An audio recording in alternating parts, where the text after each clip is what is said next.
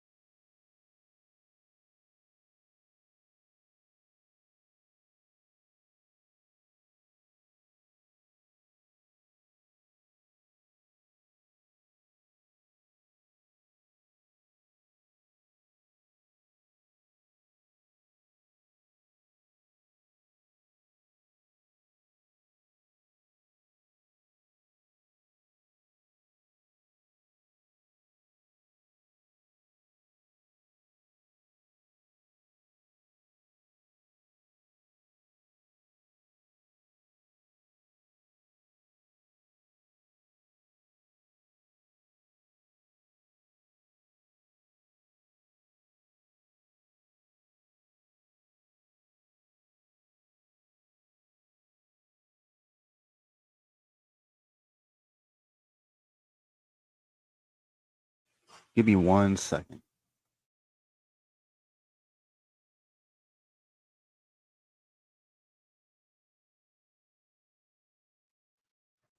All right, I'm back. Sorry, had to do something real quick, so didn't want too much noise. What we got? Yo, what's up? Spirit of Paradox. I was gonna say Spirit of Patriot. I don't know. My mind's all messed up right now. What else we got? Yeah, I already saw the VN. Yeah, I already read that. Sticking with Caliber than Rainbow. I don't know what Caliber is. I'm assuming it's another like first person multiplayer shooter. So I mean, lazy, lazy clown. Concord was just made for virtually no one. Yep, pretty much. Yeah, it was made for the developers and the journalists. So, which sums up the poor numbers that they're getting. I mean, they've been getting poor numbers since the fucking what was it? The closed beta and the open beta, and the launch is really no different. So, and I'm sure the numbers aren't really that much of a difference on PlayStation. So, 'cause I know people go based off of the numbers on Steam because it's like they actually have a system in place where you can actually see it, which is actually it's actually a good thing. I wish the consoles would actually implement that. But hey, what's up, Melina Chan? How's it going? Uh, I made videos on Caliber. It's a what? I'm sorry. It's a mo. Oh, it's made by Russians. Okay. Nice, nice. More Russian games, the better. Get all that woke stank out of here. Lazy Clown. Man, what a name. I don't come in here very often, but I wanted to say that I really enjoyed the video that did on Fable. That game is so fucked, man. Yeah, yeah. Well, I appreciate you coming by, Lazy Clown, and I'm glad you enjoyed the video. Yeah, Fable, man, that was like one of my favorite series. I don't know when Jim Potts is gonna be here, but he knows like from years, because me and him knew each other for years. So, I would talk about Fable, and he's not into it as much as I am, but yeah, Fable, like back in the day, like with Fable 1, Fable 2, and then 3, uh yeah, really good series. Unfortunately, I feel like it was just mishandled for a while. Like they were willing to be very experimental with it, where opposed to like Halo and Gears of War, they weren't, because they didn't want to jeopardize anything. I feel like Fable kind of got the raw end of the deal as far as like how it was being managed by Microsoft. So, and of course, Pete Molyneux didn't really do them much favors. Really hyping it up, and then it just you know a lot of empty promises. And then the next game they're working on, then he's like, oh, the other one wasn't that good, or we had this thing in there, and it was awful. And I'm like, all right, whatever. But then I remember he was saying shit like that with Fable 3. Then Fable 3 turns out to be like the worst one of that trilogy. So what's up, Hakami, I keep fucking that name up, sorry. Hakami, what's up, Solo? I was just what Oh, I'm sorry. I just focus on making a good game instead of what we see nowadays with most games. Yeah, that's what you got to do. You gotta be the Black Myth Wukongs of the world, Stellar Blade. I mean, despite yeah, the censorship, but at least there's none of that modern day bullshit in there. At least, what's that one? Atomic Heart, Liza P. Am I missing anything else? Probably am, but I think Visions of Mana is avoiding any of Western influence. I believe the director actually had said that they don't want to be influenced by the West. They kind of want to do their own thing and have the appeal that they always had. So, if that is true with the final release of the game, so hopefully, that is the case, then yeah, it'd be more of Visions of Mana, games like that where you just have a vision, stick to it. You don't compromise. You don't try to cater to the wrong audience that is going to result in like 680 people, like Concord, or whatever the low number was for Dustborn and Flintlock. So, Lazy Clown. They should bring Lionheart. Lionheart. Damn, I'm fucking up. Lionhead back. Yeah, they should. They should never even close them down. You consider all the other studios that are still around making a bunch of fuck ups, and you know flops and shit. Like what's that one? Damn, what is it? 343, the Halo team, the one that took over after Bungie. They're still around, but what have they really done? So yeah, so they should never shut them down. Oh yeah, Kingdom Come Deliverance 2. Yeah, that's another one. I was thinking that one too. Yeah, they're not catering to the wrong people. They're gonna give you a game that they know their fans and people who are into those type of games will like. So I hope it ends up being good. But I'm definitely looking forward to it, because what they showed, the gameplay. I don't know if anyone's seen the gameplay for it. The video they showed up actually looked really good. It looked kind of like more of the same of the first one, but obviously improvements. And I hope it actually is functions better on console, because unfortunately I couldn't really finish the game on there because it was didn't feel like it was properly like optimized for it. A lot of issues, but I still had enjoyment for what it was. But yeah, hopefully the second one is actually really good on console, as far as like being well optimized for it. So I would assume so. Paul Patriot, the USSR was right about the West. They've warned us. Yep. Sticking with Russian and South Korean Chinese games. Absolutely. Solo, I don't even think Bungie could save Halo at this point nowadays. Yeah, they've fallen off too. So I mean, really, at the Halo, what have they really made that's really good? I mean, Destiny. Uh, you heard mixed things about it, and I don't think people even talked about it for that long anyway.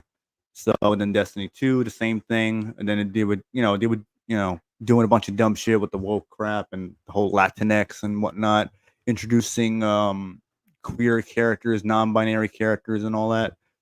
So you know they've fallen off. So and I don't think it's getting any better. I think they're making another game or two different games now, but I mean they're laying a bunch of people off. So that kind of gives you an idea that what's going on there. Apollo. Rumors going around 343 is making. Oh, okay, yeah, making a new Halo. Well, maybe like another Halo type of game. They can't make. They can't make. Oh, I'm sorry, 343. I'm thinking of Bungie. Yeah, a new Halo. Yeah, they probably are. I mean, what else are they gonna make when you think about it? So I don't have any hopes for it. I was never like a real Halo fan like that. So I know people who really were into it, but I already know like it fell off like years ago. So I don't expect anything to change, especially nowadays. 'Cause, all these developers are incompetent, so you never really get a you rarely ever get a comeback story from a developer or even a series nowadays. So, lazy clown. Yeah, me and my son are trying to play Halo Infinite campaign. The game has a lot of issues, man. LOL. Damn, they still got issues now. People like swore up and down that they fixed a bunch of shit, but yeah. That's unfortunate because you want to be able to enjoy a good game. Friends, whether if it's like your son or daughter, maybe husband and wife, whatever it may be. You want to go into a game that has like multiplayer or co-op and have some fun, have a good time, and then you run into a bunch of issues. And you think about it, it's like why are these issues even here in the first place? Do you have this studio with this $1 million budget, hundreds of millions of dollars put into these games, and it's even out for like over a year, and you still run into these issues. It's ridiculous because they should be above that. When you think about it, they're supposed to be the alleged like leading the industry, right? So they're always on the forefront on commercials, ads, award shows, game conferences, and all that showcases. And it's like they put out the same shit, the same issues, the same incompetence over and over again. Let me see if I missed anything. Um, yeah, Apollo Patriot. Stalker 2 looks awesome, and I might pre-order Ultimate Edition. I still gotta look at that game. I mean, I haven't seen the recent gameplay they put out, which I believe was like 20 some minutes long. So I have to catch up on that. But from what I did see of the trailer a number of months ago, it didn't look that bad. It looked all right, I guess. Hakami, is there any responsibility from us about what? Oh, I'm sorry. Responsibility from us about the failure of Concord because they are blaming us for what happened to that game. Yeah, they're in panic mode as usual. Whenever the same thing when the shows and movies fail, they always blame us. We're responsible for it because we talk negatively about it, and it's like because all they want is praise. They want us to lie to people, tell them it looks good, it looks great. It's the best era and generation of gaming when that can be like the furthest thing from the truth. And it's sad because it shouldn't even be that way. But here we are because instead of people who are really talented and passionate about what they do, you got a bunch of activists and people who are indoctrinated by the woke virus. Whether people don't want to hear that word or not, too fucking bad because that's what it is. These studios are woke. They're putting out woke products because that's all they care about. They rather have a game that promotes a message instead of it actually being fun, innovative, or actually function. So where we're at. Lazy Clown. New Halo is dead on arrival. Absolutely. Uh, they'll wokeify that shit to the ground. Yeah, they will. Because they're desperate. Because they'll. And don't be surprised if the next Gears what was that Gears of War E-Day or something like that. Yeah. So don't be surprised they try to do something with that. Because always keep your guard up. Because one trailer may look good, but that's not the full. That's not like a full What's what I'm looking for? Like guess representation of the game. Yeah, let's go with that. So because they'll easily fool you with trailers and get you hyped, but then when you actually play the full game, then you realize, all right, I just wasted fucking money on this, or or maybe if you have Game Pass or whatever, all right, I wasted time downloading this, piece of shit game that ends up having anyway. So,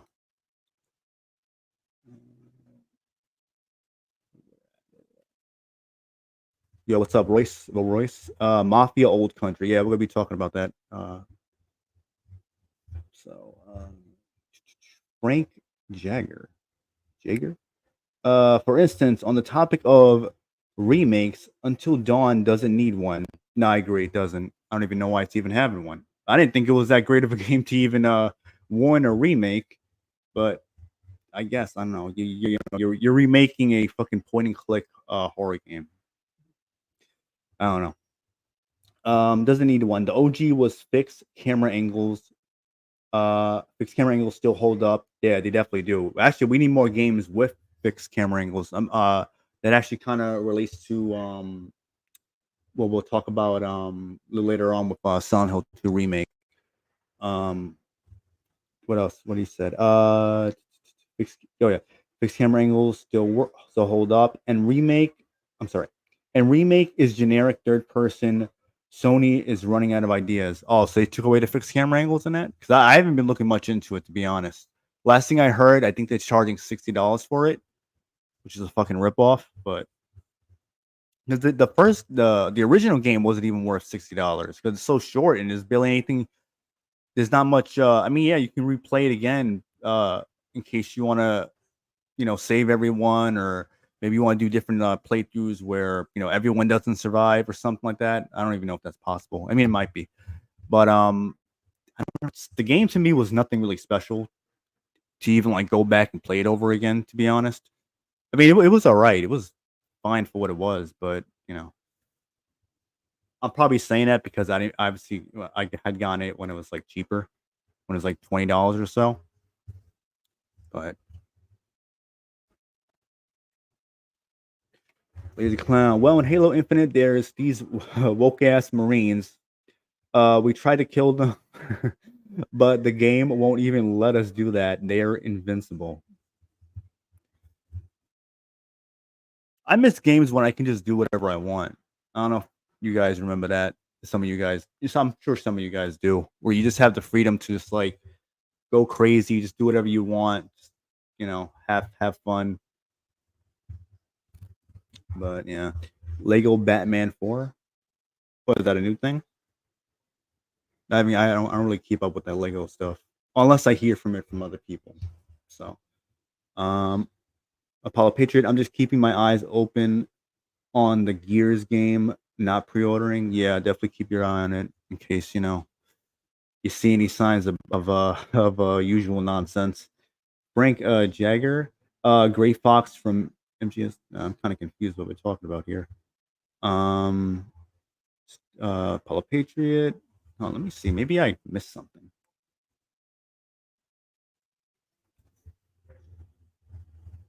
Okay. Apollo Patriot Star Wars Outlaws comes out the 30th and it's going to flop. Yeah, and definitely will. If anyone's generally like genuinely excited for that game, I want to know what you're smoking. Out of all the things that are coming out, I mean, there are better options that are of games that are coming out around that time, before and even after. Or you can just go and play some old games that came out maybe a few years ago, or even like 10 years ago or so, or even further back, 20 years ago. There's also a better Star Wars game in Star Wars Knights of the Old Republic. There's also the sequel to that. I would even go as far as to say that I'm sure Forced Unleashed, Force Unleashed 1 and 2, maybe one. I don't know about two. I didn't like two that much, but one is pretty good. So, but a lot of people, their standards are kind of low when it comes to these games. Like, it's good enough. So, now I'm gonna make it seem like it's great. Games that are serviceable or decent to some people doesn't definitely doesn't mean it's a great year in gaming or anything like that. So, or even that dumb term people want to use, oh, it's a banger, looks like a banger. I'm like, all right, whatever. Where we're at. Metal Gear Solid 3 remake. Metal Gear Solid 3 remake better have multiplayer versus mode. Did the original have it? I don't remember. I could have sworn that was like a purely a single player game. So wasn't didn't 4 introduce multiplayer? Or was it 5? I don't remember. I don't remember. So I'm at the action Pachi about that. He's the Metal Gear expert. So I don't know. If it didn't, I highly doubt they're gonna implement any type of multiplayer in that game. Um oh yes it is. Okay. All right, so yeah, they're making a new Lego Batman 4. If anyone's interested, uh new Lego Batman. Paul Patriot. If my what? If my Walmart okay. What am I saying? If my Walmart have Star Wars Outlaws for 15, I'm sorry, for $1, I'm not buying it. I'll feed it to my great white shark. Yeah. You just wipe your ass with it too. Use it as a coaster or something. Or usually, if a fire starts, just have it throw it up on there. No, I probably would just make it worse, but who cares? Lazy Clown, Star Wars Outlaws looking like some uh grade A slopper slopperoonie. Yeah. Nah, it definitely is. Definitely is some grade A slopperoonie. That's just gonna be ass. So, and people gotta gaslight you into thinking otherwise, just like the previews. So, because they're gonna want another trip to Disneyland. So they're gonna do their best. Hold on, let me see. I think I missed. Okay. GTA 6 is the last hope. Yeah, but who knows? I don't know. Rockstar, don't be surprised if Rockstar pulls some bullshit because they've been doing some of that with GTA 5, the fifth edition or whatever you want to call it, that they added on PS5 and Xbox Series X.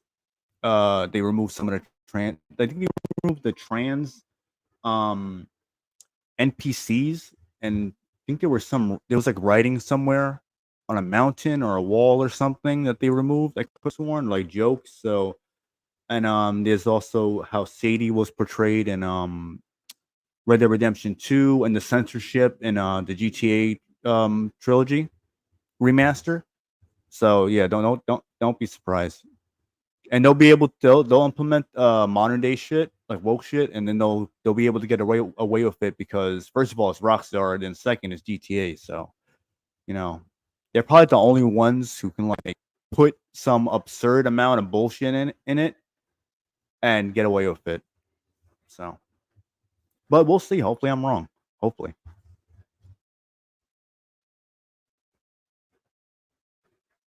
Jim Pachi is here. He's in the house. All right, got it. Hey, hey, hey, what's up, man? How's it going? Yo, what's up? I'm good. How's it going? Doing good, man. Quick question. Paul Patriot had mentioned about Metal Gear, the remake for 3. Uh huh. Hoping it has like a multiplayer mode. Did the 3? I mean, sorry, the 3. Did the original ever have multiplayer?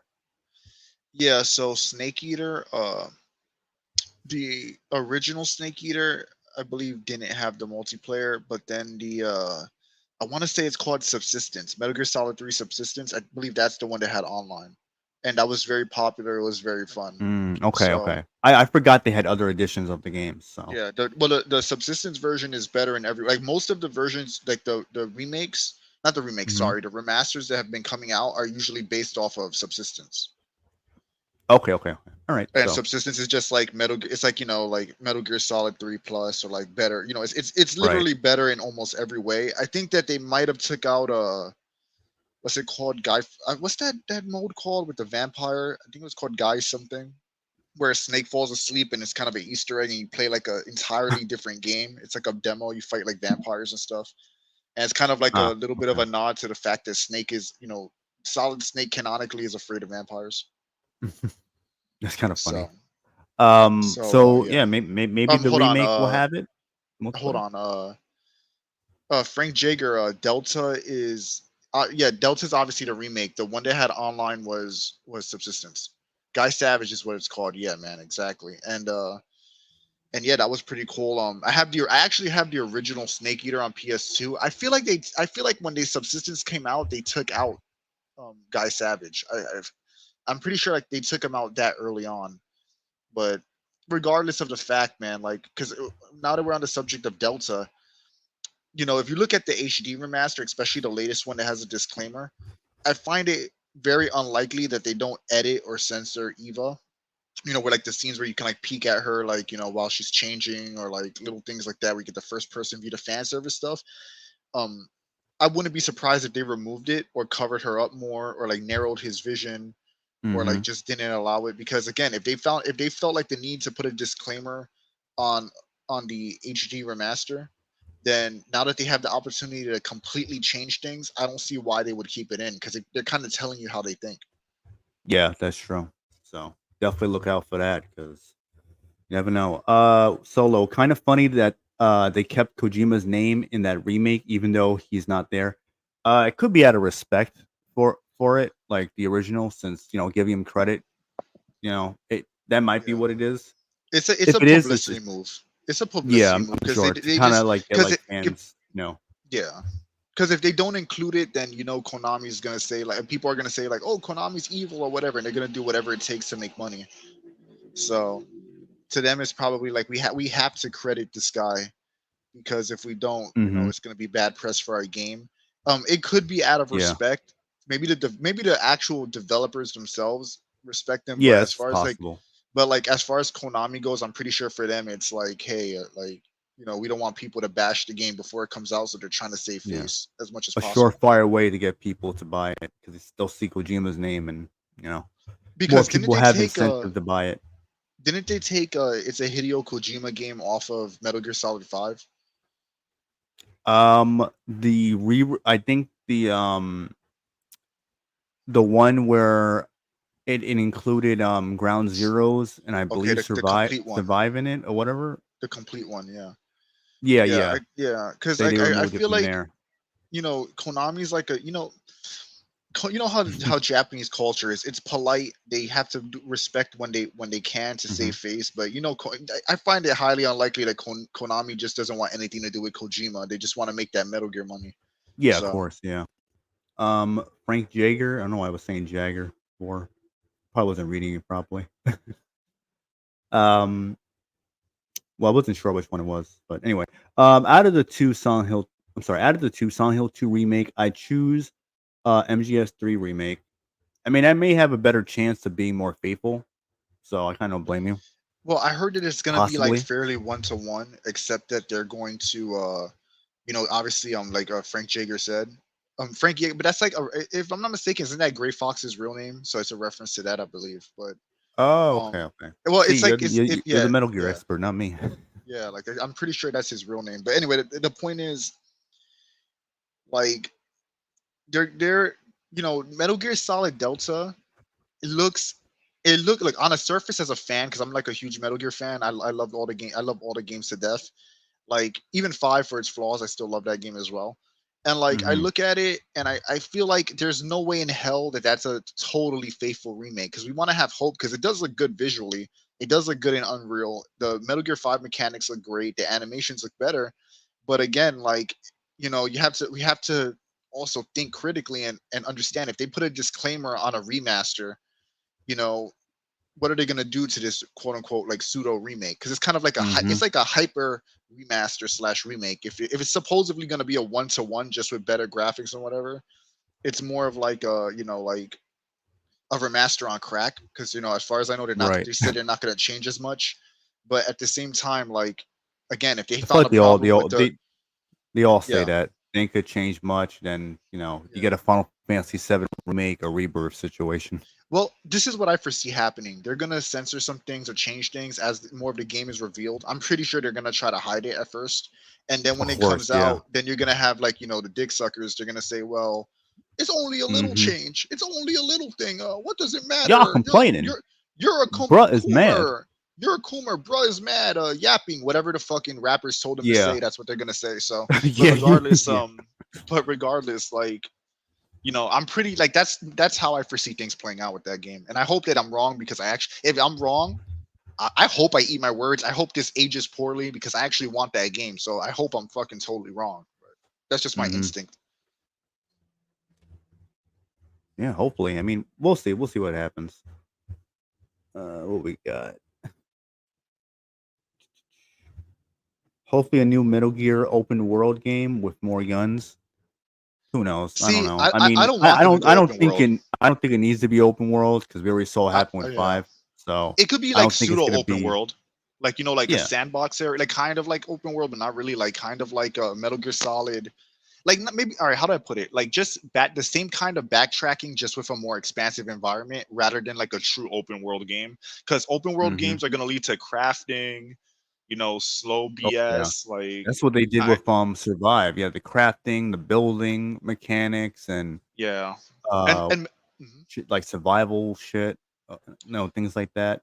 And Metal Gear Solid's kind of like the best parts of Metal Gear are the immersion, the attention to detail, like the story and like how it feels very cinematic. I think actually being too open kind of hurt Metal Gear 5, to be honest. I feel like that's why the Mm-hmm. game kind of felt like repetitive, especially toward the end where they literally have you, replay missions, go back to the same areas over and over. Mm-hmm. So I would prefer like a more distinct experience as you progress through the game and everything's custom tailored to whatever story situation they need, rather than just a sandbox where it's like, oh, go to area A, go to area B, go to area A, Yeah. go to area. Besides, That's kind of we already have enough of those games anyway. yeah, So. and that's what Metal Gear 5 was, sadly. Metal Gear 5, you were, Mm-hmm. dropping into the same locations, going to, I like Metal Gear 5, like I said before, but I hope that they don't go open world, like, because I don't think Yeah. that they'll handle it properly. Yeah. Especially without Kojima, it's going to be even worse. Mm-hmm. But before we get off the What's up, subject, Reborn? I'll let you know. I mean, I'll let everyone know when I start sending out the links.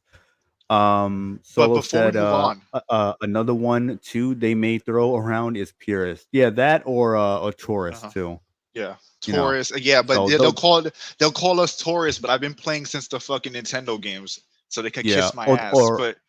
But the or a MSX really. But Purist because you know they want in on the series for the first time, so they don't give a fuck what these companies do to them. this is So, what they should do. This is what Konami and should what we do gonna if they say? were smart. Well, I was gonna say they should make a game based on Gray Fox. So basically, like a Metal Gear Solid, like a Metal Gear Rising sequel, but it's actually a prequel where you play as Gray Fox, and it has like a gameplay style similar to Metal Gear Rising. So it's like a successor to Metal Gear Rising, but kind of a prequel where you play as as Gray Fox. I think that would be really fucking cool. You know, and because Gray Fox isn't as powerful as Yeah. Raiden in Metal Gear Rising, it would make for a little bit of a different kind of feel to gameplay. Like Gray Fox is OP, but he's not as crazy as Raiden is. You get what I mean? Where he's like suplexing Metal Gears and shit like that. So it would be Mm-hmm. interesting. I kind of want them to do that actually. And they don't need Yeah. Kojima's That approval. might And work. I think more fans will be accepting to something like that without Kojima's involvement. Yeah. Probably. Yeah, fuck Konami, I agree. Yeah, they've been shit for a long time. I don't think it's really gonna get any better. I mean, they're finally making games again, but I mean, doesn't necessarily mean that it's they're putting out good games. So we'll have to wait and see. I Um, mean, we already seen what they've been doing with Silent Hill, with what was it, short message or whatever that was. Um, and what was it? Ascension. I think that was the one. that you just stream the game or something like that. I don't know. That was Terrible, awful too, from awful, man, what I know. So awful. you know, Whoever, you know, it looks you like they're more just interested in making money over anything else. streaming games is dystopian as shit to stream a game, because you have to basically Yeah, you're submitting to paying for a service that they can shut off at any time.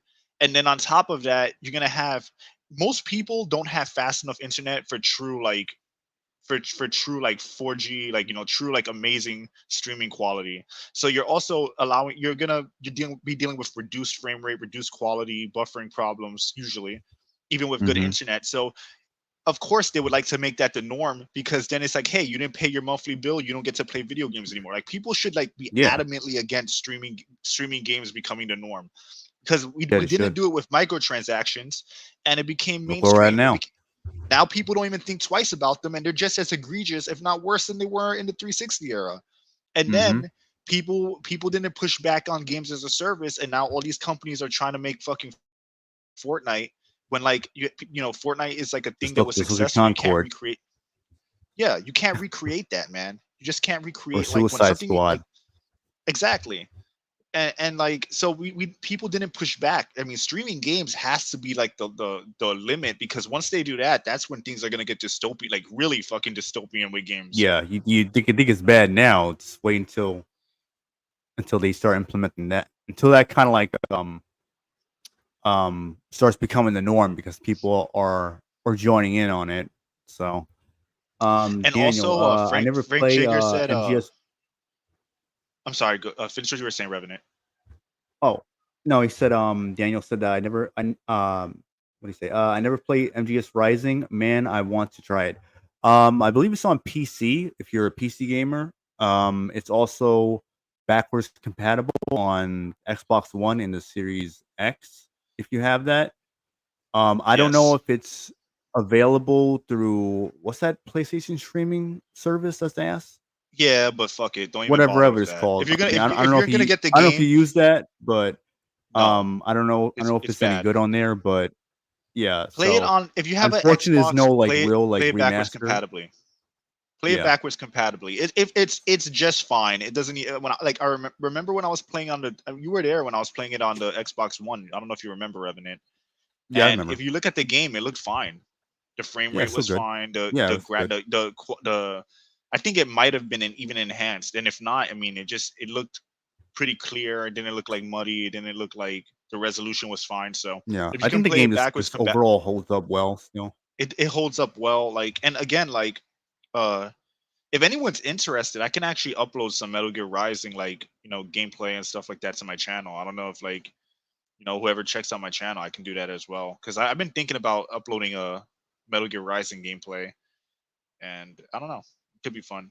Like, I'm pretty decent at those games. I could do like no damage runs and stuff like that. I'm not sure, but you know, you guys let me know if you're interested in something like that. Uh, Rico. Wait, yeah, I'm sorry. Is Steam already a streaming service, or it will be a streaming service soon? Um, I don't think Steam's not a streaming service, right? Steam is like a No. store. It's a store Yeah, slash it's like driver, right? Isn't like it like a a driver as launcher, well? A launcher, yeah, a launcher and pretty store. much. Yeah, you can So stream through I your mean, PC. I mean, whatever the equipment or software you use, but but you know you know, what? I'm sure I that don't believe. I'm sure Steam has selective streaming. Like, I'm pretty sure they have some games that you can stream from there or whatever. Because they are like Steam is basically like a gaming platform, more or less. So Yeah, it is. Yeah, I'm pretty sure that that's like, exactly what it is. So I mean, because people say PC, and it's true that PC, people pretend PC is like separate. PC is still a gaming platform, and then Steam is like a sub platform on PC. So it's kind of like, if you're like heavy on Steam, you're basically yeah, you're basically like using like Steam's like virtual console, rough, like more or less. pretty much, yeah. So What else we got? Retro games. Solo said retro games were it. Sorry, were it's at. I'm so, fuck. What am I saying? Retro games are where it's at. That's what I meant. That's not. I don't know why. I'm like putting in my head that he said something else. It's at, but that market is pretty bad too with overpriced stuff. Oh yeah, definitely, yeah. Oh As yeah. someone who you know would occasionally buy like old games, but to play for the first time, or even like rebuy old games I used to have as a kid. Um, yeah, the prices are ridiculous. Yeah. I always wanted to try God Hand. That shit is like the price for that's insane. Rule of Rose. That shit is like I think it was up for like $1,000. Yeah. Um. You remember that Godzilla game Uh. I sold? Yeah. It's That's worth another like one. That's five not even hundred that. That's dollars not now or even that something like that that. old And that either. game fucking Yeah. sucked. Yeah. Right. Yeah. And it's like, all right, I want to try the game. It looks good, but then That it's game like, was all right, does this ass. suck or not? It Yeah. was Then he kind of ass. dead. And then that was like one of Yeah. the only games I've ever actually like bothered selling, because I usually like keep most of my Yeah. games. And like I sold it, and lo and behold, the one game that I sold because it was ass was like worth $500 or something like that. Yeah. Because It's probably I worth was on more now. Amazon. I was on Amazon and I was like looking. I wasn't looking for the game, for the Godzilla game, but I did stumble across it. They'll show you stuff that's like recommended or something that's similar. And I see it and I text you. I'm like, yo, they're selling it for this amount and whatever. And you're like, I should have fucking waited and sold it in there or whatever. I I mean, could have yeah, I got would have five sold hundred it dollars. anyway. It was a piece of shit, but at least I would have got like Yeah, more money off of it. Like that's no the worst problem, thing bro. about that shit. Like they nostalgia. They be selling that shit on a high price, and it's like it really is a scam. Well, I Because got ain't no lucky with way Robot people should Alchemic be like Drive. selling these games for that amount of money. I got lucky with Robot Alchemic Drive because I got it for like 40 something from what I recall. That's good Like 'cause that shit 40, is rare. 40. That Yeah, that it's game a is rare rare. game. It's a rare game and it's fucking badass. And it was in almost perfect condition. It was in perfect condition, Another basically. game that's rare is Haunting Ground. It Yeah. was a Haunting Yeah. Grounds. I forgot the exact name of it. I had gotten it. I thought I was getting the US version based on the description, and then I ended up getting the fucking UK version that obviously can't work on the PS2. So, I was like, oh, finally, I got it was going for a good price. I think it was like $27 and shit. And then it's like, all right, now, whatever. So, I don't know. Maybe I'll try to sell Well, it one day. both those So, games are like over $100 now. Like Robot Alchemic Drive, I think yeah, like I got lucky. I think most of it is like over 100, 200, and then like Haunting Grounds is crazy. Um, but just insane. let me give me a second. So Sol, I believe it was Solo who said this. Oh no, it's Apollo. Let me give me a second. Hold on. Solo said it. Retro games are where it's at, but it's pretty bad overpriced stuff. Yeah, and then That's what I read. I don't consider anything after PS2 retro. Yeah, so I was gonna add, Yeah, me and that's too. a good point because I feel like they're trying to remake games like that should not be remade. I feel like Like Dead 360 and Space. like three, yeah, like Dead Space or like or Resident Evil 5, like PS3 and 360 games don't need a remake.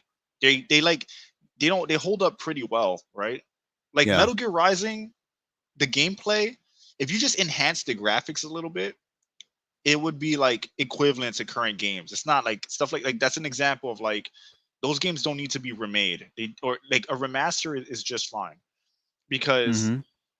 the only things PS2 and beforehand are the only things that need remakes. And I would argue even a lot of PS2 games don't even need remakes. They just need remasters. That's it. People Yeah, just need to because be able to play them. some of them actually hold up pretty well. They age pretty well. Like God of Yeah, War. like God of War 1. Resident Evil 4. Everyone's like, "Oh, it's a great game" or whatever. Then when the remake comes out, then it's like, "All right, now you want to point out, yeah, the The issues flaws with of the the original. original." Yeah, all of a sudden, it's like, "Come on, Well, cut it God of out." War 1, if aside from the graphics, and even then it looks great for PS2, God of War 1 on Hmm. PS2 holds up incredibly well. Like if you gave that game a Or Devil fresh May coat of Cry paint, 3 holds up Devil well. May Cry 3, yeah, like these games are like not that really outdated. Like Yeah, they're even not. Robot Alchemic Drive, outside of the bad voice acting, because the voice acting is like comically bad, but like outside of that, the gameplay like is still innovative because games still don't do the shit that game does now.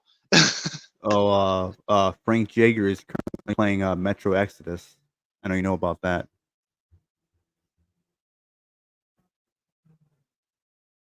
Oh yeah, man, Metro Exodus is amazing, bro. Like I beat the game recently.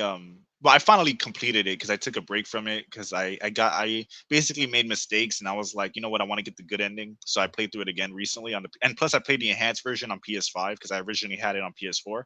But after beating that game in the DLC, like Metro Exodus is one of the greatest games of all time in my opinion. It's one of the best like Really? Wow. yeah, with the story and like the gameplay and like the way it's executed, man, like I would argue that's one of the, well, let's say one of the Okay. best modern games, one of the best modern games of all time. And they do a very unique thing that developers forget now. They have multiple strong female characters in the game, but guess what? They're also feminine. They don't act like fucking feminist bimbos.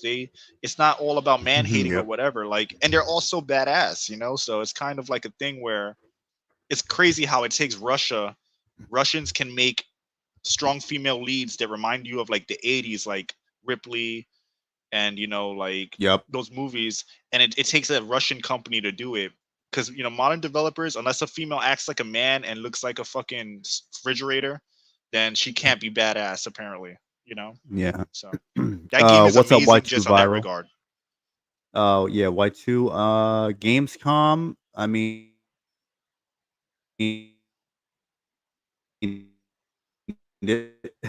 I'll place you like this. There's a reason. The only thing from Gamescom, we're talking ass, boring. Yeah. I mean, don't get me wrong. There was some interesting games on there, very far and few in between. Kingdom Come Deliverance. I mean, we already knew about that, but it still looked good. Trailer they showed, and what they showed the next day. Um, what was it? Infinite Nikki, I think it is called. Yeah. Looks kind of interesting. Yeah, it's a little girl. Some people, I get it, but it looks like a interesting, fun game. Isn't that So like that's the Korean game, right? no, I don't know if this is a Korean developer, but it's not the shift up game you're thinking of. Okay, yeah, yeah, It's a, yeah. a completely different game. But you know what grinds my gears, Revenant, and pisses me? It actually pisses me to fuck off. Every time they come out with a game that like actually interests me, like Doom, like Doom. Damn, what the hell was it called? Because I actually like kind of want that game. Damn, what was it called? Stalker 2? Doom. No, not Stalker 2. The Doom game, the newest one that got announced. Oh, was it? Isn't Damn, it what the called hell the was it New called? Age or something? The Is that Dark it? Age. The Dark Age, Dark right? Age. Yeah. Yeah, So yeah, yeah. Doom, the You're right. Dark Age. Dead Rising, Metal Gear Solid Delta, Silent Hill 2. Whenever there's a game that they announce that is remotely interesting, they always fuck them up. So it's like any game I have interest in, then they put fucking politics into it, or the game is Yep. ass. So That and that then reminds me of the rest of the games that come out are fodder. So it's like yeah. either I buy fodder, shovelware trash, or I buy agenda driven games. And if they're not agenda Hmm. driven, then they're just fucking bad remakes. Yeah, that's usually how it goes. Like Like Grand Silent Blue Hill 2. Fantasy Relink. I told you about that when they first showed it off years ago, and come to find out it's censored, and then the localization is terrible, and it's like, what a way to ruin a game. It's like what the fuck, or even Iodine Chronicles, 'cause that actually looks pretty good, but then localization is terrible on that, and they ruin, or even Unicorn Overlord, like just ruining all these games, like it's localization issues, or even Like a Dragon, Infinite Wealth. That's another one where it's like, you got these shitty localization, you have censorship for Well, no Charted. good reason, and and then it's even excuse me, it's even worse when the developers are fucking acting like fucking idiots usually. So it's really hard for you to even like to care or Um, even give it a chance because you already it's know hard what to you're gonna get out care. of it. It's hard to care. And even if you do care, they show you pretty quickly why you shouldn't care, why you shouldn't bother. Yo, You know. what's up, Y chromosome? So Woke let me just charted, say yeah. something real quick. So yeah, Daniel Apollo. Yeah. So if it's made by Ukraine, still the my opinion still stands. It takes Eastern Europeans. It takes people that are not American to give basically like other countries to give us what the kind of games that we deserve as gamers and that we used to have. So Yep. regardless, Daniel and Apollo Patriot, it's sad that Ukrainians and Eastern Europeans and East Asians represent women better than the fucking West, and the West are the ones that have all the budget.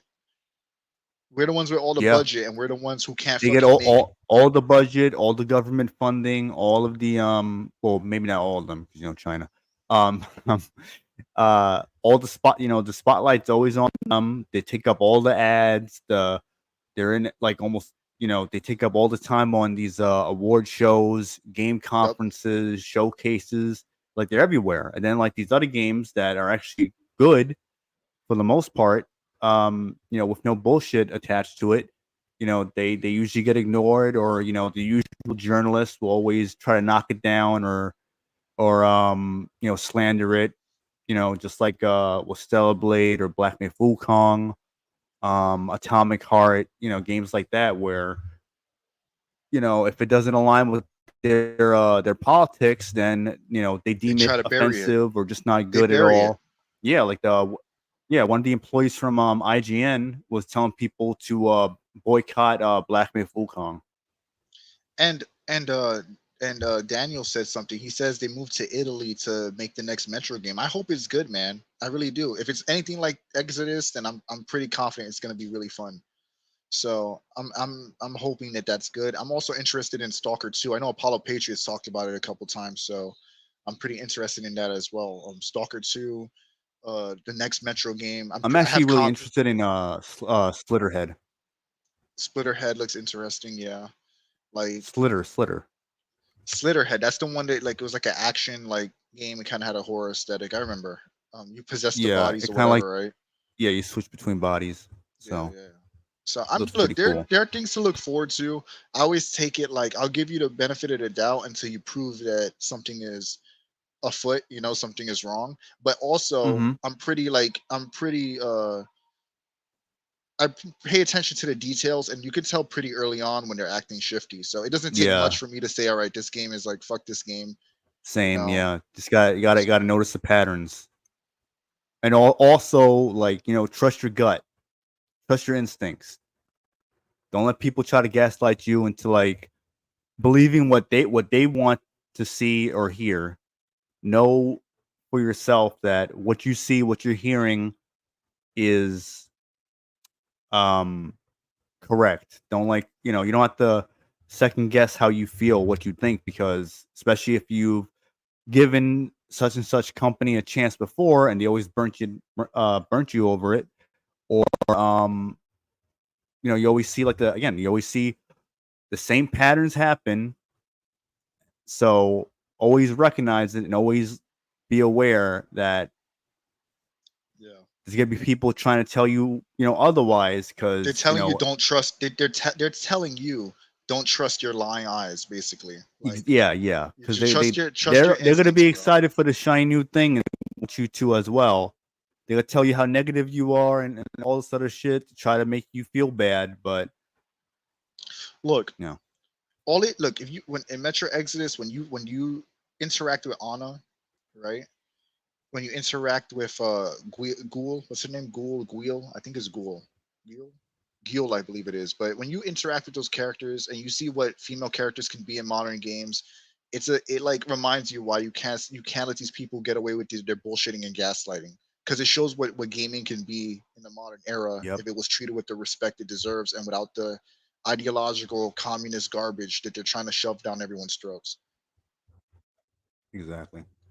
Oh yeah, White Chromosome, Capcom and Namco, yeah, they're already going towards that direction, especially Capcom, but Namco definitely as well. People within their localization teams have even said as much. I mean, they basically make it seem like, I think one of them outright said like they're just as important as the developers who are actually making the game, which is bullshit. Yeah, But a yeah, lot of it's these BS. people within the industry now, they got like an inflated ego.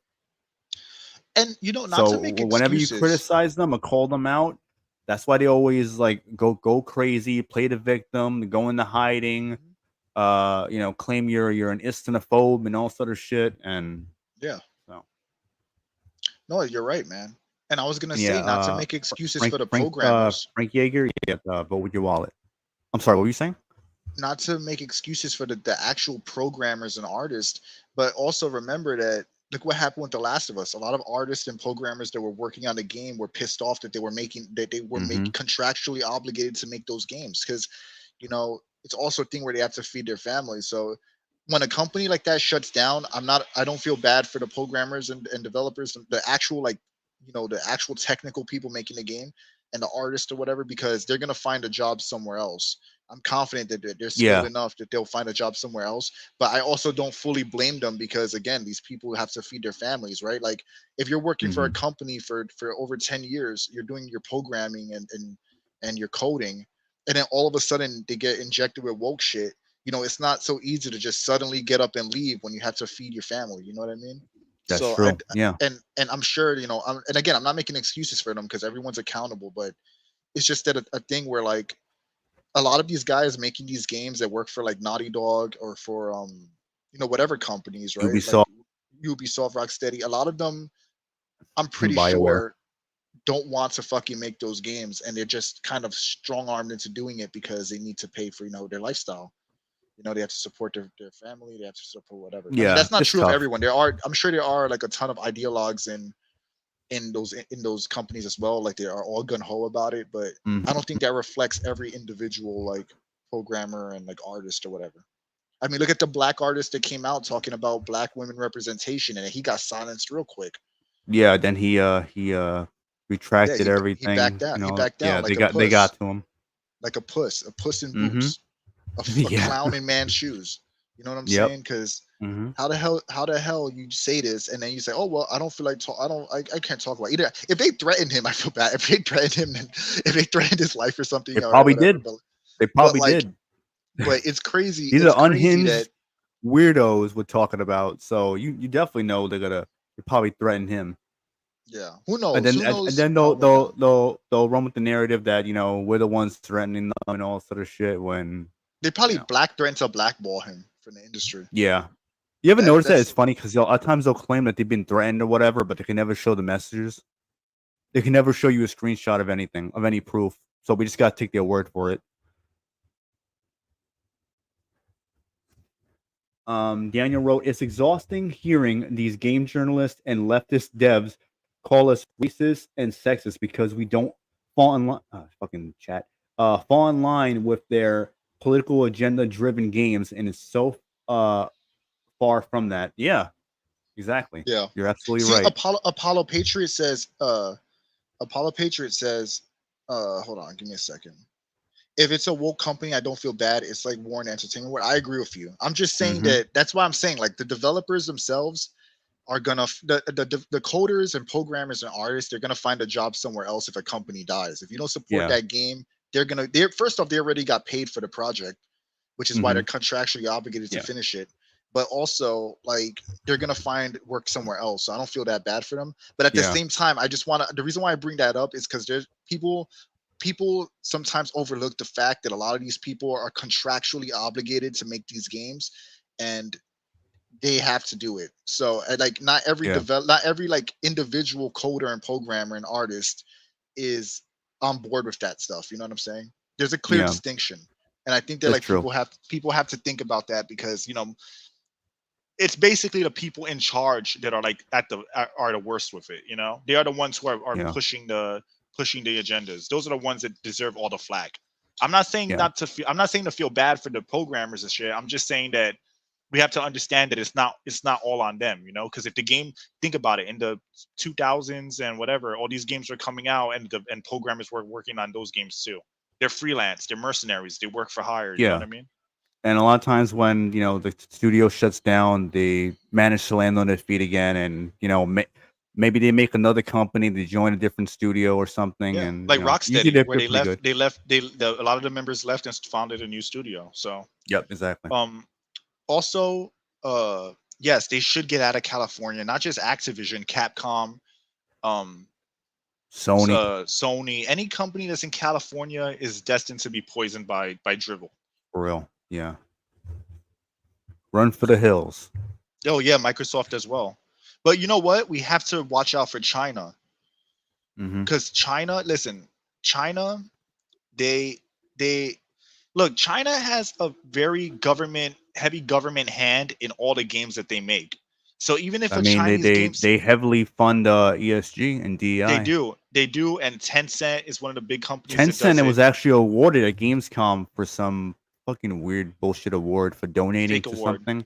So, and Tencent, China cannot be. Listen again. Black Myth Wukong looks good. I'm not saying not to play it. I heard the developers are fighting against what China wants to do. China is not your friend. It is not. They are heavy-handed in the DEI stuff. So you have to take their games with a grain of salt.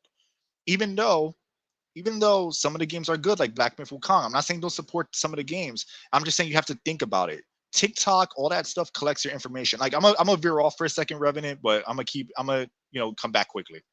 Okay. But just bear with me. TikTok has different regulations in China than it does in the US. The reason why is because China is aware of the danger the social media addiction and oversaturation has on society. So they limit the amount of TikTok that can be used in China. But all the stuff that they're limiting and doing in China, they're allowing free reign in the US because it's digital warfare, it's information warfare, it's collecting your data, it's doing all kinds of shit. So again, while Chinese companies do add fan service, they do certain things, you have to take it with a grain of salt. You can't just say like, hey, the game's not woke, so it's fine, because again, they're heavily funded by BlackRock.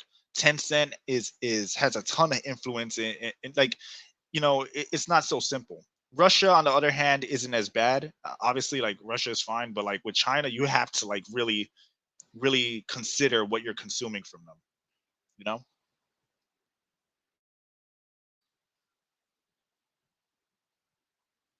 No, you're right. It's like you gotta be on your guard about stuff like that, and just be aware. And I guess, like, I don't want to say not be too naive about it, but just don't like see like, all right, well, it's not woke, so let me just immediately like support it. Maybe look into a few things.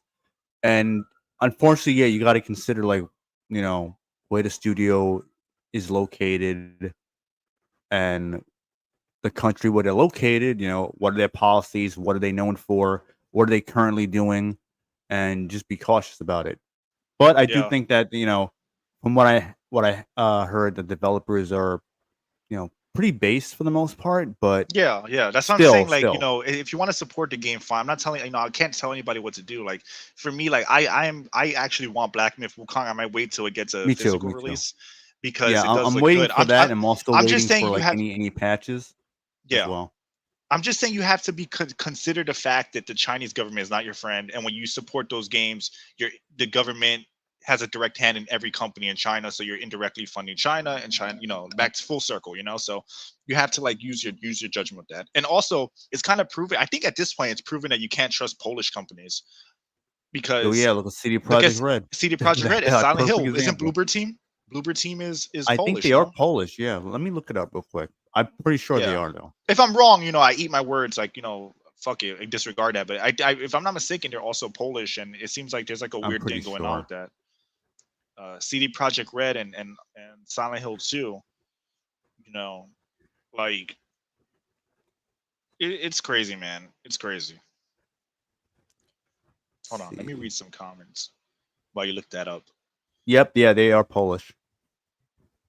Yeah, it's Poland. Because like I don't know, man. Like every time I see shit coming from Poland now, outside of isn't that game Kingdom Come Deliverance also Polish? No, they're Oh from no, Bohemia yeah, Bohemian. Yeah, so like it seems like every time I hear about a Polish company, or Bulgaria. I'm sorry. every time I hear about a Polish company making a game, there's always some like weirdo talking about like weird modern audience shit now. So Yeah, they're I playing mean, ball. they're playing ball with it, and again, like it makes sense because you have BlackRock. BlackRock is heavily involved with Poland and Israel and like again, I'm not gonna veer too into politics. Sorry about that, but it's No, it's just all good. it's just kind of weird that like CD Project Red just totally like flipped the script when you think about The Witcher Hmm. 3, 2, and 1 compared to what they're saying they're gonna do now in Cyberpunk. Yep. And then you look at Medium, which is boring girl boss bullshit. And Yeah. then you look They at the Silent also Hill 2 remake. the Layers of Fear remake. They incorporated 1 and 2 into one game, and I believe now you're playing as a black woman who's like a reporter or something like that. Yeah, like I believe. it's weird. It's weird, man. Like, I could be you wrong know, that she may have been like originally in both games, but I could have sworn I saw a thing where they were saying like they add this character in there or something. and look at Remedy. The head of Remedy, isn't he Swedish or something like that? I think Or so. like from Yeah. like Norway and stuff. Like it's weird that like a lot of even these European companies they're also can't be trusted. So it's like, Hmm. sadly it's like most of them aren't based, And if you look deeper into it, like the socialist shit going on, like in Norway and stuff like that. So it kind of makes Hmm. sense to why these people think this way.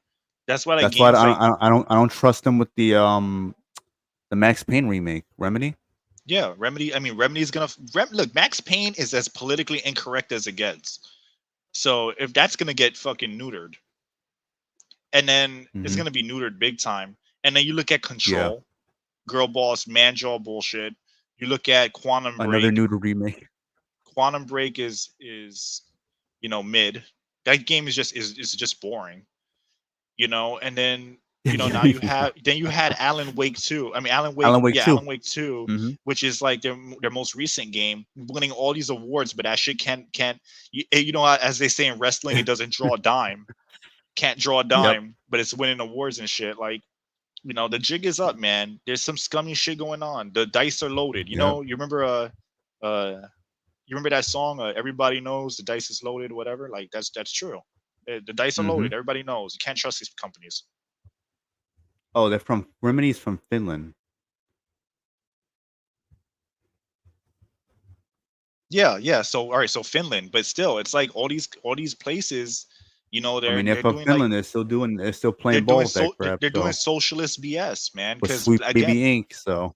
yeah, BlackRock has a heavy hand in the UK. Even the guy from Dustborn, I Hmm. believe he was like Swedish or something or Polish. I believe so. Yeah.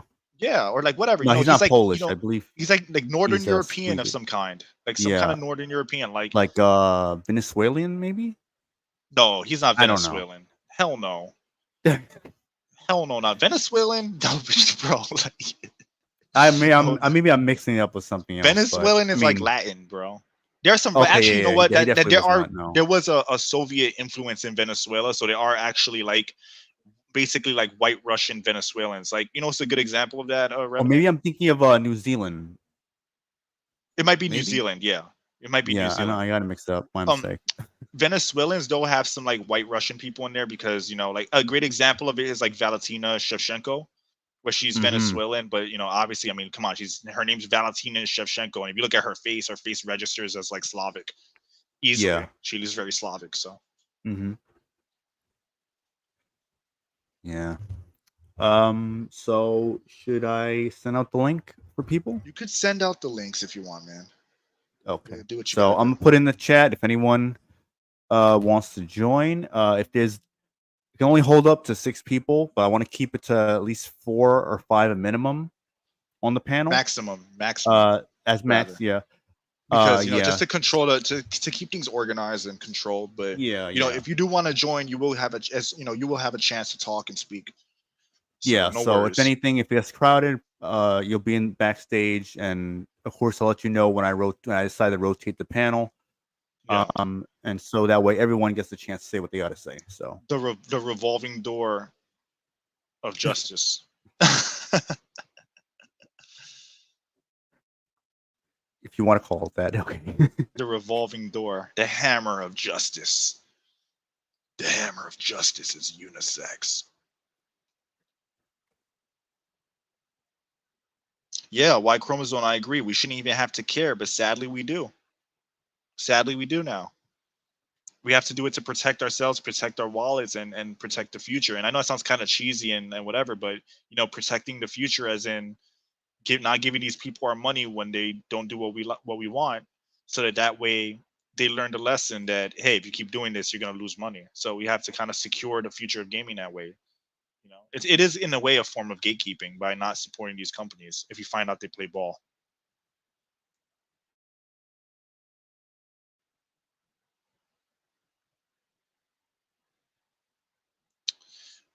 It takes 10 years to make a game now. Yeah, that's another thing, man. These games take so long to make as well. I mean, granted, in some cases you can see the fidelity. Like for example, GTA 5 took very long to make, and you can see the attention to detail and whatever. And like GTA 4, like Red Dead Redemption 2, right? Like more time, especially with an experienced and skilled development team, can make a big difference. But there are other games that take 10 years to come out and they could be made in two. You can definitely see that was not 10 years of quality that went into that.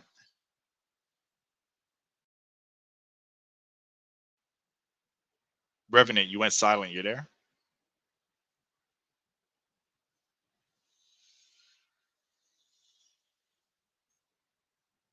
Was that? Oh yeah, I'm good. I'm still Went here. silent. I just I was just put asking myself if you're on mute there. while I. Oh yeah, I'm here. I'm still here. So I sent out the links to people, some people on X, and obviously it's in the chat. So So all right. Somebody asked a let couple me see what questions. people are talking about. I'm gonna answer a few. Daniel says, "Y'all think that new Doom game coming out is gonna be worth a damn?" So Daniel, I'm a Doom fiend. I play those games to death. I played them to the point where people around me hate me because I play Doom so much, including the old ones. I love those fucking games. However, because of current Microsoft's ideological shit and the fact that they acquired Bethesda, I'm kind of cautious that if we're gonna get something like Doom Eternal again, because in Doom Eternal there were like little digs at like SJWs, like the mortally impaired comment where they're making fun of like oversensitivity and like toxic, kindness and shit like that with like little jokes.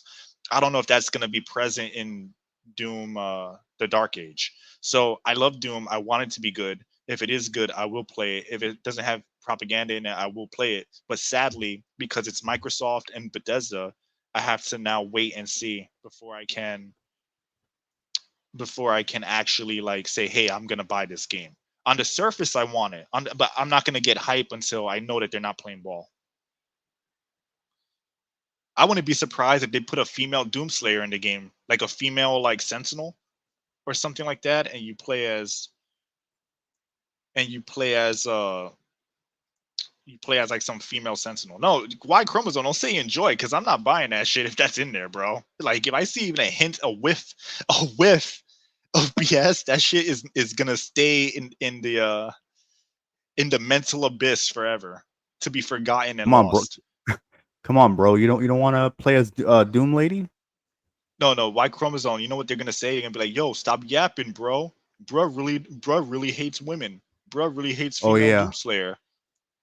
I can Bro, tell y'all don't talk to women like that. y'all, bro is yapping. Bro is. Hold on, I gotta look up my list of words that other people told me to say. Hold on, let me look it up. That's Pull up the cap. dictionary That's cap, above. bro. That's cap, bro. Pull up the guide to corporate slavery. Trans Yeah, yeah. trans Doom guy. Hitchhiker's Guide to the Galaxy will be like Communist Guides to Social Justice. Executor. The Communist Guide to Social Justice, bro. That's cap, bro. Bro is yapping.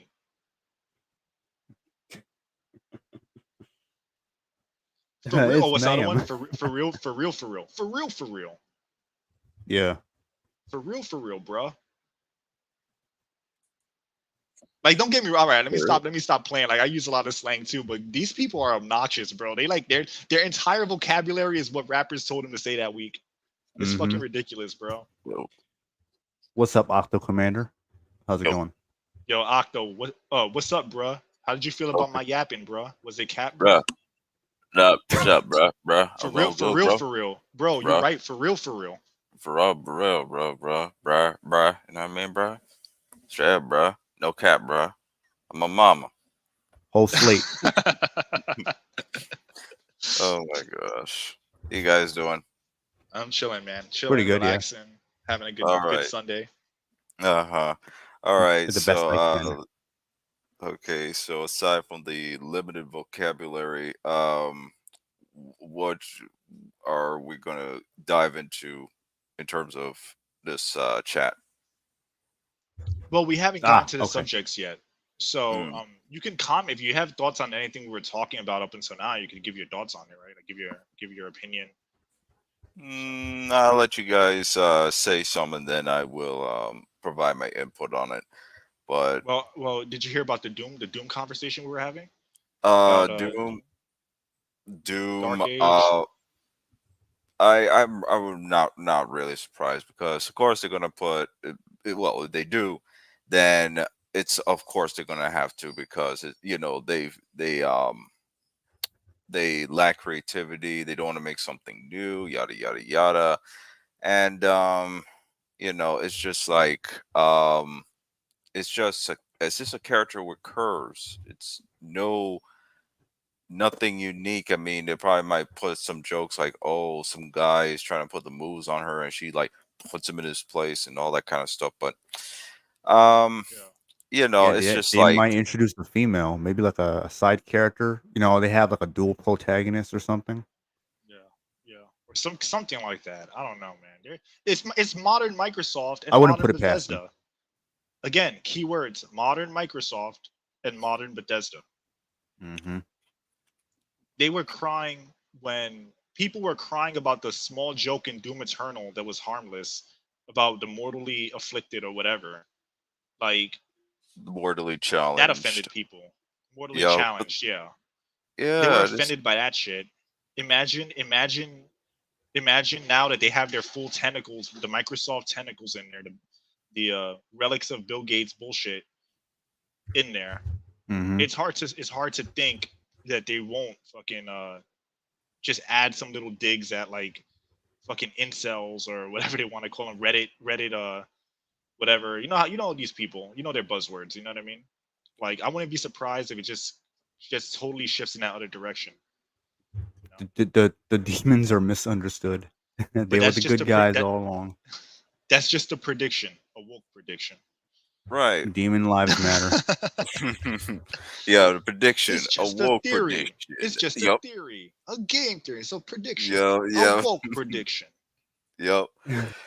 Yeah. But what's the crazy thing is, it's like, okay, the funny thing about this whole if people are gonna get offended thing, right? There's people always been offended about humor and jokes or whatever, and there's always, like some people were upset with scary movies and all these other flicks. But my thing is it's like, okay, so some people get offended.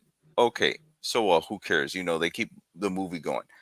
But now all of a sudden, these prostitutes, I just have to call them prostitutes because they always, talk about them being they're sex workers and all this kind of stuff. And oops, sorry. Hopefully YouTube doesn't get too upset with Never that fails. word. Never fails. Alyssa Marconte. Yeah, but that's it. Marconte. Right, right. Yeah, but it's like, okay, so they don't mind offending, different people, different like before it was like the right and like the evangelical Christians, they don't mind disrespecting them. But it's just like it's kind of tell that, okay, I'm not going to offend the person that slept with me, so we got to get rid of this is offensive. And there's going to be one of those big old exposés where it's like it's bigger than just gaming journals and loose women. It's going to be loose women, gaming journals, and developers because um like I said, things have been always been offensive. You guys were talking about GTA, and they're going to remove stuff, and Metal Gear 3 they're going to remove stuff, and it's just like they're doing it for snoo snoo. Yeah. That's Well, they, that's they one. think they're gonna get Snoo, but they're not. It's like that meme. She's not gonna sleep with you, bro. Right, right, right. Yeah. And You ever heard that before? You know what you're talking I'm about, right? somewhat familiar. Um, Yeah, they'll virtual signal, they'll do whatever, and then it's like, bro, she's not gonna sleep with you. Like she's not. So r- just be a fucking man and have an opinion that's a real opinion instead of trying to kiss ass in the hopes you get some poon poon, which you're right, not right, gonna get. Because guess what? right, Those guys that she talks about that she hates, those are the guys she's giving her poon poon to. You know what I'm saying? Like, right, right. Yes, yes. They're more concerned about us instead of you. I'm sorry, Soy Boy Jack 2500. Soy Jack, hell yeah. They are soy jacks. Oh man, sorry, it just makes Yeah, me laugh. It's fucking soy yeah. jacks. All right. So let's see here. So I'll let you guys start off with whatever you want to talk about, and see where we go from here. They has LOL. They has done it. They has beens what has been done's. Poindexter needs some tail also, bro. So he does what also, bro. So he does what he has to do to be woke. Yeah, man, that's these people. Like it'll be the bird chest dude talking about making games for modern audiences with his fucking soy latte. Like, Neil Cuckman types. Like, it's freaking hilarious, bro. It's just hilarious. It's like, what makes it funny is that it's so transparent, you know? It's like you can clearly easily see through it. And then they want to pretend that we're all stupid. That's what makes me laugh about it.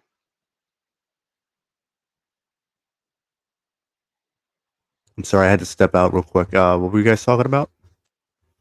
No, we're just making fun of soy jacks, bro. The guys who Oh, are like they'll virtue signal online. These are the guys talking about modern audiences. yeah. Most of the people finding whatever video I make or post I make offensive. Yeah, like Slay So Queen and all yeah, this shit. You know what I yeah, mean? And like they're only doing it to get ass, but you're never gonna get ass from these women because these women are yeah. basically sleeping with the guys Usually, that they say that they hate.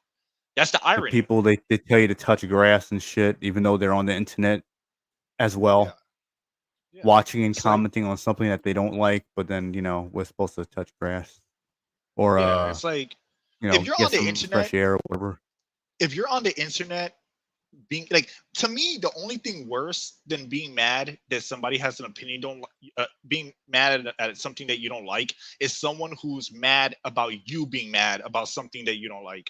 That's a level down. Yeah. That's like even lower than the person who's actually voicing their concern about something they care about. So people say, Mm-hmm. "Oh, touch grass or whatever." It's like, dude, you're saying, "Oh, how does it bother you? How does it affect you or whatever?" You're commenting on what somebody else said about a fucking product. You're Yeah. on the So internet fighting So for your Ricky, the life same as logic if on them, where it's like, oh, how does it affect you since you're mad at what I'm saying or what this person exactly. is saying? Yeah, exactly. It's No, nonsense, bro. It doesn't make sense. And well, it makes sense. It's just because like, they're projecting their what they're doing onto other people. It's a yeah, classic tactic. their logic. Everyone got to be excited for the shiny new things, just like they are. Otherwise, they're haters. They can't enjoy anything. They gotta touch grass. Whatever buzzword they think they gotta use, whatever they can throw on the wall, hope that it sticks, and then run with that.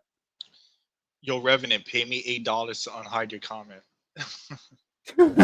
That's what Oh Wife yeah, Calypso the said. Yeah, what was it, the Concord dev, right? the Concord dev. Yeah, Yeah. yeah, yeah, yeah. Well, actually, yeah, it was actually a former dev. Like this person, she's like praising the team and whatever. I'm like, well, why aren't you still on the team? That's what I'm thinking. Did You they never fire noticed you? too. Did you leave? It's like you praising, you fighting for this studio in this game. You weren't even there to see it launch. You know what's funny too? When they say like, "Oh, if you got," they'll be on an interview and say, "If you got a problem with it, come at me." And then when you come at them, they're quick to block you or like try to like hide their post and shit. I'm like, wow, way to live up to your own your own like fucking. I don't want to say threat because it's not a threat. Like your own beckoning, like your own like perceived badassery. Like you're Yeah, telling some people, fucking you're telling people. goofy ass clown fucking commented on it was a Monster Hunter post that I made. Arguing back and forth with people about that, and shit. And one person was like, "Oh, he don't like anything or whatever. He thinks everything that's as gay is bad or some dumb shit like that." And I was gonna respond, and I find out, my post couldn't go through, so I find out, all right, I'm blocked by this person. So you want to talk shit, then you block me. I can't even respond back. So you're basically confirming you're a fucking coward and a bitch. And then they fucking go on my one of my videos and leave a comment on it. And this is like So they actually went to your video? days after. Calling the person out for like, all right, you gotta block me, and then you gotta fucking crawl to my YouTube channel and fucking look for a video to comment on, I did like, I just came across it or whatever. I'm like, all right, whatever. Yeah, fucking BS, bro. BS. Like, all right, here we go. Yeah. I mean, like none of our neither one of our channels is that big where it's like, oh, I just came across it or whatever. Like, get the hell out of here. Like, my thing is like, you blocked me, then why you gonna feel the need to like continue? Because you're living in that head rent free. Yeah. What's up, guys? What's up, man? Because you're publicly, when you're on Twitter, it's a public space, so they'll block you on there because you're humiliating them. You know, you're humiliating them. And they don't want it's just a public forum. On YouTube, they can hide in the comment section. You get what I mean? Mm-hmm. So that's why bunch of cowards, pussies, wussies, losers. They want to hide in. Yup, they're cowards. Because they get offended and hide like bitches in the corner. They need to grow the fuck up. Seriously. It's true. It's like, my thing is like, all right, you could talk shit. At least like be a man about it, or I mean, we don't know what they probably don't even know what gender they are, but be a it about it, you know. Yeah. Be a Zer. Be a Z them, they them about it, and stand on what you're saying, and go back and forth about it. If you're confident about Revenant, it, I have pronouns. Then what's that? I have pronouns. You know what they are? Oh, what is they? Optimus/Prime. Optimus/Prime. That's what I want to be referred to as now. Actually, not really, because I'm not a fucking lunatic. But all right. Anyway, continue. But yeah, it's like, you gotta say what you gotta say. Then at least stand on it, and let's go back and forth about it. Since you wanted to, because this thing, I didn't come at them on whatever they post, because I don't care what they post. But then they come at me, and then I can't even respond back when they're talking shit. And then I'm supposed to take them seriously. I'm supposed to really like think about what they're saying. Like, you know what? Maybe they're right. No, it's like you're a freaking coward. That's what it comes down to. When you're arguing, and they're usually saying this nonsense anyway. When your whole argument is you're wrong because I don't like how it makes me feel, then that they have no ground to stand on. Yeah, you by then you won. So it's like they already admitted defeat. It's not even by then. It's like that's their argument. It's like, this doesn't make me feel good. So because of that, I think you're wrong. And it's like, you can't prove that I'm wrong because I'm not wrong. You can just you can only validate your own emotions that you don't like it, but that doesn't negate the fact that it's true. That's why they always try to use gaslighting tactics, because when you have facts, and when you have facts and receipts, you don't need to hide. You don't need to use debate tactics, because the truth is the truth. You can just argue from facts and using clear points. So the fact that they resort to that stuff, and basically their whole argument comes down to, you're a bigot. What you said is mean. That's not negating anything. That doesn't change context. It doesn't add context. It just shows that the person themselves are unaware of the actual issues, and they're just as they say, in their bag. You know what I mean? In their feelings. Oh my God. Leftists can't debate, so they can't meme, and they can't debate. Yeah, they can't meme. See, you see, I hate leftists. They're so retarded and dumb. They don't know how to think for themselves. They're out of touch with reality. They want to blame you every time we point out their bullshit. Yeah, and it's like crazy. Like, you always got to repeat yourself like several times. Like, do you not get it? This is not click. Is this not click yet? Or are you still confused? Because like, oh, what does that prove? What is this? Whatever. It's like, I proved what the fuck. I proved what I'm saying. I'm showing you. I'm explaining like several times, and it's like we're still going back and forth. It's like talking to a wall. So, I said it 1,000 times, and I'll say it again. I would rather them just say the truth. They just want to turn their brain off and like the new thing and play the new thing, because they don't want to apply thought to it. Which is, again, it's still bitch made. It's still like weak, but at least it's the truth. Because that's what it really comes down to. It's like they're hyped for the new thing, and they feel like if you talk bad about it, that's gonna somehow like negate their purchase or negate their own thoughts about it. It's like they can like there's plenty of things that I like that people consider are bad. right? They considered like not that good, but I enjoyed them, right? So, and I understand Facts. that if the majority of people don't like it, that's fine, you know. But I'm not gonna like pretend that they're all like. I'm not gonna be like. I'll give you an example. I like Sinking City. That game is buggy and it has a terrible frame rate. I'm not going to pretend the frame rate is good and it's not buggy because I like the game. I'm not going to call people like fucking retards and shit just because they're calling out valid things about it. And again, if you're interested in something and like it, why are you going online to see people complaining about it so you can fight with them? What kind of like fucking NPC logic is that? That's Yeah, right. beyond. They got nothing That's to do. beyond ridiculous. Yup. They have nothing to do. They're so miserable. They want to go after people and they want to push their shit on us that we don't want to hear about. Yeah, I mean, you got people online talking about how they want to fight you. Like, I bet this, I bet that, saying all kinds of crazy shit just because you don't want to pay for a $70 piece of shit game that they want to play. You understand how brain dead that is? Right. That's like the peak of like fucking sheep. You know, the peak of being a sheeple. Yeah.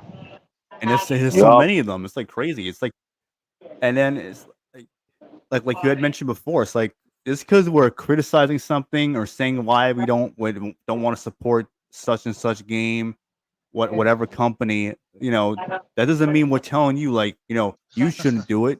We may say if you're against this shit or you're not, or if you don't like the usual modern day ideologies clashing with creativity, then maybe you should speak with your wallet. But I can speak for myself, but we're not actively saying like no one But should buy it whatsoever. And yeah, we may here's the make thing, fun of bro. them Revenant, because there's a like key they're difference. out here defending like legit like terrible looking games from these shitty ass companies and But should be demanding better when they're not.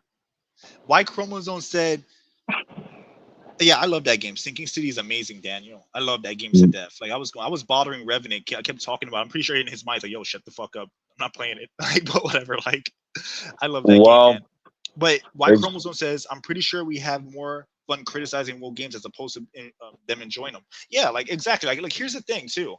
At least with Revenant and like other YouTubers, they're making content. They're talking about it on their videos. They're not on Twitter fighting with individual commenters. You know what I mean?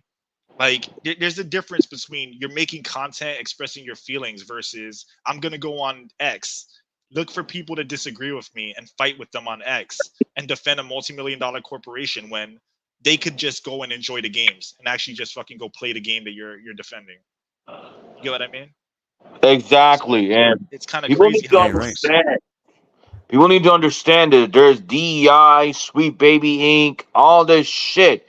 They need to see that shit, but they don't want to see that. All they want to do is defend Sweet Baby and DEI and all this ESG crap. And I'm sick and tired of. Yeah. Well, the other thing is, it's like, it's like that meme with the fat guy with the two knives saying, "Leave the Oh multi-billion yeah, dollar company Bro, alone." that's yo, them. Octo, That's them. Octo. It's funny you mentioned that because I have that meme on my phone. I was like a centimeters away from making that the profile picture. I was so close to doing it, and I like said, "No, I'm gonna use the Christian Bale one." Make it happen. It's funny you brought that Yeah. up, bro. Make Jay it Rand happen. did that. Jay Rand's made the picture of it. Love That it. sh- that shit is hilarious. I just find it funny you brought it up, and I was like, I literally was like a second away from making that the profile picture. uh, Daniel, No, to that's answer your fun. question, I did not. I didn't even watch that show at all. I already knew what bullshit they were doing. So the the other thing that makes it um just shows how these people operate is that they when they criticize you, they for your criticism, they don't choose the option to say, okay, listen, um I know that you have your opinion or whatever, but let me just clarify what something means. Like let's say you saw something in a cutscene and you said, this is just stupid, right?"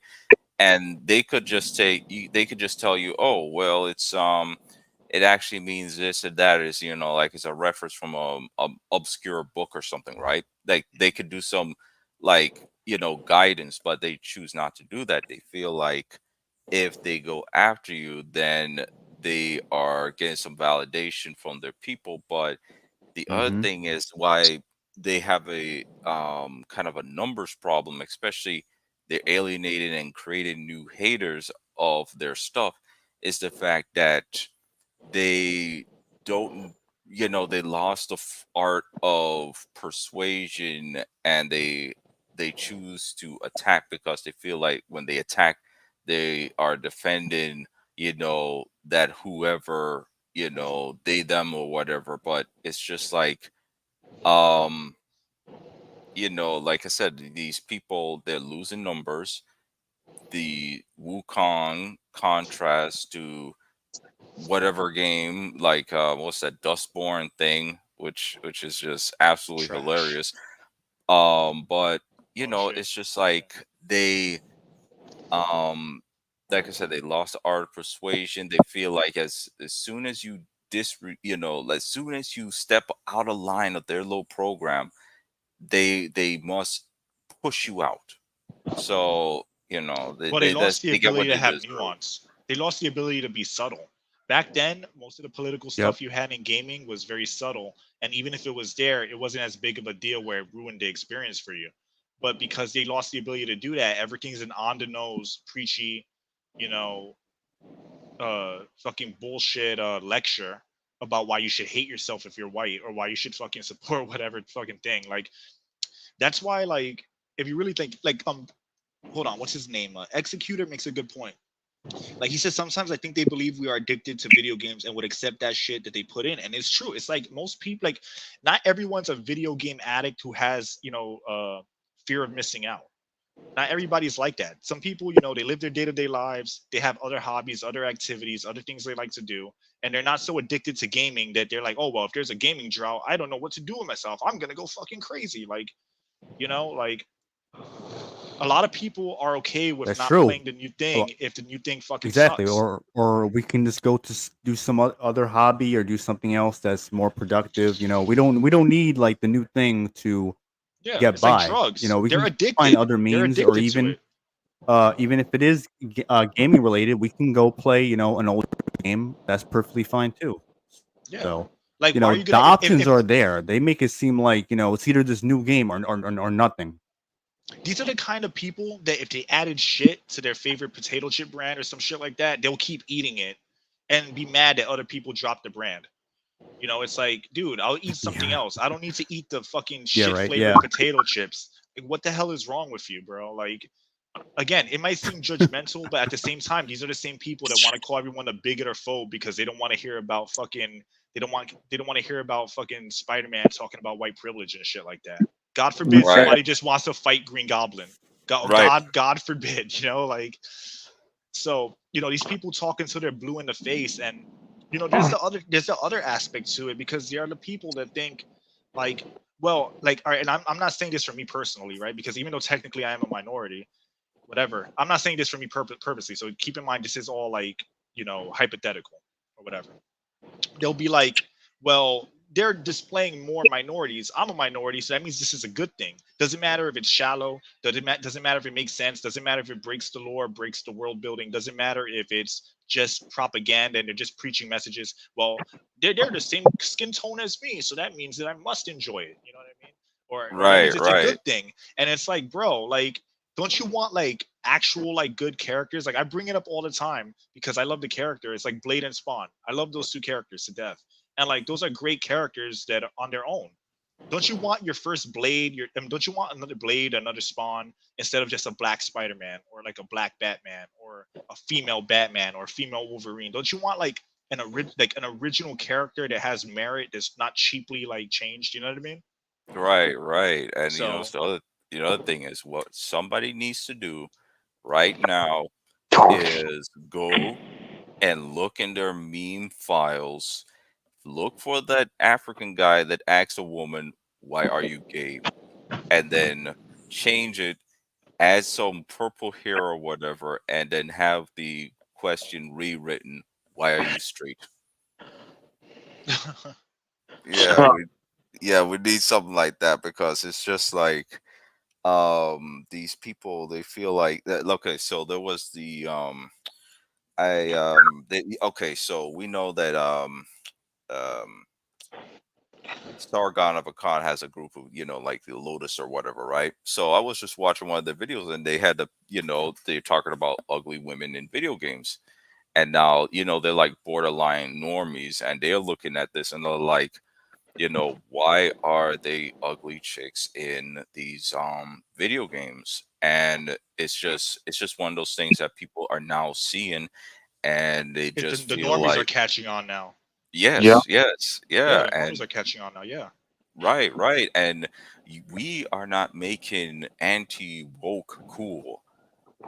Woke people are doing it for us, Yeah, you it's know? it's it's like by default it already sucks. So people when it infects the thing that they like, that's when they say, wait a minute, hold on a second. A lot of people, to your point, will say like, oh, it's not a big deal. It's not a big deal until it's Goku, until it's Naruto, until it's whatever fucking thing that they like, and that's what's happening. More and more series are being ruined, and more normies are catching on because someone who doesn't really care about this stuff, they might be watching Doctor Who and like what the hell happened, or like Star Trek, or like whatever thing, and they're seeing it directly infect something that they enjoy. And that's what's really causing this, like you said, that's what's they're doing a good job of making themselves look bad. Huh. Look at Doctor Who. Flop. Star Trek. Flop. All And that woke stuff is flopping. and Octo, to your point, I mean, Yeah. and more to your point, it's kind of funny how these people come, like, people that are like these weird ass looking women in games that are saying, stop, you just want to jerk off to this, you just want to do whatever, stop sexualizing them. These are the same people who are advertising their OnlyFans. So they're saying this and then they're objectifying themselves. Yeah. Huh. Like Alyssa Yeah, Marconte, she was a they're fucking threatened. OnlyFans person, or something like that, allegedly, right? Wasn't she allegedly like I doing some thought she kind was of a thing like that? stripper. Something like, well, regardless of what it was, from what I understand, she was sexualizing herself, and then she's She complaining about She was a nasty ass bitch. I mean, representation. she still is now, but she was a little extra nasty before. Man, My whole point is with these people is because they have skeletons in their closet. Like for her, she's Always, overcompensating. always. It's The overcompensation. ones She that knows scream what the loudest have the most to hide. the people, Yep. the person with the OnlyFans account is trying to be a Puritan about women's portrayal in games, when in games they're just pretty, or they might have like a somewhat revealing outfit. They're not literally like showing their butthole to people on the internet for money. So it's kind of funny how, like, on one hand you're preaching this fake Puritan woke shit, but at the same time you're a The degenerate. moral compass from a stripper. Yeah, Yep. it's like, come on, like it just, and again, like these people. Borderline hoochie mama and shit. And then they're trying to tell you, where your morality should lie. Exactly. Man. You know what Leslie McConty is? Karen Bitching. Her new name is Bitching. Or instead of McConte. I just call it Macunte because she's a cunt. She's like, that thing's been pounded out so many times. That's what she says after she's done. She's like, my cunt, eh? Oh, ouch, ouch, ouch. Yeah. Yeah, like fucking. I mean, that's a corny ass joke for sure, but like still, like fuck her, man. Like she's like a fucking idiot, and the fact that she has any traction online is incredible to me. Man, Mm-hmm. that one needs a mental hospital. She's a Karen bitch. Oh, it's crazy that she's trying to pull off the still trying to get people sent to court, but it's just like she doesn't understand that she's going to lose all her money. She's going to waste her time. And the other thing is, it's like, okay, so her argument is that um she is what, being harassed or something, or was it that Yeah, like it's being a That's usually harassed, her argument every week. being harassed, being attacked, and stuff like that, like something like that. Oh right, God. right. But the thing is like, okay, so there is clear evidence that she has gone and sent pictures of, sent messages to other people's spouses who have nothing to do with their conversation, like Oh yeah, Smash JT, and I was and keeping tabs Grumps. on that. So there's a lot of things that can go and be bad for her. So if it's not going to work for her, if it's not going to work for her, then it's just bluffing. It's like a lot of people So I was watching one of these videos talking about strategic thinking, and they talk about people think that people strategic people only play chess. They play games like poker. And of course, she's right now she's bluffing.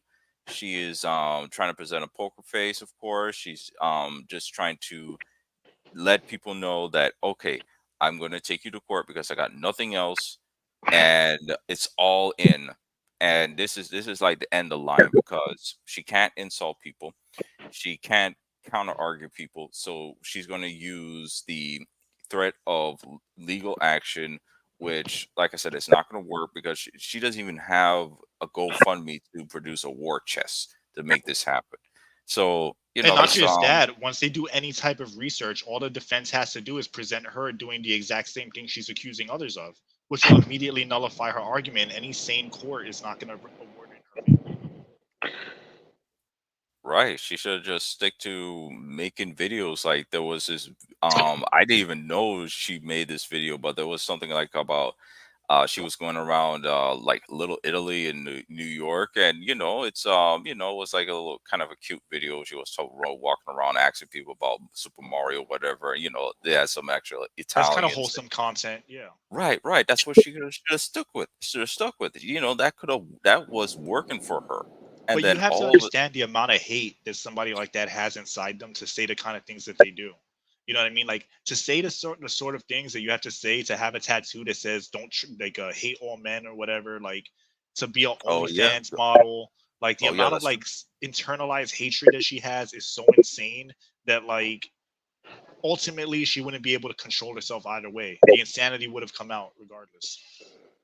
Man, that girl's not gonna win. She has no lawyers. She has no evidence and facts. Get the hell out of there. Shit. Yeah, she got nothing.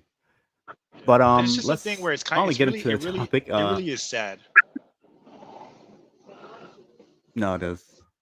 Yep. But let's get into Black Myth Wukong wrecking Wokies, since it has already sold 10 million Holy. copies, I believe, on PC and PS5.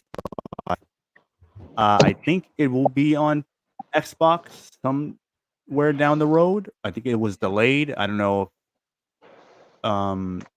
when they're going to release it on there. So if anyone's interested on Xbox, just obviously, keep your eyes peeled for whenever they decide to update anyone on that. But yeah. So, and I believe the congruent amount of players on Steam is 2,000. I'm sorry, 2 million and something. I think it may have reached 3 million at one point. But so yeah. So the game is, so it's like doing very well, obviously, and I'm pretty sure a lot of us didn't predict that it would do as well as it has. But some people see it as a win. Some people may not, because I think some people are tired of the Souls like games that have been coming out, or some people are unsure because it's a Chinese company and whatnot, and we know how the Chinese government is. So I'm kind of curious what you guys think about the success this has, and do you think this is a win for games currently right now, where it clearly has no DEI, ESG type of bullshit in it, no modern day audience catering to be found? I think there's multiple things that's helping this game out. One, the press from the people that are making the game.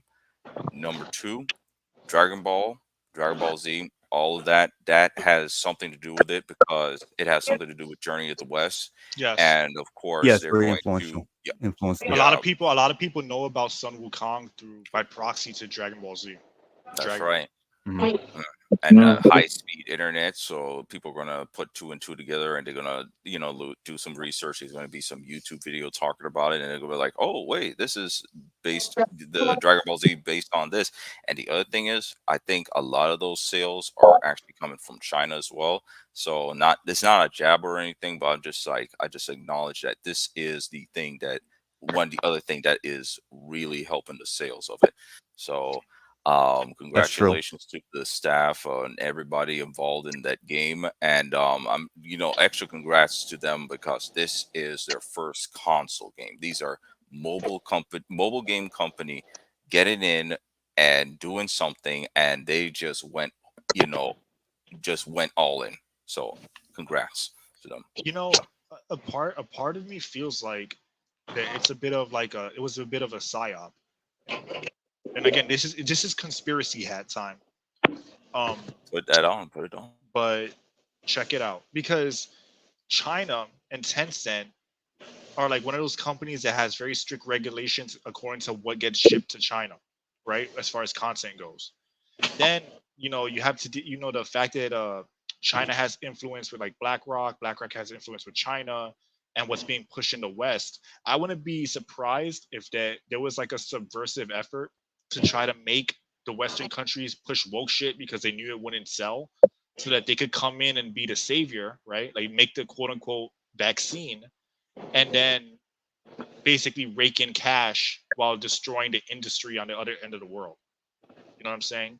Does that make sense? Like, oh dang, that makes a lot of sense. That's really so makes a so lot you of know, sense. so Yeah, it's like yeah, we're gonna convince everyone in the West to make this woke garbage nobody wants, crash crash gaming in the West. Then we're gonna come in as the saviors, right? Give you the quote unquote cure to the virus, the vaccine, the non woke games, the Korean games, the Chinese games. I'm talking more so China though, and we're gonna create the alternative that people want. But it was really a way to just funnel the gaming industry toward China and Korea. I'm just saying mainly China, because Korea is just they're benefiting off the back end of that, but more China, yeah, more so China. yeah. It's like that song from Prodigy, "Poison and the poison and the remedy." That just like problem solution and counter. Like last time I was talking about how they are going the counterintuitive route of looking at market research, gathering actual people and getting their input. And it's just like that poll with Capcom where they were asking people about what they want in games. But if any of these woke companies were presenting that data, what are they going to do? They put it into paper shredder or click delete and just go with the woke route, which is about 4%, right? That poll from Capcom was male, female, and other. And who they go appeal to? Not men or women, other. So Yeah. yeah, that's not really a conspiracy theory, because that's just like It seems it's all logical, about money. like a logical progression. Right, and it's just they yeah, but still yeah. Mhm. Because think about it, bro. Like China, all these movies they want to go to China. What do? They force them to censor content. Games go over there. They force them to censor content. The U.S. A lot of Westerners desperately want the China market because there's so many people there, right? And then you think about like the stuff that BlackRock pushes. Like it seems logical. It seems weird that the same country that's pushing this stuff is also the one making base games with like these like actual like feminine, sexy females, actual Yeah. games that are worth a damn. It just What you're seems kind saying of contradictory. doesn't sound too far fetched, to be honest. Yeah, I wouldn't be surprised if it was like a combined effort from both of them. But and Daniel made Yeah. a good point. He said leftist gamer girls seem like they are freaky hoes, bro. Those leftist people, that they preach all this Puritan bullshit. We're not made to jerk off to or whatever you want to say. Those same women are the nastiest hoes you will ever meet. Those are the ones that are into the weirdest like fetish bullshit. It's a projection of of the fact that that's how they think. That's what they like. You know what I mean? And what Yeah. they think. From my perspective, guys, the Black Wukong the graphic was great. The characters are amazing. The story was fantastic. And I give it 10 out of 10 because it was no woke, no DEI, no ESG virus anywhere in that game. Yeah, man. Sounds about right. Yeah, And and to Royce's point, the game does look really good. Like, I was interested in it when they first showed it off a few years ago, and I'm glad they kind of like. It doesn't seem like it was like downgraded or anything like that. So it actually does look really good. Yeah, it yep. looks good. It does look good. Undeniably, like it looks like there's value to it. Um, again, man, it just really comes down to like I'm not gonna tell anyone not to support it because at the end of the day, like it is a sign to like the rest of the world that hey, make what people actually want. It's like what I Yeah. said earlier in the podcast. It's just you have to understand that when you support Chinese companies, you're supporting the Chinese government because they literally have a direct hand in football industry in China. It's not like the U.S. where like the regulation is not as heavy. In China, the corporate Yeah. the government has a very like hefty hand in everything that they do, No, they really do. which is why China's economy is doing the way. One of the reasons why it's doing well because you know they're not making the mistakes that they're doing communism but like in a different form. They're like it's a more controlled. It's like it's it's communism but with the illusion of capitalism. These companies think that they have the freedom to do what they want, but China ultimately is like at the end of the day is controlling their content. So it's not like true like Hmm. it's not like true communism where like they're like fucking at the total behest of the government. It's kind of like just the illusion that the company is actually more free than they actually are, and they don't realize that until they get slapped in the face with reality, which is what happened with Sun Wukong, where with Black Myth, where allegedly the Chinese company was fighting back because they probably thought like, hey, we could do whatever we want, and then all of a sudden the Chinese government is like, hey, hold on a second. I'm glad they fought back on it, but still, it's just a thing that people should consider. Mm-hmm. Yeah. Yeah. No, I agree. I think everyone has made like really good points. And I actually agree with everyone. Um, who had said their piece about it. So I would say that in a way it is a win because the journalists are very upset, and you would figure China's the one that are pushing for this shit. You would figure that they would keep their mouth shut, but and like Royce has said, I mean, what we've all kind of like noticed is that there's no DEI, no ESG, type of influence in the game, and it seems like the developers actually made a very good, competent game. From my understanding, it's a little buggy. It just has some frame rate issues. I don't know if there's any like balancing issues with any enemies or bosses. So who knows? But I am aware that there are some technical issues. So I'd rather wait uh for patches and see if there's any like word if they're gonna put out a physical edition of the game. Because personally, I don't like buying digital only games for full price of like a physical game because I feel like you got to charge that much for it. You should at least have a physical copy of the game. And since they already clearly have made a shit ton of money on this game alone, they should definitely have a physical copy of the game at least announced at some point. So, but I'm glad it's doing very well because it looks like a good game and it actually is giving people what they want. Exactly, and I agree with that. And that's why, like, I'm not dismissing the game because, ultimately, it's still a lesson to Western devs, and hopefully, some of them actually learn that lesson. Even though, Fact. They like you should said, they should learn the game science way because game science was passing out. Do not do woke shit and other crap like that. Do's and don'ts. We should have that in this Western world, but no, we don't have that. But game science has proven us that we need to have that policy, huh? yeah, Like game science doing a fantastic job showing the Western developers how to make money and learn the hard way, huh? yeah. I mean, ultimately, man, like, I honestly believe that the fact that they're still doing this even now shows that it was never about making money. Because it's Nope. been already like multiple years, man. And people say it started in 2015, 2014. I would argue it started way back in 2012, 2013, but it was much more subtle. And um, Yeah, now it's it just just blossomed to undeniable. what it is now. Because a lot of the stuff that's happening now, I would talk about it with people back then, and they would say, they would try to gaslight me, say, "Oh, I'm crazy, I'm thinking too much into it, blah blah blah." But look at the situation now, where you have politicians using the word woke.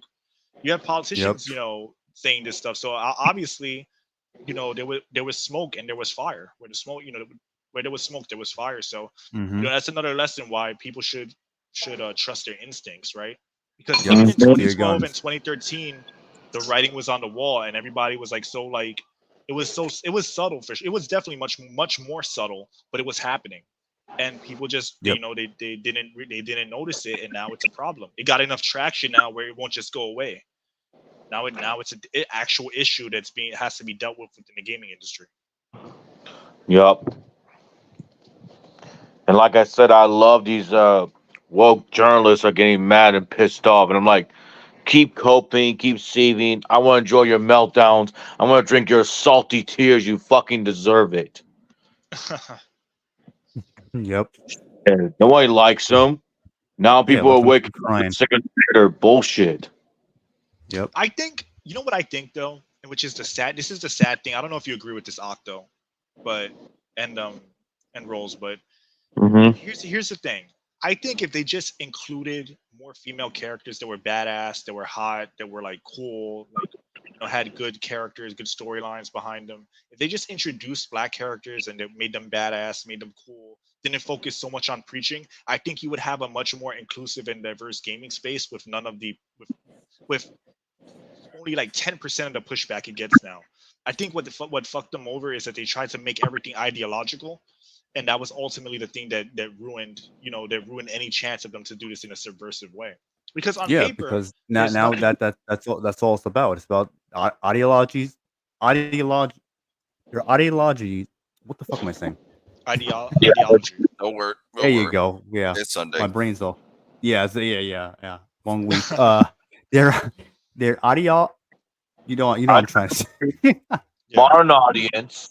Yeah, so they're trying to incorporate that before anything else. So it's not about making a good game. It's about sending sending a message that is, rooted in what they believe in, which is some twisted delusional nonsense, and that's all it is. Like everything else goes after that, and then you see in the products. Like instead, they should just give people what they want, and then they wouldn't have to worry about shutting down or laying off hundreds of people.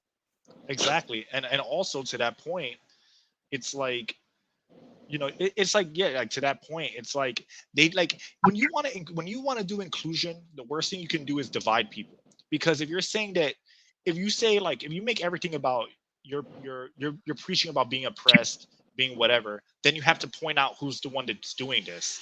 And then once you start saying, oh, it's white people, it's men, it's whatever industry, it's this, it's that, now you create a divide, as opposed to, what traditionally worked and what actually fights racism is saying, hey, I'm going to become a teacher because I want to teach. That black person becomes a teacher, and then the kids like the teacher because he's a good teacher and he's compassionate, good at his job or whatever.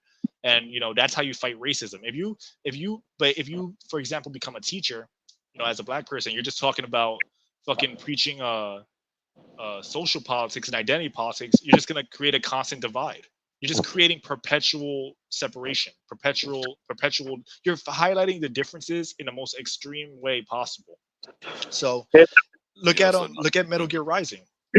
Metal Gear Rising had real quick, Treasure Edison. It might be StreamYard cutting the audio in and out, so it may not be like if you're referring to that, but it might be StreamYard doing that.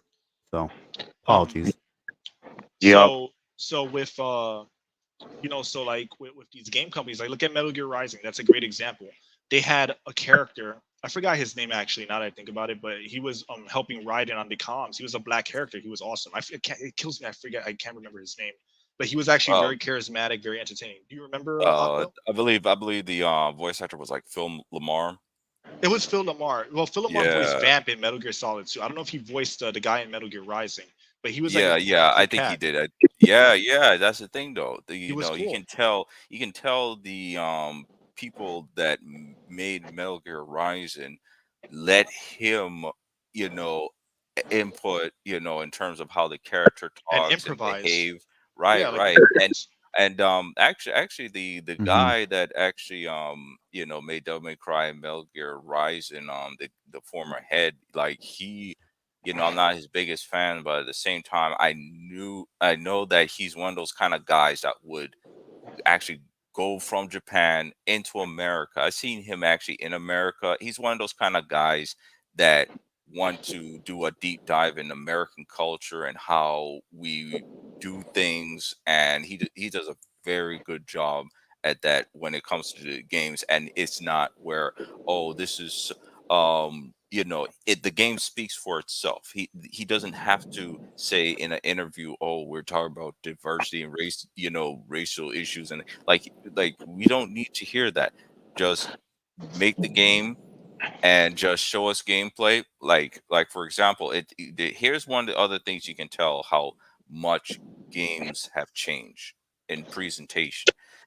Before, the old trailers before 2000 something, when you watch something from like the Dreamcast or PlayStation, almost 100% gameplay, except for yes. RPGs. For whatever reason, RPGs have to have those, you know, um, cutscenes. But in terms of most games, most game trailers, mostly games. Now, what do we have? Fancy cutscenes, or somebody paying an animation company to draw some kind of, you know, little quick cartoon, and it's just like, It's wouldn't a it be cutscene, bro. cooler? It's a Yeah, yeah, cutscene. It's you're but watching. would it? You're playing a movie with barely any gameplay nowadays. Right, right. They're afraid to show the game. And the other thing is that they could just add those cartoon visuals in the game itself, but they choose to put it in the trailer because they are afraid of the stuff that they make and how people are going to present it. So they're going, "Ooh, oh, look at the pretty colors and the cartoon characters. Woo!" Yeah. So, and the other thing is what But this it's whole also a bait and diversity. switch a lot of times because you see a lot of Hmm. times when I have like an anime trailer and you look at the game, it's like an isometric RPG with like barely any actual in-game animation. But the trailer is like fucking like it's like you're watching a Madhouse anime. Right, right. And yeah, it's just like I said, they're just afraid to put it out. And the other thing is like, if you when it comes to, quote unquote diversity or whatever, like the kind of stuff I'm doing, I'm not just looking at sub-Saharan Africans as the only dark skinned characters that could be made. I put people from Solomon Islands, and those black people with the Dragon Ball Z gold hair and stuff like that. Yeah. And They have a very interesting look, man. It's really right. wild. And actually supposedly their DNA is slightly different, like probably the most unique in the world. And have characters like that, and Bangladesh, and all these other different alternate version of dark skin colored people. And it's just like these people, they always, the one of the reason why I think they pick the like, sub-Saharan Africans the most, because for whatever reason they have a big network of social network, cry network, where if you were to make, like, let's say, like I said, like, let's say um a character that is from Somalia, right? Their hair is slightly different, and their facial features are different from the sub-Saharan Africans. If you made a character that looks like that, first thing they're gonna do is jump at you, and they're gonna say, "Oh, this is why is she so light, or why is her hair look so doesn't not an afro, and it's just like she's from Somalia, Yeah. she's different, and it's just like Well, look as at soon as India. somebody India like has people. India has people that are like as dark as like as any an African, a dark skinned African, but their hair quality is different because it's different genes, different genetics. right, right, right. And if they were to do something like that as well, they would attack you. And it's like the thing with Genshin Impact. And I wasn't really looking too much into that, but it's just like, That was as ridiculous, bro. That yeah, was the yeah. Genshin Impact thing was the reach of all reaches. They made her like she was slightly barely noticeably less tan in like a trailer or something, and they're like, oh, they whitewashed her. I'm like, if you look at her skin tone before, she was never black or anything like that to begin with. She just had a slight tan. It wasn't even like a tan that you can register as a tan. She was just slightly darker. Like anybody would see her for the first time in her previous form and it would register her as Asian or white or whatever. No one would even think like, oh, this is a black character. So the fact that they're like people were saying she got whitewashed was like the reach of all reaches, man. Yeah, that was actually insane. Yeah. Yeah. Go on, Ryan. I'm right here. So, as I was saying, yeah, like in the older games like Grand Theft Auto, look at Tommy Vassetti, look at Carlos Johnson, look at Cloud. These are three iconic characters that are all diverse. And these people want to force diversity on us. Right? Yeah. It's ridiculous. Like I've seen the gameplay because older games are better than no, because look at Black Myth Wukong. That has what, 10 million something crazy amount of people playing right now, or 3 million? It's crazy. Yeah. Well, like again, like back to what I was saying before. All you have to do is just make good characters of different ethnicities. Just make decent characters. You don't have to preach. That's what hurts a lot of this media because you know it's like it's almost guaranteed that if I play a game with like a black protagonist, they're gonna preach to me about something. If I play a game with a female protagonist nowadays, they're gonna preach to me about something. If they just made good female characters and good, characters of whatever race, then it would do well. There's actually zero need. All you do when you bring that stuff up is that you divide the audience. Is what my whole point is. You just Yup. divide people. You just highlight like, hey, this person's different. When, for example, a Raven. Look at Raven in Tekken. Raven's fucking badass. Doesn't matter what he's. He's basically a Tekken's blade. Or Yup. you have whatever characters that are just awesome. Like people don't think twice about it. Like look at Halo 4 or 5, I believe. I don't remember which one. They introduced Locke. Now that game kind of sucked, but at least it wasn't preaching. Locke was a pretty cool character. He just the game sucked. You know, Yeah. there weren't like a lot of moments where like he's like complaining about being different or being marginalized or whatever. It's like, you know, there's a lot of delusion that goes into like the writing for these games. And the funny thing is that a lot of people doing this writing are a bunch of white people, which is the funniest part about it. Yup. And not only that, look at Mafia 3. That's diverse. Yeah, yeah. That's true. Yeah. Even though for me, Mafia 3 should have been a different new IP. Or Yeah. side game. I don't think it was good as like a mainline game, to be honest, because it Yeah. felt very like it felt like a departure from how the other games were. Where I think it would have worked better if if it was his own game, they would have to change a few things, obviously, because you can't bring certain characters back and whatnot. But also maybe as a side game, it would have worked, and Yeah. but I can get into the whole thing with that because I feel like they kind of dropped the ball with that game in many ways. Oh, So Melina's here. Wow. Yeah. I'm ready for Mafia 4, man. I want to see that one. Melina's in the the chat. old country, yeah. That was She in the sick. chat. She in the chat, but she ain't on the panel. What's going on here? But yeah, like, you know, it's true. It's like they highlight the divide and it keeps us separated and it's a shame. It really is a shame. Yeah. Because of all the games that have come out by now, people would have been way past this stuff if they didn't. It's like it's for lack of a better word, it's race hustling. Yeah, that's what it Yeah. is. That's what it is. It's race hustling. It's a shame because race hustling actually keeps people divided. But again, a lot of these people that claim they care about people, they like the divide because it makes them money. It's Yeah, a grift. It's like yeah. if I They're the keep on race hustlers themselves. if I keep on talking about this problem and keep highlighting this and making it seem bigger than it is, then I'm gonna be able to profit off of it. So it's like Hmm. it's like before what I said. It's like you have a disease and it makes more money to keep you medicated than to actually cure it. And like that's how these people are. It's like fixing the problem doesn't make them money. All That's a right. Yeah, yeah, and of course, the irony of woke people is that they try to fight racism, but by doing that, they ironically produce racists, and it's just like And promote their own um, racism. right, not just that. It's like just keep warning these people, just like you don't understand. You're making monsters. You got these people doing all these random things, and like even though memes are jokes and funny and whatnot, but some of them really cut deep, and it's just like when you look at it, when I look at it, I kind of stop and like, oh my gosh, this is gross, but at the same time it's like we all know who made them do it. They didn't do it themselves.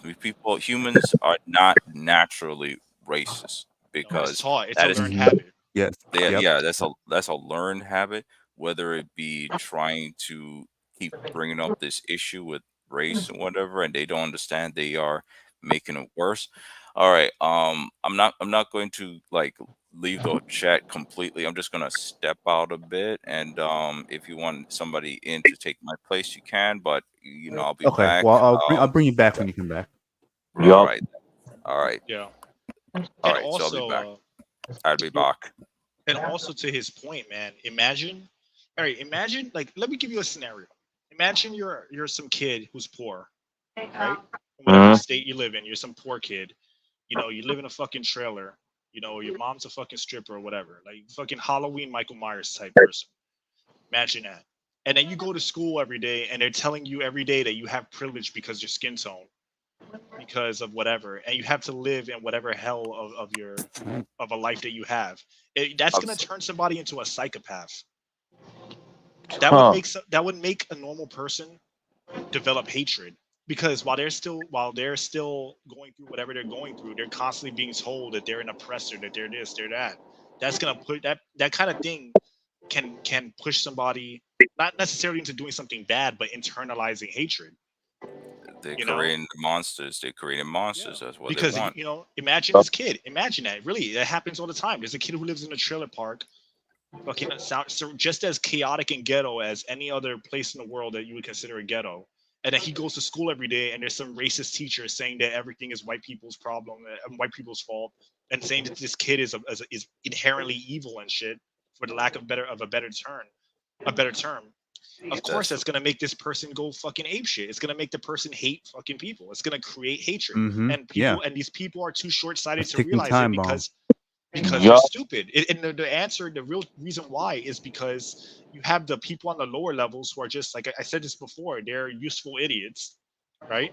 Where they just, they're just pawns. They're soldiers. Those are the guys screaming at rallies and fucking with pink hair, 400 pounds. That's the lower level. That's like the people that those are the people that are like foot soldiers, the people that are like, fucking burning cities down and shit. And then you have the higher level, which is the people that are making money off of this shit, like the companies promoting DEI. And then you have the people like BlackRock who are at the top of this, creating the DEI, creating the fucking the Yeah, they created the whole tension. mess, though. They create the tension so that they can profit off of it. So it's like different levels, and as you progressively go up the ladder, it just becomes progressively more evil. When the Mm-hmm. reality is that we all have red blood, we all bleed. It doesn't matter if you're in Russia, it doesn't matter if you're in Thailand. There's gonna be poor people and rich people, and there's gonna be people living in less than Yep. quality conditions anywhere in the world. It's not exclusive to black people, it's not exclusive to Hispanic people, it's Yep. not exclusive to white people. And once people realize that and take accountability, things will actually change for the better. Like I said, Exactly. you're right. Because they're listening to George Orwell, 1984 brainwashing tactic. Yep. Yeah, but that's what it They're is. listening to all the wrong people. That's what it is. It's just communist tactics. So Yup. identity politics is a Marxist idea. That's a Yup. Marxist thing. So That's a problem, and it's gonna get worse. yeah. Yup. What's up, Melina Chan? How's it going? Hey everyone, gentlemen. Good How's it going? afternoon. How Nothing are you? much. I'm good. How are you guys? Good. Yup. Pretty good. That's good. Yeah. So before we go into the next topic, what are your thoughts on Black Myth Wukong doing well and making the usual people mad? I would like to start off by saying this. Congratulations. Thank you, whatever her name was. Forgot her name. Um, liberal white woman for trying Oh, to. the IGN reviewer. Yeah, that IGN. Yes, Yeah, that yeah. IGN reviewer. Thank you so much, nameless lady, because Behead you Junior. thought, huh? Behead Junior. Yes. Behead Junior. Head Junior, yes. Thank you so much because you thought you was gonna try to bring down Wukong, but the opposite happened, and now it's flourishing as it should, as it should. So thank you. I appreciate it. We all appreciate it. That's what you get. Honestly, because that was really petty. It was really stupid, and now they're gonna suffer like the consequences for it. I'm Yes. happy for China and their success. I was always interested in the game. I'm still gonna get it, still play and enjoy it. But I'm glad that it kind of Same. sucks because it sucks that it has to get it had to take her to write that review in order for it to bring more traction. But I guess that's All things happen for a reason. yeah, things happen for a reason. Negative attention pays off. So congratulations, China. Yeah. Yup. Oh, Karma. thank you, executor. Gave us the name for that bimbo. Rebecca Valentine. Yeah. She's Yeah. named after two amazing characters, but herself is a dickhead. Yeah. Isn't that funny? She's not as good as either one of them. She has none of the heart of Rebecca and none of the wisdom of Jill Valentine. She just has Facts.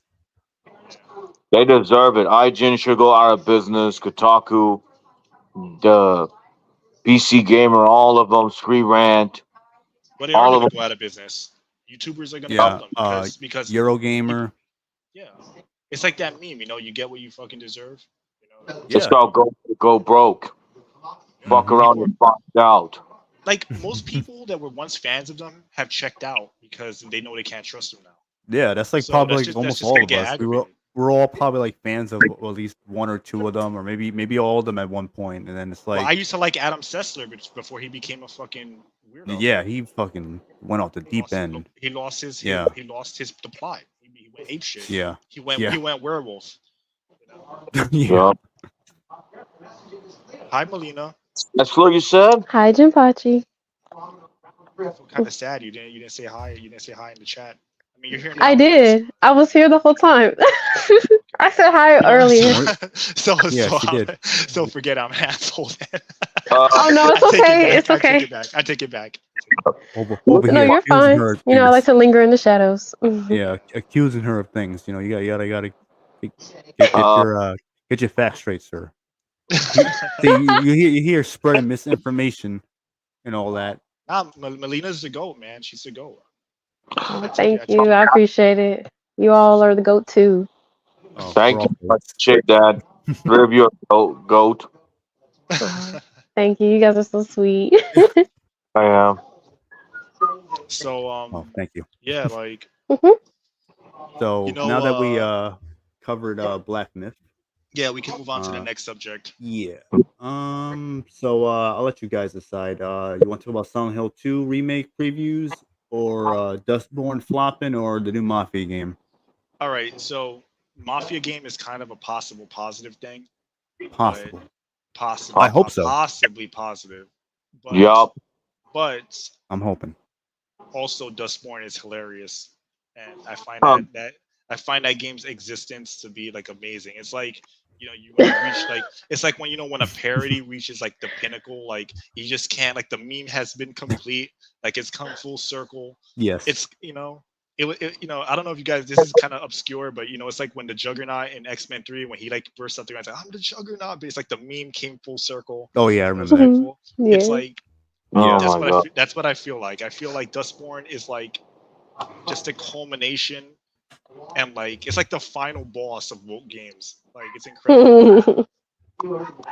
It's incredible. Like, but I mean, I like. Which one do you guys want to talk about first? Mafia.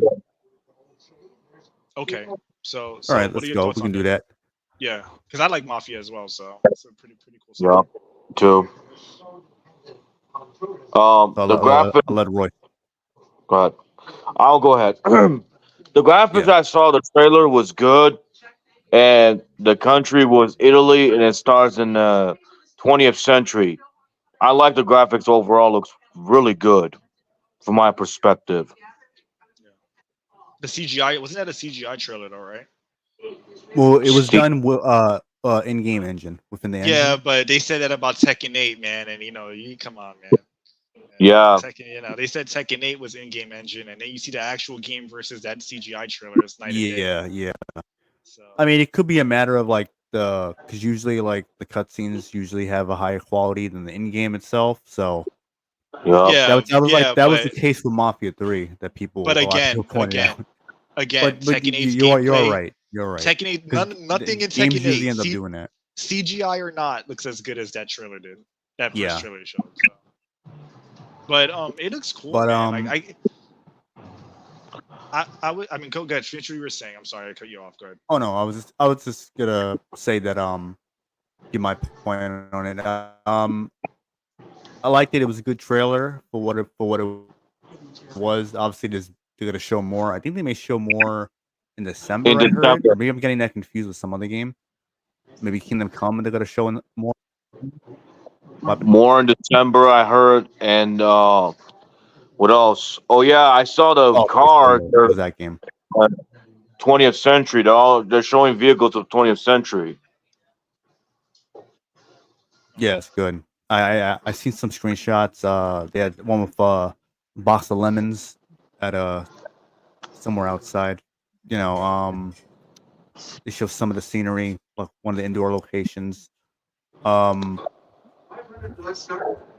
There's people were saying that maybe you may see Vito as a kid and you may see his family, because that's originally where they were coming from in the beginning of Mafia 2. Obviously when they went through in the beginning of Mafia 2 where you're in the military and whatnot, so when he settles down and all that. So that'll be interesting. It'll be a good Easter egg. I would assume they'll have him there because he's always had some type of presence within the games. Yep. It might be a plot point. It might be beyond the Easter egg. It might be like a legit plot point that's important. Yep. Maybe. I mean, because at that time he would be a kid. So unless they try to give his father more like of a role. Well, maybe it could be a thing at the end where just just spitballing the idea that where him coming to America is like an important thing. Just make it a big deal, for the series as a whole. Like, hey, this is an important moment. You know what I mean? Yep. After Mafia 4, they're gonna make Mafia 5 after this. From what I heard. Technically, this isn't Mafia 4. Yeah, 4. But the president of Hangar 13 said they're gonna make number 5 after 4. From what I heard. What do you think? What do you guys think? What was that? What you said? I didn't get that part. I said the president from Hangar 13 might do Mafia 5 after 4's success. It's possible. Oh yeah, well, I mean, this one is actually a prequel to 1, so they're not using 4. A number on it. Yeah. So yeah, they're not using a number. So the next one after this will be 4, and most likely will be set in Las Vegas, which is what a lot of people want. And hopefully they do go in that direction. I think in the end of Mafia 3 they had something with Leaking Clay went there, so you may end up running into him. I want to see that in Vegas one, right? Oh, please do it. Yeah, that'd be good. I'm glad they're doing in Las Vegas. I wish they made that. I wish that came. Oh yeah, that got canceled. Which is a shame, but yeah. But with this prequel, I'm actually glad they're doing a prequel because it's gonna, for sure it's gonna be rooted within the mafia within that time period, and what was his name? The Don from Mafia 1. Don Salieri. Damn. There you go. Yeah. It's rumored that you may end up playing as him. Oh. Which I actually wouldn't mind that. That would be pretty cool. So, Well, yeah. Looking at what Mafia 3 was, That's another one that I'm gonna wait and see because. Well, they actually did a good job with the remake of 1. I thought it was but it was really a good. remake. You know. Yeah, I know, but I'm talking about still. like the direction of like a new story. You know, them telling a new story. Yeah, I mean, Like, yeah. they did Hopefully they Lincoln Clay. That would I like the game is cool, but come on, like let's be real. That was like barely a Mafia game. Yeah, it was, and I Like feel like they so. dropped the ball with the story because he's obviously Joe's son, but they, Yes, the way they revealed it was like very like piss poor because And it's like, all right, we're waiting all these years for a new Mafia game. You're playing this guy. We want to see what happened with Joe, and then he just like barely makes an appearance and doesn't say anything, and they don't even, they don't. There wasn't much closure or clarity with their relationship in any way, really. And that Yeah. game, remember that game also played identity politics. That too, Well, yeah. So Mafia is not a Mafia. I think Series we is all not can above like it. realize why it came out. yeah. Yeah, of Yeah, like course, that's what I'm yeah. saying. They're, Like they're not it's above like it. They'll probably it's like yeah, that's what I'm saying. So it's for me, definitely it's a wait and possible they'll see. take some liberties to. Yeah, it is because Yeah. you know how these games are nowadays. So That's what I'm saying. you Like can never it be looks too sure. interesting. It looks Yeah. It does. interesting, It and I does. hope it's good because like if it's good, I'll buy it. I'm just saying that the fact that Mafia 3 and Mafia 3 was pretty heavy-handed too with it. It wasn't like subtle No, at all. it was. It was very Yeah. heavy-handed. So to me, it's like I gotta wait and see. It seemed deliberate because the time that it came out, and Yeah. also the way they poorly implemented Joe and Lincoln Clay's relationship, where it just seemed like, all right, well, we're just gonna have you play as this black character. We're gonna touch on the racism at the time, and we're barely gonna really even touch on him being Joe's son, even though Like there's some yeah. visual hints that he is Joe's son, and he Yeah. does make an appearance at the end, but they really didn't do anything with it. And we're waiting all this time, and then now we're getting a prequel to the first game, and there's still no continuation or even clarity of their relationship when people were waiting and think hoping about that they it. would do something with it. And think about it. Why would you make a Mafia game that takes place like I'm gonna put it this way. You're choosing it's like to me when developers do things like that, it feels like a series of plot contrivances to justify having like a Mafia game with like a black protagonist or whatever. Like it felt like even now when I think about it, it feels unnatural. Of all the like Yeah, history of like mafias, you choose like New Orleans in what like the 60s, right?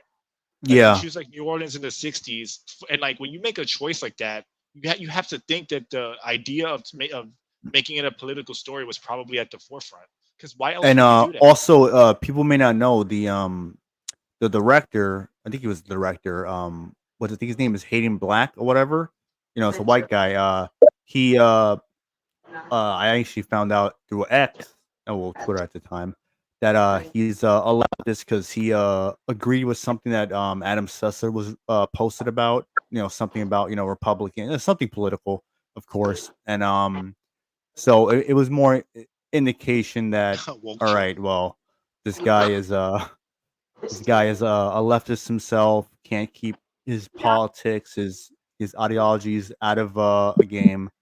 So it actually it made everything come full circle because at first, like, I'm sure a lot of people probably weren't really sure like what the intentions were. Obviously, a lot of people questioned it, me myself, but you wanted to have some hope that all right, maybe it'll be good, maybe it'll feel like a Mafia game, and then you play it and it's like, not it feels like might as well be a side game in the series or The something only like that. I'll give them credit, they had Joey Diaz in there, which is pretty I was funny. actually gonna say that. At least they That had was him. actually they had So, him, and that was pretty entertaining. But yeah, he did a great like job. it's Yeah. like I feel like if you do it once, you'll do it again. Yeah. So it's like What do you they're gonna guys do say? that shit again.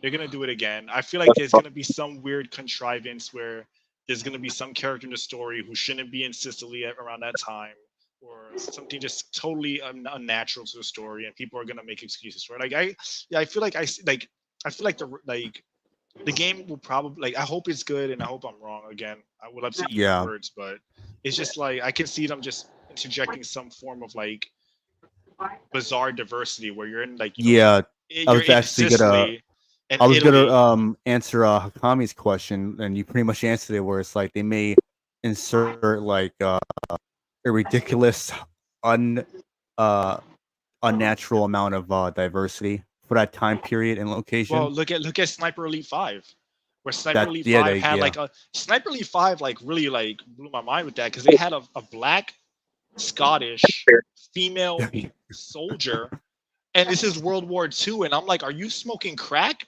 What the hell? Like, those are a lot of things that are just unlikely together in World War II.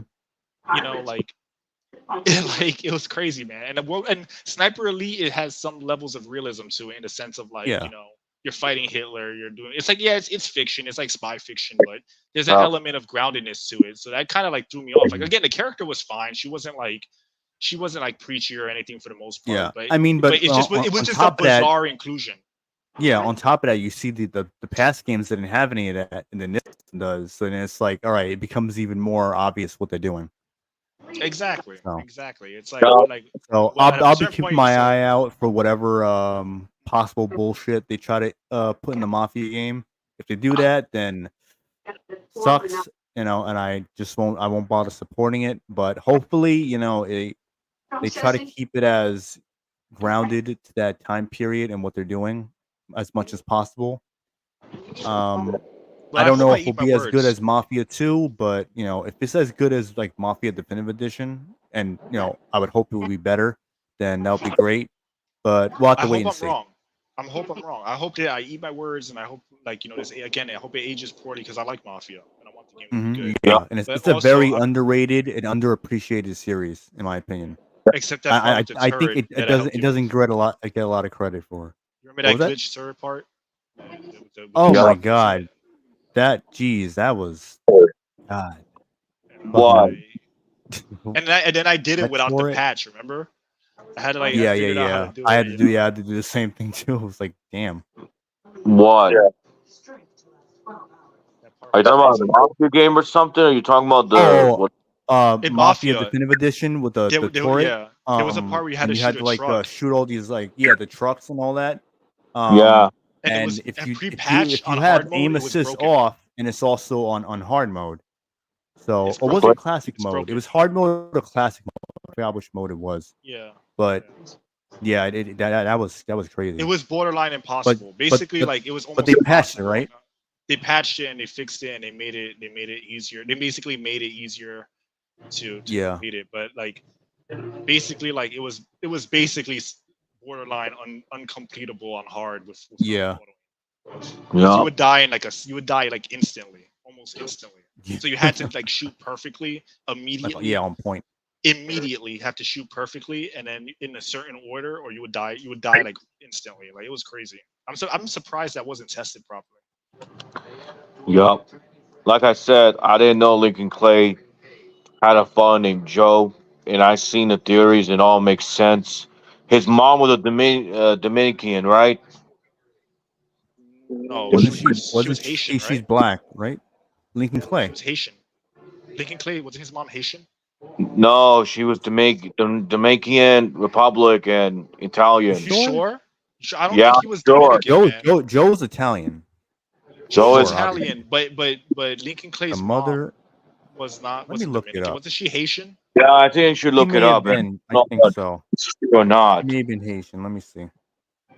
Because you know, Dominican Republic and Haiti are very close to each other. Because from what I remember, I don't think they ever showed her. They just showed like the people that took him in as a kid. I think.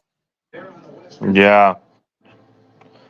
She in the church where the pastor was what, father or something? Yeah.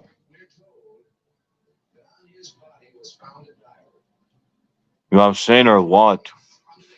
Yeah, I mean, Lincoln Clay looks like he could be Dominican though, so I wouldn't be surprised. But I could have sworn it was Haitian or something. No, it's not. Ah, okay. So Royce is right. She was Dominican. See, I was right.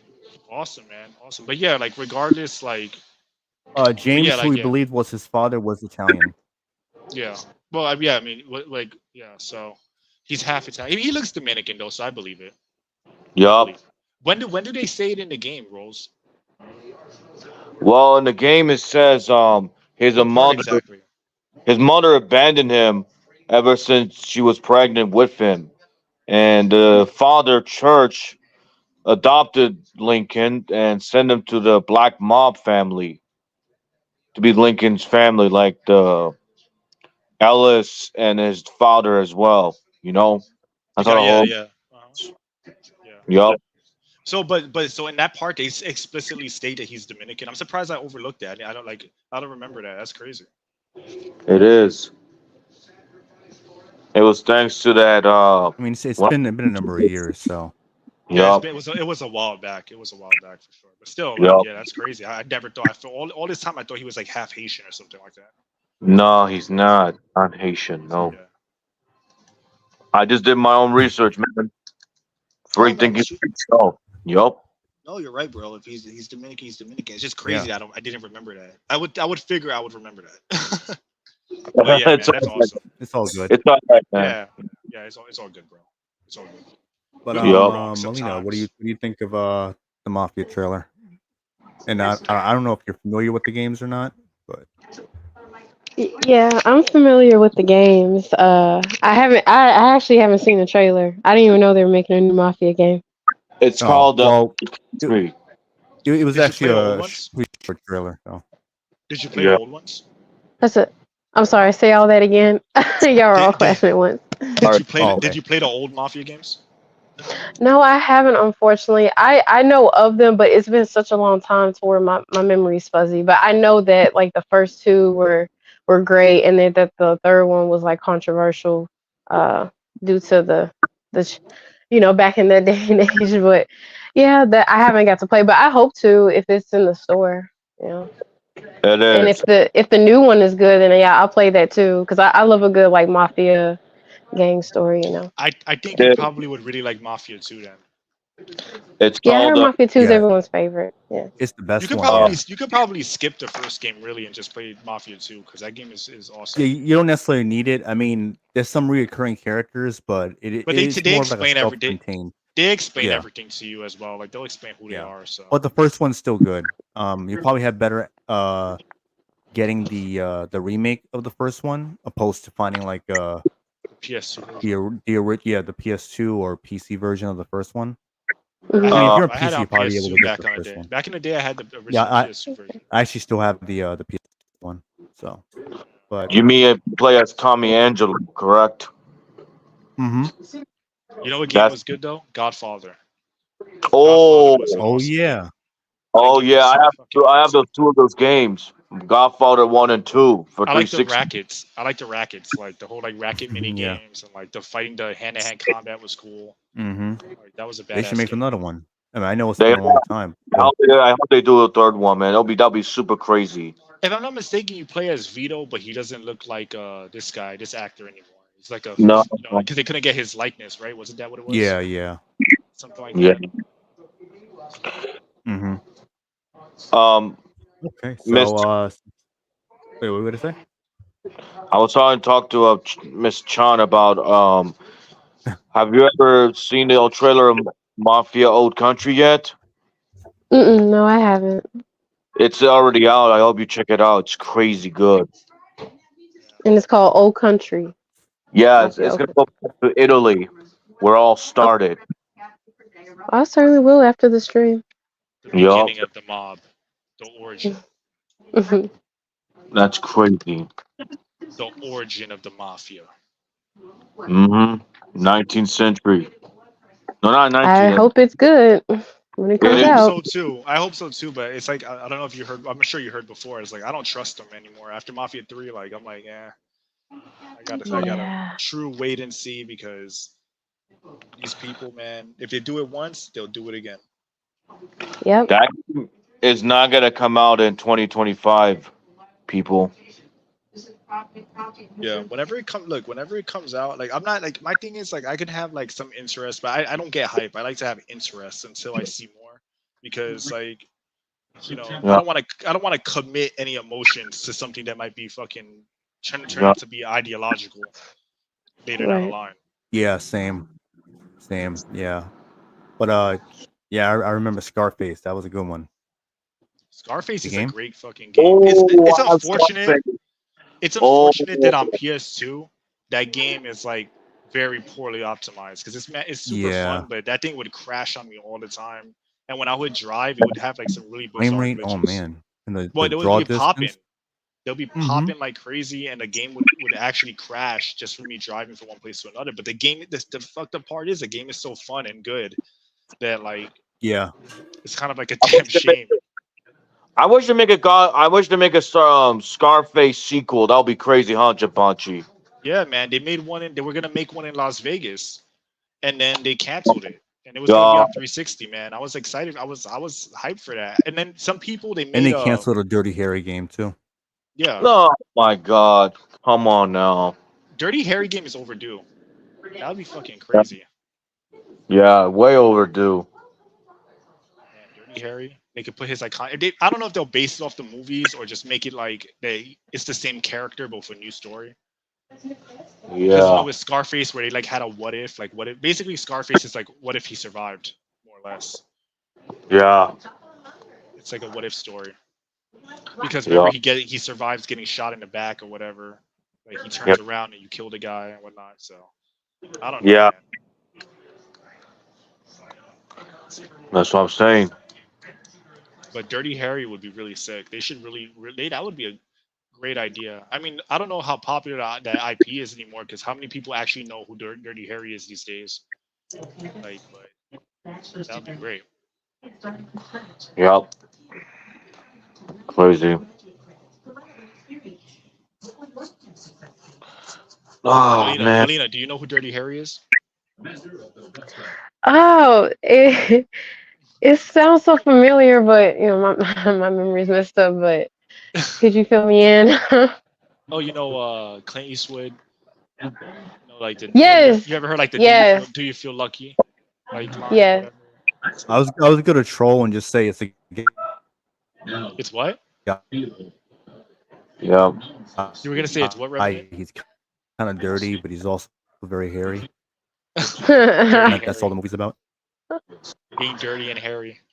I like that. Shoot, I was gonna think of Dirty Dan, like Patrick. Dirty. Oh yeah, SpongeBob. you know. Actually, that's kind of like a parody. You know, that's like a parody. Yeah. Of that, yeah. You remember how they fucking zoomed in on That's his true. face and he looked all like fucking overly detailed? Yeah. Oh yeah, yeah. It's like I'm Pinhead Larry. And then he got like the buck teeth. Yeah, man. Pinhead Larry and Dirty Dan. Yup. Water. About, you guys heard what's happening with Warner Brothers? They're moving out to Las Vegas. Better than California. Mm-hmm. You heard about that, Reverend? That's true. Yeah. They're No, gonna that's the spend. first time I'm hearing about it. But that's good. That's good news to me because maybe they'll change their ways. Maybe it's a sign of it's a good sign, hopefully. But who knows? Move out of California is a smart thing to do because they're If gonna you be have in. a business, if you care about your business and your freedom of your business, you have to leave California. Yeah, you have to. You basically it's like non-negotiable because the second you do something they don't like, they'll cannibalize you. Just as J.K. Mhm. Rowling. Yep. Yep. They were all on top of her. Once she said something they didn't like, forget about it. Then they fucking they turned this on is her the- fast. This And is then the it's like, same oh, woman she who transphobed, all these other things. And before a week prior, before she said anything, she was this great, amazing person who said everything that everyone liked. But Yup. one And this is all. one She different was, opinion gets you crucified. Yup. This is she, all Zaslav's fault for everything. meanwhile, they forget this is the same woman that asked pulled Dumbledore into being gay. Yeah, I hate that woman. Never Yeah, forget she that still- she she did still that, left and this bimbo. they still turned on her. So there you go. And David Telling Zaslav. you, the Alphabet Mafia, they don't play. Yup. Alphabet Mafia. I hope these investors start ousting David Zaslav for good because he ruined Acme versus Coyote movie that my friend wanted to see. They canceled that. I didn't like what they're doing to it. Oh, let me actually respond to this comment because I have a funny story about it. Executor. There was. It's funny you mentioned about the shark and Scarface because when I had the game, I had my neighbor come over, and we were playing the game, and I had never swam out in the water, and I was bullshitting him. He's like, "Oh, what happens if you swim out?" I was like, "Oh, a shark will eat you." Like, yeah, I was fucking lying. I had never actually like seen that before. And when he was swimming, when he went swimming out, the shark ate him, and like it totally threw me for a loop because I hadn't made it up. I didn't know that was an actual fucking thing in the game. And he's like, "Oh, you fucking tricked me." When I was like, I'm like, "Bro, I really didn't know that a fucking shark could eat you." Oh my And he's god. like, "Nah, you're a pretty fucking funny. liar. I don't believe you." Whatever. I don't know. It's just. But every time someone brings up the shark and Scarface, I think about that. Right. He's like, "You're a fucking liar. You knew the shark was." I'm like, "Bro, I fucking lied." Yup. Back to my point was I hope David Zaslav loses his job for what he did to Acme versus Coyote. That should have been a new movie right now, but hope he don't want to put it out there. It was stupid. Well, he's a bad. I mean, are you surprised? It's bad leadership, man. Yup, he Mhm. is. And what happened to DC and Batman, all of them? Now they're being outsourced to a different company now. Thanks to We his see the stupid. result of that. Well, that's Yup. because they had no coherent vision, and every time somebody had a committed None vision, whatsoever. they would bail out on it. Every time someone had a clear goal, they would bail out on it. And now we have Yeah. James Gunn, where he's doing the Superman movies, and James Gunn's version of Superman. Again, the actor is fine, but that suit looks fucking horrible. Yeah. That suit is It looks awful. horrible. I seen Have it. you I'm like, what seen the it? fuck is Yo, that? it's baggy. It's like a baggy suit. It looks like a uniform, it just looks awful, man. At least from what I've seen so far. Like maybe it'll look better on camera, like with like a actual trailer. Like sometimes the suits don't look good in photography, but then when you see it on screen, it looks better. But that shit looks so weird. It looks like the X-Men Yeah. suits. Remember the X-Men suits where they were like just like kind of like utilitarian and like Mm-hmm. you know what I mean? They just look like uniforms, like generic uniforms. It looks Yeah, kind of like yeah. that. Like it doesn't look like an No, you're actual right. superhero suit. Yup. Who knows? We'll see. Maybe they'll improve it. I mean, I doubt it, but you never know. We'll see. I don't have any So, hype for James Gunn because James Gunn is kind of like he's also one of those weirdos as well. Yup. But anyway, Yeah, yeah. So we can move yeah. on to the next subject. Mm-hmm. Okay. Let's get into Silent Hill 2 remake. The previews where sites like IGN, GameSpot, and other gaming publications like that had gotten a number of hours that they played on the game, and of course they had like beef footage in the background. There's some videos, I think one's from VGC or some shit like that, where it just has like the full like 20 something minutes of the game with no commentary. In case I don't know if anyone saw that. Jim Yeah. Pachi, and I know I sent you a few videos to watch on it because I kind of like started watching it like the last minute because I didn't want to For talk the sake about it. of the Then it's like, all right, I podcast, didn't yeah. see anything. Yeah. So, and I know Reborn wants to talk about it. I know he's doing it on his podcast. I think tomorrow or something. I can't remember what day. He'll remind me. But I would assume he would want to join. So I don't know if he's I listening mean, he can in. talk So about he it can. here because like Yeah, I it's know. not like Yeah, I it's mean, like it's not like people like his fan base will listen to him on his channel and yeah, I know. people here No. will He listen to him. he actually was going to join, but he said he'll come when he's ready. So maybe he'll be in a chat. But An yeah. executive put laugh emojis, bro. Like back to the Scarface thing, man. Like I'm telling you, bro. Like I felt like that was some crazy shit, bro. That was an unbelievable coincidence. Like at first, I got a little bit of a god complex. I'm like, if I just say shit, will it become true? Can I just make shit up now? Like, but no, like crazy. But yeah. So the previews came out. So I know I saw it. I know you, Jim Pachi, I know you saw it. I don't know if anyone here had seen any of them. Did you see it, Melina? I'm looking at it right now. Oh, okay. All right, catch up. Yeah, Fresh. because I didn't know they At dropped least this. he's honest. Hey, yeah, Yes, she's honest. The truth shall set you free. Yeah, yes. exactly. I saw the So- Mafia Old Country. It looks really nice. Very beautiful. Oh, Yeah, it was good. It was a good reveal trailer, in my opinion. Look, if you want to play a good Mafia game, this is what you do. You boot up Hitman Blood Money. You go to the vineyard. And you just pretend that it's Mafia. Problem solved. Okay. Or Yeah. alternatively, you boot up Hitman 2. You play the first level, which once again, ironically, has something to do with the Mafia, and you play that. And now there you go. You have perfect Mafia games. Okay. I gotta get into those too. I love Hitman. That's a whole other subject. I'm not even gonna get into that. That's a rabbit hole. I love those games. Mm-hmm.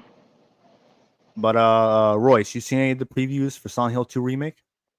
Well, the preview, I didn't like the female character. She was ugly. I'm like, what the fuck is this? Which one? You said the female character. Which one was ugly? It's the girl that the male was trying to rescue from. Her, the original one, Silent Hill 2. Yeah. All right. Yeah. But I mean, because there's multiple women. There's Angela and then there's Maria. Angela, yeah. Angela. Oh, the one with the white turtleneck. You mean the dude from the X-Files? Yes. Oh my Yeah. You cannot tell me you cannot tell me she doesn't look like the dude from X-Files with a wig on, bro. He does look. He does. Which one was it? Scully? Muller? Yeah, him. Yep. Yeah. Oh, yeah. Not only that, the nurses, I don't like the chests being censored, which is stupid. Yep. Reducing the chest. Like, what the fuck is this? Reducing femininity once again. And you know what's obnoxious? The game itself just has like really like weak looking response animations. Like whenever you see a character being hit in that game, the response doesn't feel appropriate. Like it just doesn't feel responsive. I'm not. I remember what you told me after you saw the video. You said it reminds you of Sinking City. Yeah, not in a good way. Yeah, but not in a good way. Yeah, it reminded me of Sinking City, where like, as much as I love that game, as I love it, that's a great game. But when you hit enemies, it's kind of like a weird a weird delay and a lack of reaction from the enemies. Yeah, so it feels like you're just like smacking a brick wall. Like, and I was looking at him stomp it, and even the stomps didn't look like they were resonating with like the enemy. Like, you know, in Resident Evil 2 remake, where you shoot an enemy or you knife them, like their fucking limbs jiggle, they react to the attack. Like, there's none of that in Silent Hill 2. It just looks really weird and stiff. Yeah, that's what I noticed that too. Like what you were saying before with Sinking City, and I agree. Like with Sinking City, like you can forgive it because it's a budgeted game. Yeah, and they don't. Yeah. So, you can forgive it, but this is a game with Konami money, and it should not be like that. Like, and some people had said in the previews that it kind of has that familiar PS2 jank to the original, and I'm thinking to myself, is this game purposely being janky, or is it the fact that Bloober Team, this is the first game where it even has combat? Where they don't, that's a lie. They're learning how to make this shit as they go. They didn't come into this like, all right, well, we did this before with this other game, so we're gonna incorporate it here. No, they're learning as they go along, and it shows. Well, that shows you Capcom's. That shows you not Capcom. Sorry, that shows you Konami's. You would think about the other woke company. Yeah, it shows. Yeah, for real. It shows you Konami's ignorance. Yep, like I said, they gave it to whoever. Like, all right, we're just gonna give it to this team. On the cheap, and hopefully it'll print us a lot of money. Like it tells me Konami doesn't even know what they have on their hands. They don't understand the depth of the kind of IPs that they have. Like I don't think they really fathom that, because logically, if they want to make Capcom money, but they don't have the Capcom business sense, despite what you want to say about Capcom, because Capcom realizes that a game like Resident Evil 2 is a big, huge deal. Like a Silent Hill 2 remake, to be honest, is even bigger than their next official release.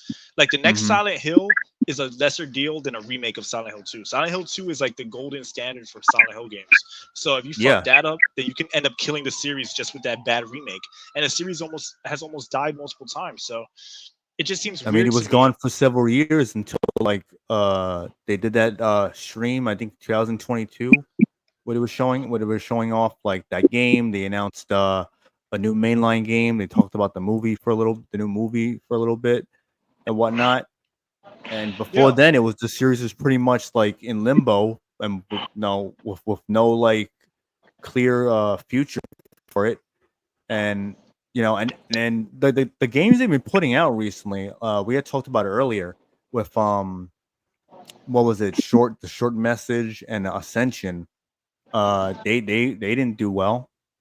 So I mean, they're not really giving you a good impression that they really care about the games they're putting out for this series. They're trying to bring it back, but it's like they're not doing a good job of that's putting what I'm out saying. good games that it really feels like, all right, there's some quality here, because it all seems like such a far cry from like the first 4 Silent Hill games. But that's what I'm saying. I don't think that they know. I don't think that they're like, you know what, you have like a bunch of talking heads. It's like OCP from RoboCop. Like you got a bunch of people in high positions and they don't even realize what they have on their hands. Like Silent Hill is like a massive series. Like if they had sense, they would have actually finished PT. They would just focus on making PT a full Silent Hill game. If they actually knew what the fuck they were doing. So it's clear that you it's would like assume a massive... they had a lot done with that game too, at least. Yeah. And it reminds me of like Warner Brothers with the DC characters. They have all these iconic characters and their incompetence of like, it's like they don't even realize what they have on their hands. It's the same thing with Silent Hill and Metal Gear. It is. Like common sense would be like, all right, we're gonna put if this is what would happen if they actually wanted to make money, they would say, all right, with PT, because I think didn't Kojima help with PT, if I'm not mistaken? Wasn't that like a thing with him as well? But anyway, regardless, they would say, all right, I'm gonna put our personal beef aside. Let's make a bunch of money with Kojima's name. He had a vision for PT. Let him make his full game. Let's have him on board with Metal Gear, because even despite what we might feel against the guy, he is the one that is fucking behind this series. Like that's good business sense. And I'm not even defending Kojima, because Kojima's a fucking idiot too. He says dumb shit all the time. Yeah. But the thing is that that's the difference between Capcom, where their fucking remakes and the shit they're doing is BS, but they understand the depth of the IPs that they have. While with Konami, it's just another corporate business venture. It's like, oh, we have Pachinko, we have Yu-Gi-Oh, you have Yu-Gi-Oh, we have this. It's just this is our gaming division. Like if they gave it the attention and care that it deserved, that would be their biggest moneymaker. Because again, most people when they think of Konami, they don't even think about Yu-Gi-Oh, they think about fucking video games. From what I heard, a lot of competitive players are quitting Yu-Gi-Oh because there's no prizes anymore. It's the game is like too competitive now, and people are going to other games to play. It sucks. I don't know why they're doing that. Like I like the original Silent Hill 2, and even Pyramid. Like in talking about it, even Pyramid had looked way too small. Like I don't know if it's just he really I remember did. him being bigger, or like just looking more like imposing or That's something. what I was thinking. I'm like, I could have sworn he was bigger in the original. I mean, it's been a while since I played it, but I could have sworn he was bigger than James. He's like in the remake, he's like the same size as James. So I don't know. Yeah, like he was like more imposing. I think maybe they're trying to drive home the fact that like Pyramid Head somehow represents James. Like like, just trying to make a more clear parallel. But that's me giving them credit, which I shall not. I'm pretty sure it's just a design. And even if they were even if they were doing it in that way, that just shows you again they don't know how to be subtle in their approach. Their horror games are not subtle. It's like everything is like in your face, like directly to you. It's like nothing is like nothing is very. It's like carefully done. There's no nuance. There's no nuance. Yeah, like like they don't really set the tone for what's to come. It's just like, all right, here's like fucking shit flying all over the wall or whatever, or blood, fucking pool of blood coming all over the place, and it's like they don't set anything up for you to anticipate or question or they don't build tension. It's called exactly building tension. It's yeah. psychological. That's what I was thinking of. Silent Hill is not. Silent Hill is psychological horror.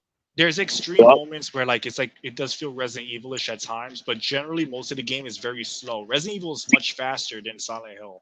Like Silent Hill is very slow, very deliberate. The story is told in a very nuanced way, and then everything comes together at the end. Even Homecoming, which is a game that's notoriously hated, did a great job of building tension and building toward the reveal at the end.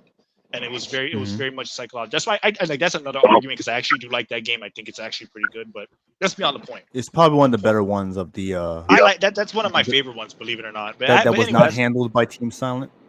Yeah, exactly. I mean, obviously the first games are a masterpiece, but like Yeah. after the first 4 games, I think Homecoming is actually really not that bad. But anyway, that's not the point. My They whole should have point remade is one. that yeah, that's the one that really need, but that's not the most popular one, bro. You gotta make Yeah. They did that. That's why it's like they're trying to copy Capcom. Yo, what up, Let's just do everybody? a popular one. Yo, what's up, Y2? What's up, Y2? So my whole thing with all of this, right, is really to say that, you know, I just don't think that they have the right mindset behind this remake. YouTube, kafe Wala, so please like Demake na nagam They don't have the right mindset behind this remake, and it really does show. It just shows. And I think that, look, there are some things to praise, right? Like, for example, there are some things that do look decent. Like I like the environment. I like how the environment looks. The fog looks way better now. They improved the fog. The lighting is pretty good. I like the blood effect. The blood effects themselves, they look pretty good, where like the light properly bounces off the blood, so you can see like speckles of specularity across like the blood. I don't know if you guys know what I'm talking about, but it's pretty detailed. Yeah. Those things look good. There's some things to praise. The graphics I would say is like kind of like a mixed bag. It's a mixed bag because it looks like inconsistent. Because his jacket looks cheap. His jacket looks fucking like they got the wrong tech. They got the wrong fabric. Or it's not textured enough. It's just not textured enough. It just looks it's like you're waiting for the textures to load. It never does. And the animations are generally dog shit. Sorry. They're pretty janky and cheap looking. They don't look very good for a modern for a game with the amount of budget that it probably did have. Back to when you had compared to Sinking City, his fucking running animation looks like that when he does like the light jog. Yeah, it just looks. Well, it looks better in Sinking City. It looks kind of cheap, to be honest. And I remember you had made a point before with the last time we talked about it on the podcast, where you had said it's like an indie game, like a high budget indie game. Yeah, that's what it feels like. It feels like a bloated. Yeah, it does look like that. You ever play like an indie game? It looked like a project for like a old game that was made by MDT. Like, you ever seen like some indie games that they have like beautiful graphics, but it's still an indie team? So then when you look at the actual gameplay and like animations, like, oh, okay. Yeah, there's a lot of them like that. This is definitely an indie game. But when you look at it on a surface level, it has like great graphics. It shouldn't even be like that. I agree. When you think about it, like it should be of a high quality. So that's kind of like the point, we're all making, or it's like Konami just like, it just seems like they don't care. They don't understand what they have. And, so you got to revive this series pretty much, making a remake of one of the, for a lot of people out there, it's like one of their best, their favorite, I should say, games, period, or favorite survival horror games, whatever it may be. It's a very popular and influential game. And then it's like you're handling it like this, where again it looks like the Bloober team is like they're learning things as they're making the game, and the fact that they had to change James' face from what it originally looked like, which was horrible, shows that's one example. Like, yeah, that shit look ridiculous. They don't understand. It's like they don't understand like what they want to do. Even with the fog, they added more fog. It looks better. Yeah. So it's not like we just hate on these projects. I mean, hate on this because we want to. We just hate this. These remakes. It's called standards. And because we used to like love used to love the series, not like hatred for it. But that's what it is. You have standards. You expect quality. Yeah. You expect quality assurance, and when you look at it and you don't see that, it's disappointing. It's disheartening because exactly that you once loved. And again, the thing with remakes is they outside of, even with Capcom, they're fucking cash-ins. But outside of Capcom, they majorly have been cash-ins. Oh yeah, most definitely. That's what they have been. Silent Hill 2 is only being remade because they saw Capcom make a bunch of money with Resident Evil.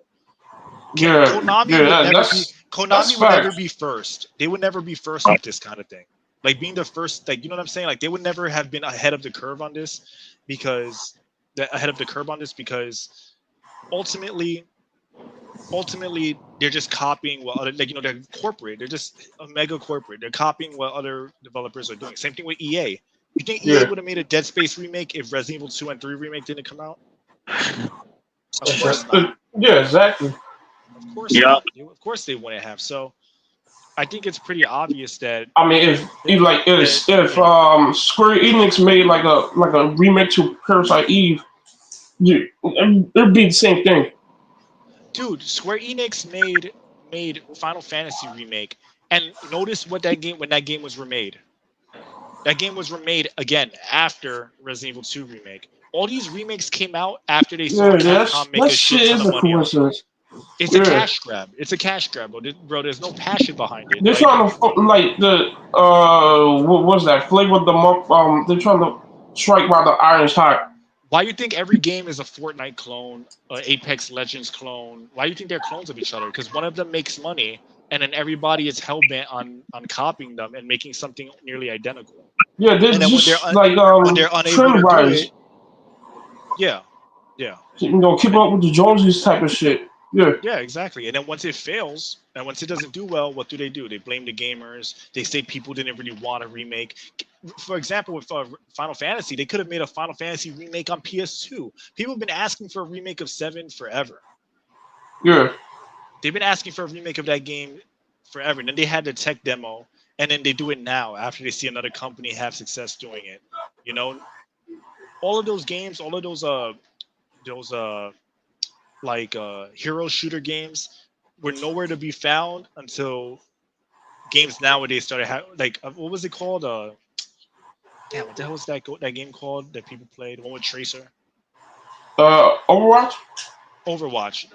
Yeah. Those games come out, and then they went ape shit trying to make looter shooter. I'm not looter shooters. I mean hero shooters or whatever. Like there's no soul behind it. And back in the 360 and PS2 days and PS1 days, it was a bunch of nerds in a rented office making games because they thought it was cool, and it really shows. It shows in the difference of quality. Yeah, people were just having fun. Now just having people who see themselves as this sort of victim. There's a massive difference. There's a massive difference, bro. There's a huge difference, and again, they don't want to, they're just not, it's not a creative endeavor anymore. It's more so like a corporate product. Yeah. Because you got to think, if you look at old Japanese studios when they made the PS1 games, if you watch documentaries and shit, it's like 10 guys in a fucking rented building. Like 5 dudes in a makeshift rat. Yeah.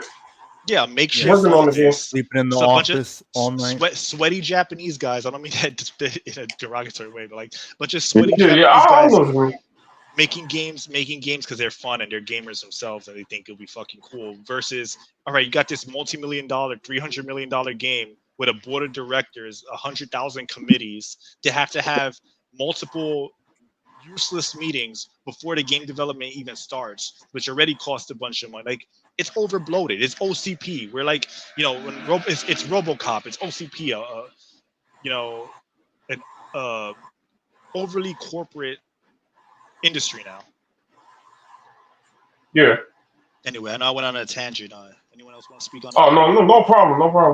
I know you're right. Well, for me, I give that these companies soulless. I'm gonna give that game an F. For that remake is an F. The Silent 2 remake is an F for me, Yeah. And if they want to failure, they can go fuck themselves in the ground. F for failure. Yup. Because I'm tired of. Go ahead. Sorry. Go ahead. You were saying something. You got washed out. That's what I'm saying. Oops.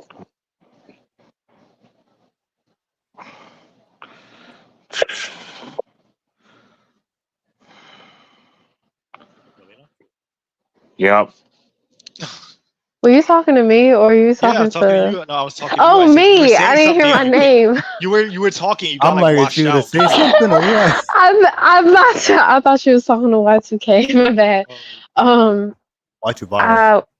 Y2. Oh, I'm sorry. Y2. Oops. I'm so sorry. She called you. I'm so sorry. Virus. She said you're the millennium Yeah, I was. I'm so sorry. I better chill before there's a glitch about to happen. Yeah, right. Don't jinx it. Yeah, What I was gonna say was to add to your point, Jinpachi, about like the companies. It's like yes, everything is so suit like collar tie. It's just like nobody's just being creative anymore and just going with it. Like that's why like with Silent Hill and a lot of these companies like who started the remake trend first, it's like nobody's gonna dare try to do the same until they see the success of it first, because that's a lot of money, that's a lot of time they got to invest into it, and it's like why try to do a remake until it works. Like no one's gonna believe it until they see it. So and then that's where all these copycats come from. They want to hop on the train because it's like, okay, well, Capcom did it. So and we have a popular franchise or a game within a franchise that's popular. So let's hop on that train and do the same thing. And that's just now it's a trend instead of just being innovative and creative like naturally like outright, because after seeing the preview, the one thing that just kept distracting me, like I was trying, I really was trying, I did was focusing on everything else, but the one thing that kept distracting me was the way fucking James was walking. What is this stiff ugly ass walking? Like he got a stick up his ass. Yes, like it was terrible. And then the combat, like he looked so frigid and scared. Trying not to run too fast to, you know. You want to yeah. It was very feminine. I'm like, make it home in time. Right. It like he has no like there is no urgency. Like he's not in a town that he's just surrounded by fog. He can barely like navigate or see anything. It's terrible, and it makes me mad because there's no excuse. You're a AAA company. You have all this technology, you have the staff, you have the money, you have all of this, and you can't do something as simple as get a walking animation right. Like who mocap that? Who mocap a I'm sorry. It's funny because it's so bad and there's no excuse, because that's the first thing. And then like another thing with Pyramid Head, oh my god, because Silent Hill 2 is my favorite. So this really makes me mad. Like I feel like it should never been made to begin with. And just seeing Pyramid Head, why is he built the same and like his height is the same as James? Like he is supposed to be the psychological or like manifestation of him, but he looks so frail and even he looks stiff. So I guess he is a manifestation of James after all, as far as the remake, because he looks just as stiff and just he's not giving menacing. He's not. I don't get anything at all whatsoever. It's not doing it for me. And I know they cut that scene out because I was hoping to look for it. Yeah, they cut that scene out. You know they of the mannequin. Yes, the threesome with the mannequins. Like I was hoping to see it. I know they cut that out. It is. Yeah. That's the whole and they're not going to have any of that. And there's no point, because that's the thing. They can't replicate what Capcom's doing because they're two different formulas. Like Silent Hill it's a game, but it's really an experience because of the story and the subtlety of leaving it to the player's interpretation of what this and that could be. With Resident Evil, everything's just straightforward. It's just you killing zombies and they tell you everything. Silent Hill is more thought provoking. Yes, it's more thought provoking. It's supposed to, have you thinking, and it's really deep and depressing too. It's very dark. Like Resident Evil is dark too, but not as dark as like Silent Hill, because especially with 2, because there's a lot of actual to keep it safe, actual undertones. Is mainly the premises of Silent Hill 2, so you can't replicate. Hill goes like deeper than Resident Evil. It does. It does, and you can't stuff like that. Yeah, you can't replicate that. The only thing you could do is just amplify, like give more of an experience, which there's no point because you have the original to do that for you. But you want to move forward with the remake because you're hopping on the train like everybody else. You're supposed to make it more of an experience. That's really what Silent Hill's supposed to be. You were supposed to be the chosen one. Right. You're supposed to destroy the Sith, not join them. You know what I'm talking about? Like that's what it reminds you of. But no, man, you're right. Like they just did what they're supposed to do, It's what they're more actually story doing. driven than the gameplay. Yeah, Yeah. exactly. Yeah, Which is but you why people possibly was forgave right the about clunkiness. but you're possibly right about that whole how these companies wouldn't give a fuck about these games until Capcom start like remaking them. Then they starting to care. Oh, we found. Oh, I forgot we got the IP in our in our what's that in our control or whatever. Yeah, so they really didn't care about any of these games until Capcom started making remakes, and then all of a sudden you're hearing, oh, they're making a remake to Silent Hill 2, a remake to Dead Space. Like Dead Space have been dead for like years. Yeah. Silent Hill has been dead for years. They did it because they saw dollar signs of what Capcom was doing. Why do you think they're not making a That's second all it one? was. Exactly, yeah. Because a company that cares that has a vision, they're gonna try to force it any way possible, which shows you they had no vision. Because look at Tekken. Say what you want about Tekken 8, because I have gripes with that game, but Tekken would have died if it wasn't for Harada begging and pleading to make Tekken 7. So that shows you that at least Harada really wanted to make that game, and he put his money where his mouth is and said, "Hey, like, give me a lower budget. I don't care. I don't want my series to die like this." Versus like versus EA, where they have a failure because of their own bonehead decisions, and then they're like, "All right, well, we give up. It didn't work. People didn't want it. Let's move on." Because when you think about it, how many people do they have at EA or any of the companies that they own, or even Konami or whatever company may end up being? Like, how many of them can say like, "All right, we're gonna beg the publisher to allow us to make this game because we care about it that much." A lot of them won't do that. They'll just go along with whatever the publisher wants them to do. Like, hey, make this game, or just assist this company in making this other game, and then you don't have a lot of developers where it's like, I'm pretty sure you don't, where a lot of them will just be like, no, I don't want to work on this new game that I have no real like passion for. I don't want to assist this team. I don't want me and my other colleagues to be reduced to a team that is assisting another team and making what they're supposed to be making. We want to make what we are passionate about, and a lot of them are not like that. And that's why, like, Harada, say what you want about the guy, but you could tell he actually cares about Tekken. It's undeniable that he does care about the series. So, despite, I mean, he cares so much that he watered it down for noobs. So there you go. Like, but that shows how much he cared, that he wanted it to stay around. So, companies like companies like Konami and EA, they don't have that. It's all about the next corporate product. And unfortunately, that's why we're at where we're at today. Yep. Another thing I wanted to bring up about the Silent Hill 2 remake. People were talking. I saw some in the comments where they're like, "Oh, I forgot his name. Akira something. I keep forgetting the last name. The person who did the original soundtrack for the games, who obviously came back for this. It's like, oh, he remade the music to sound like modern or whatever." And what I'm hearing, the music, especially in the beginning when James exits the bathroom and he's like, doing the monologue and all that before he goes off to enter Silent Hill. He's hold on. Okay, sorry about that. But yeah, you can hear the music playing. What was the song called? Promise in the beginning. Yeah.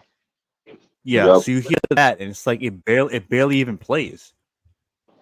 Like it seems like the music is like more subtle this time around, and it's like, damn, like why? That was actually one thing I didn't like about Resident Evil. I don't even remember that glitch happening in HD collection. In Resident, it's not even a glitch though; it's a design choice. Wait, let me send the link to read. Man. Because in Resident Evil 2, they also did that in the remake, where you'll go into an area and the classic music would barely play just for like a few seconds, and then it'll fade out. You'll never hear it again. And it was mostly the save room music. Yep. Yeah. But Yeah, it's you kind of talk about RE1, right? no RE2. RE2 Ah, remake. The music barely played. The music Yeah. barely played, and when it did play, it would only play like once, and then when you go back in the area, it'll never play again. And it's a shame because the remixes that they did make were actually pretty good, but you barely get to hear them. yeah. Mm-hmm. At least 3. The music had more presence to it, even though like it wasn't the same, unfortunately. Yeah. Nor But nor was it tonally, as tonally, nor was it as good. well, tonally it's different though, because Yeah. Resident Evil 3, even as much as people don't want to admit it, even the original Resident Evil 3 was more of an action game. Yeah. So Yeah. it kind of makes sense that the music will play more consistently because it's not trying to build suspense. But then again, there Mhm. is still a way to do it, and the way they handled it, I think, was Exactly. like it's like it makes sense for even Resident Evil 2. I can let them slide because there's a lot of jump scares, so like the quiet does kind of lend itself to the newer atmosphere. But with Silent Hill, it's so psychological that you would want the music playing more often because it's gonna help build tension for the next event. No, you're right. And so hold I on a think wasn't there second. something else about the Silent Hill 2 remake that I saw? Why Chromosome says I played EA's Apex Legends yesterday. Yeah, that game is not that bad. The game Apex Legends is fine. It's more so I'm talking more on the copycats. Like how many people like they saw that was successful and then a billion copies were released afterward. Same Mhm. with the other game, the other game we were just talking about before. Overwatch? Overwatch, yeah, and Fortnite and stuff like those games. Even though I think Fortnite is ass, even though those games are successful, people like them. But then there's a bunch of copycats that consistently fail, Like Concord. like Concord, yeah, for example. Yep. And I heard Conference TV say, "Oh, DI makes video game die." He makes a fair point.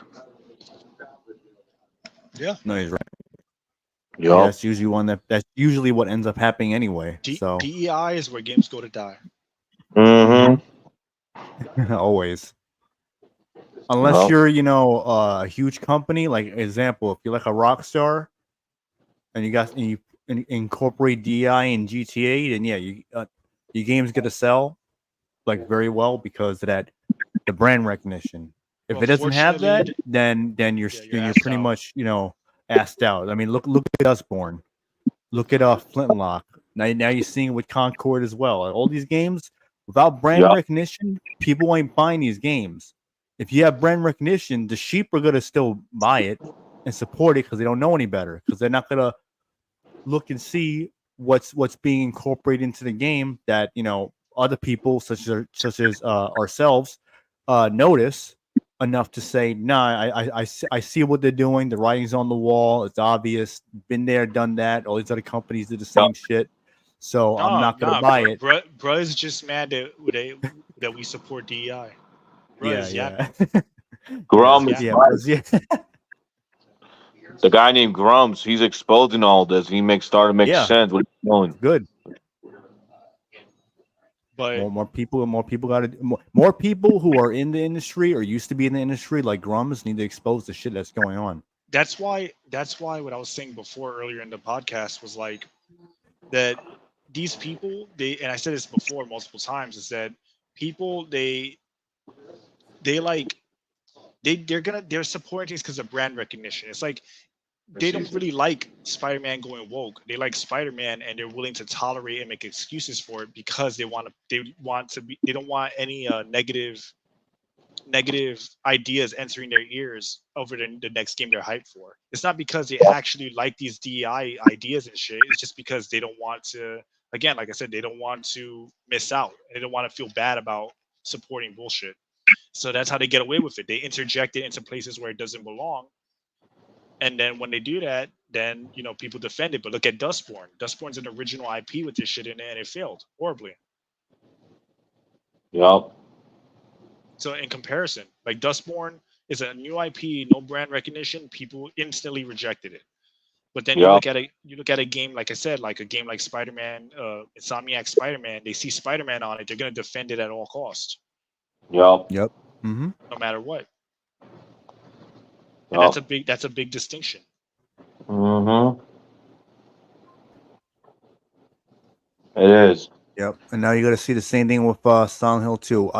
I can see it now, but before I even say that, keep in mind that Bloober Team and Konami are working with a consulting company called Hit Detection, which is really if you go on their website, you can look and see what they're all about, and some of the people who are there now who used to work for other companies like IGN, I believe GameSpot, I think Games Radar, G4, EA, I think some from Ubisoft.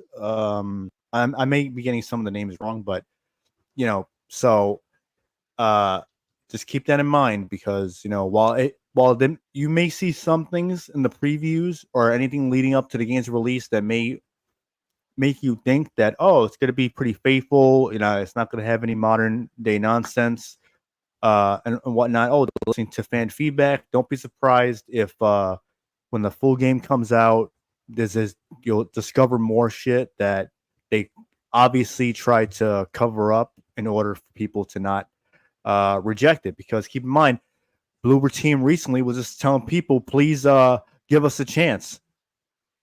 Yeah, that's a real confident thing to say. Yeah. So, there, buddy. It sounds like that. It sounds like that. When Religion did that pull that bullshit, saying, "Oh, we ain't backing down." And you look. Oh yeah, what was it, Saints Row Volition? Yeah, Volition. How many times do we have to teach you this lesson, old man? Yeah, it was a time. But I was gonna say, like, I can see it now, where the game's gonna come out, and what's gonna happen is the reviewers and the shill media, like the YouTubers and all that. Yeah. And I can't say much about Dead Rising. Even Capcom's biggest shows is not touching that.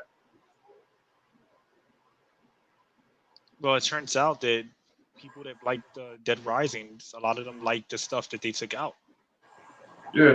Capcom, Dead Rising is a degenerate ass game. To try to paint it as anything else is a lie. So trying to make that game sanitized is only going to kill their own creation. Yeah.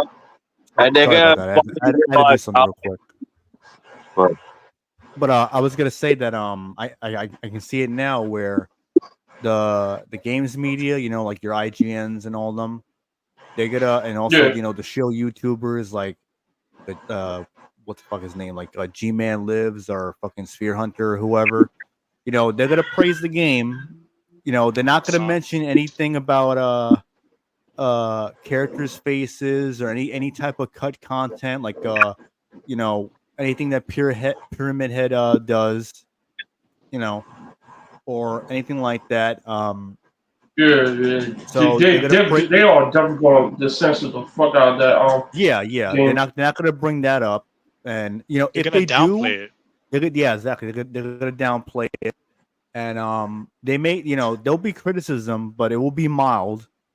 But and they're gonna praise. Oh, it's such a great reimagining and a great take on an old classic. The usual like buzzwords that they use to help sell the game. And the most like regular fans or people who aren't getting the game for free, the people who got to pay out of pocket, and fans who aren't shills are going to actually point out the bullshit that will be in the game, like the stuff we were just talking about, like fucking James's movement, or how the characters look, or even like how terrible, like how it looks when he's stomping the enemies, and even like the reactions the enemies are when they're getting shot at. Well, that's why it looks and bad. all that. Because when you stomp them, they don't react. Pyramid Head.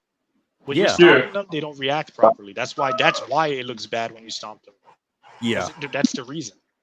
So they're gonna be the ones who are actually going to point out the obvious flaws. Yeah, there's going to be a few people who aren't part of that, like the Access Media Group, who'll be paying out of pocket for it, who's going to try to defend it. Just like the people, it's the same people who are going to be defending the Dead Rising remaster, or even the people who were defending the Dead Space remake, and all these other games with these different changes, like the Resident Evil 4 remake and whatnot. So, because there is a collaborated effort for a lot of people, where it's like they feel the need, they have to defend these new remakes because they have to defend their purchase. Yeah, they have to defend their purchase. They need validation, and also they look at these games as like, if these games fail, well, may not get another one of them again, and they don't care what condition these games come out in, as long as, all right, it's a new Silent Hill, all right, it's a new Resident Evil, it's a new Dead Rising, it's a new Dead Space, it's a new whatever. Slavery 101. Exactly, yeah. So expect the usual tactics from these people, because I can see it coming. Like they will literally defend every fucking thing. Like they have defended the Dead Space reboot, the Saints Row reboot, all that type of shit. And I'm very certain they're going to support this Silent Hill remake. Well, it's like being a drug addict, defending bro. Concord. It's like being a drug addict, bro. Yeah, they have to defend. They have to defend their addiction. Yeah, but instead of being addicted to drugs, you be addicted to shitty games. Yeah, that's what it is. That's what it is, bro. Here's a message for them. You need us more than you need the fans.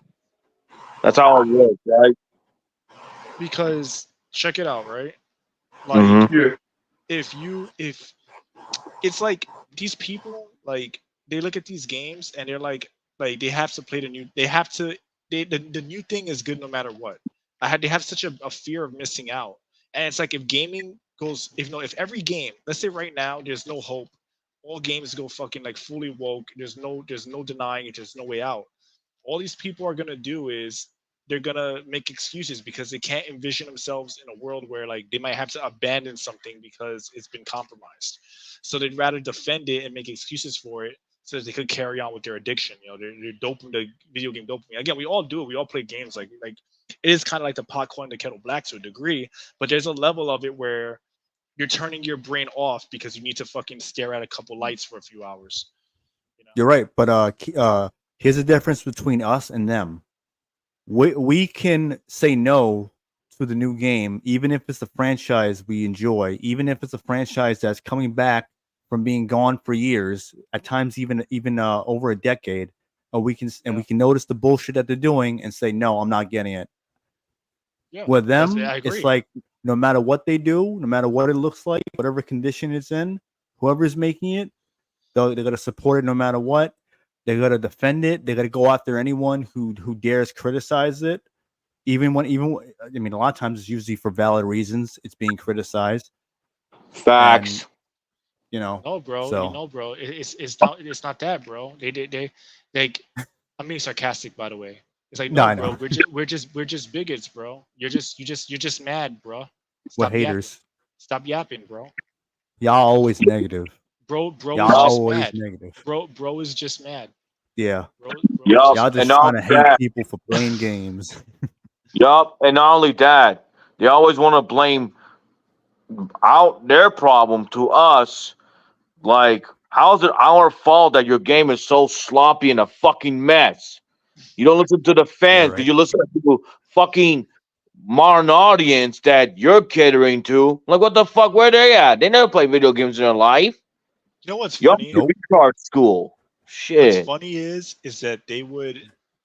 It's funny because they would get more of a pass for their bullshit like development because people have forgiven jank in the past if the games were actually good and not full of like ideological garbage. Because look at Skyrim, look at how buggy that game is, and people still defend it because it's a fun game despite the bugs, and people can still find enjoyment out of it. But like when you're also not only is your game buggy, but you're also being preached to. That's when you start like crossing the line, and people start to say, "All right, well now I'm gonna rip your asshole and really look at this with a fine comb and tooth," A Facts. fine tooth comb. I mean, rather. Yeah, that's true. Like I said, they don't need us. No. We don't need them. They need us, right? Yeah, that's what they don't get. They're always trying to push people away and divide people off of dumb shit. It's like, man, like we just want good games. That's all we want. We don't want your ideologies in it. We don't care about your politics. We want it out of the games, and that's it. Just make all you gotta do is just make good games. That's it. All right, you want to charge us $70? All right, why don't you make some games that actually warrant that price? Because we've been getting games now that shit still look like everything about it still looks like a $60 game, and there's even games from last year that was being charged for $60 that had no business being that. Yeah. Well, Yup. Nintendo does that a lot too. Nintendo get a pass. Nintendo does that shit all the time. Yeah, Nintendo getting a pass for their bullshit too. Like these games have no reason whatsoever to go up in price. If anything, they should go down in price. Especially Nintendo. Nintendo. I love Nintendo games. I love the IPs and shit. But come on, bro. You're paying $70 for 360 games because the Switch is basically a glorified 360, bro. Like that's the console that people should have been playing instead of the original Wii. They should have been playing a Switch. That's how outdated that technology is, and they've been playing that game for years. They released past gen technology, but because the gen before that was so bad, like it was so outdated that it seems like it's new, but it's not new. You're playing a 360 in 2024, and you're getting charged $70 for these games. It's crazy, bro. Yeah. Yup. Exactly right. It's hilarious, man. Mm-hmm. So, what is everyone's verdict on the Silent Hill 2 preview so far? I guess to summarize how everyone feels. F. I don't care. Melina's like, Melina read my mind right now. Yes. I'm in that same boat. I'm like, not playing. Yeah, I'm like, the way I look at it is like, got better options to play, and hey, there's always the original to go back to, the superior one. Yes. Hell, I would rather play the remastered one. Well, I mean, it's remastered. Why not? Yeah, remastered. I mean, is the way to go. It was kind of a poor remaster, though. I mean, if it's to me a remaster, if I can play it on the current console and it's up to par resolution wise, and that's good enough for me. Yeah, I believe they patched it out, whatever issues. I don't know if all of them, so I'm not sure. But either way, patched or not, I'd rather play that remaster. Yeah, I mean that's true, man. And I like Chromosome said, Dead on Arrival, absolutely. Dead on Arrival, yeah. DOA. DOA never fails. I'd rather play old games that have fun and no woke BS in it. Yep. Yeah. Well, ultimately, man, the way I see is, I don't care. Melina basically said what I was about to say that too. I don't care. Yep. You just said it like she's like, I don't care. That's exactly what my thoughts were. I don't. I even told you the other day. I was like, remember I told you, the more I look at it, the less I fucking care. Like the more I just realize I don't care. But like, yeah, like I don't care anymore. And yeah, all right, there are some things that I can acknowledge that are okay, but they're so minuscule that it doesn't warrant me buying a $70 version of the game when I could, like you said, play a remaster and get a better experience. And plus, like, yeah, the backgrounds look good, but all the animations are shit. The blood effects are good, but then the fucking hit reactions are ass. You know, you can dodge, but the animation is jank. So it's like everything that's good about it, there's a but. You know what I mean? The cons outweigh the pros. Yeah, you're right. Yeah, exactly. The cons outweigh the pros. They can kiss my ass. Yep. Yeah. And take the L. That's how I look at it. Yeah. So let's see. Last topic. Right? Yeah, last topic. Dustborn flopped. I mean, is anyone really surprised by that? No. No. Not at all. That's one of those games that's destined to flop. Wait, what's that? I just say it's on X. BTFS. Yeah. Bound to flop Central. Central. If I Bound to almost flop fucked that situation. one. I like that. That's a good one. Yeah. Yeah. I said the same thing Yes, about it the was. Borderlands movie. That Saints Row remake. And now I'm saying that to that fucking shit ass Dustborn game. Mm-hmm. And oh my god! If you like, all right, real quick, like, really, I mean, fantasy wise, if you try to torture somebody, I think that the Dustborn song will have been perfect. It's so Oh cringy. man, that song. It's so cringe, Jesus. Damn. It's like what? It's Like they got no self-awareness. This is like It's so cringy. Bad I on top of bad. damn. Like, I just couldn't believe that. I mean, I could believe it. I mean, I say I couldn't believe it, but like, it's just like unbelievable that they thought this game was gonna sell. Like, who really thought this game was gonna sell well? Like, who played this, looked at it, and said, you know what, this is gamers really want to do this. Like, I that's why I told Revenant the other day. You know, we were talking. I said, like, look, I don't. These games are not intended to make money anymore. You can't make a game like that and then tell me you want to make money. I'm not buying it. exactly. They really are trying to push their ideals on us. It's great. Yeah. Yeah, because you look at that game, Yeah. you look at that game. It's like there's no. Go ahead, Rose. Say what you were saying. It's cool. I was saying that, you know what they were talking about? Oh, Dustborn was mentioned about Trump. Like, oh, here we go. Trump and Republicans. These people are fucking retarded. I'm getting annoyed. Dude, the thing is that you can like, I refuse to believe that they made that game, right? They looked at it and they said, you know what? This game is gonna be a massive hit. Everybody's gonna want to play this game. Like, there's no way in hell. I'm sorry. I don't care how indoctrinated these people are. There ain't a fucking chance in hell that you look at that game and you're like, yeah, this is gonna. If I was an investor, I would be terrified. I'll be pulling out stocks. For real. Like, Pull out there's real no quick. way. There is no way in good faith. He said, yeah, this game's gonna be good. I think it's gonna sell well. People want to play Kumbaya with a bunch of fucking weirdos who fucking like, there's like, it's unbelievable. It's unbelievable. Their delusion is fascinating to me. It is. It's exactly. Lena, you said it perfectly. It's fascinating. Yes. This isn't just retardation. It's advanced retardation. Yeah. It is, because man, it's on a whole I nother never level laughed now. and cringed so much in my life watching that. It was I a felt the beautiful same way. disaster. It really was. It was like almost like an art that you could make something that pathetic. Like, I really think that that's like a special thing. If they use their powers for satire, they might have a future in the industry. Yeah. Yeah. Because like, that shit is unbelievable. They really thought they had something with this game. You know what? Actually, They really did. let me paraphrase one of the people that will bash you. Bro really thought he was cooking. Who let him cook? Yeah. Who let him cook? Yeah. Yeah, let them cook. Yeah, all right, yeah. And they burnt the hell out of that dish. Real. Mm. Hell yeah. Yeah. Come on, man. Like, they gotta like. I mean, like, I'm gonna be honest. We need Gordon Ramsay to come in. He's like, oh my god. They gotta stop smoking the crack, bro. That's what it is. This is like crack. Like, crack levels, bro. The game was made by a bunch of fucking donuts. Yeah. Yeah. Like, Mm. you put some bread on your ears. What are you? An idiot sandwich. Yeah. Say it. Sandwich. Yup. Say it. I'm an idiot sandwich.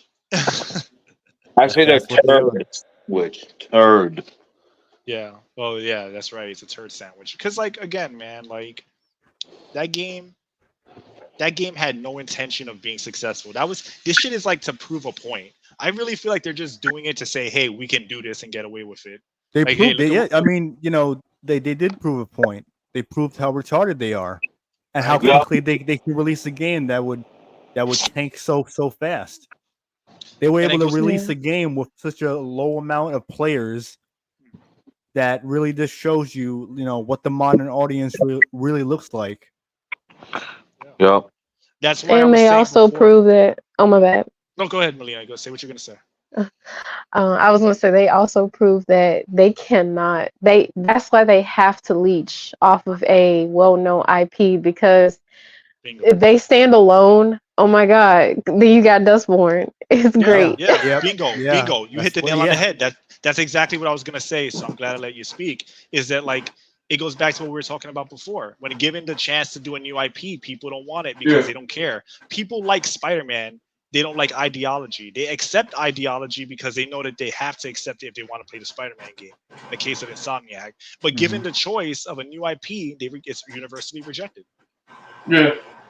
And the lyrics to that fucking song is terrible. We the new porn, we the newborns. Like I don't know why would anybody would put that in the same sentence in a fucking lyric. And It sounds like it's some terrifying. like fan fiction off of Tumblr.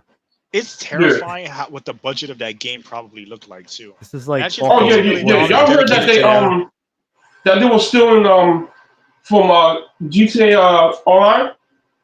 Oh, like assets. Yeah, someone actually had said that. I forgot who it was, but someone had mentioned. Oh, I did. That was me. Yeah. Yeah. Well, So what did he take? Shit, I forgot, but I think they took some of the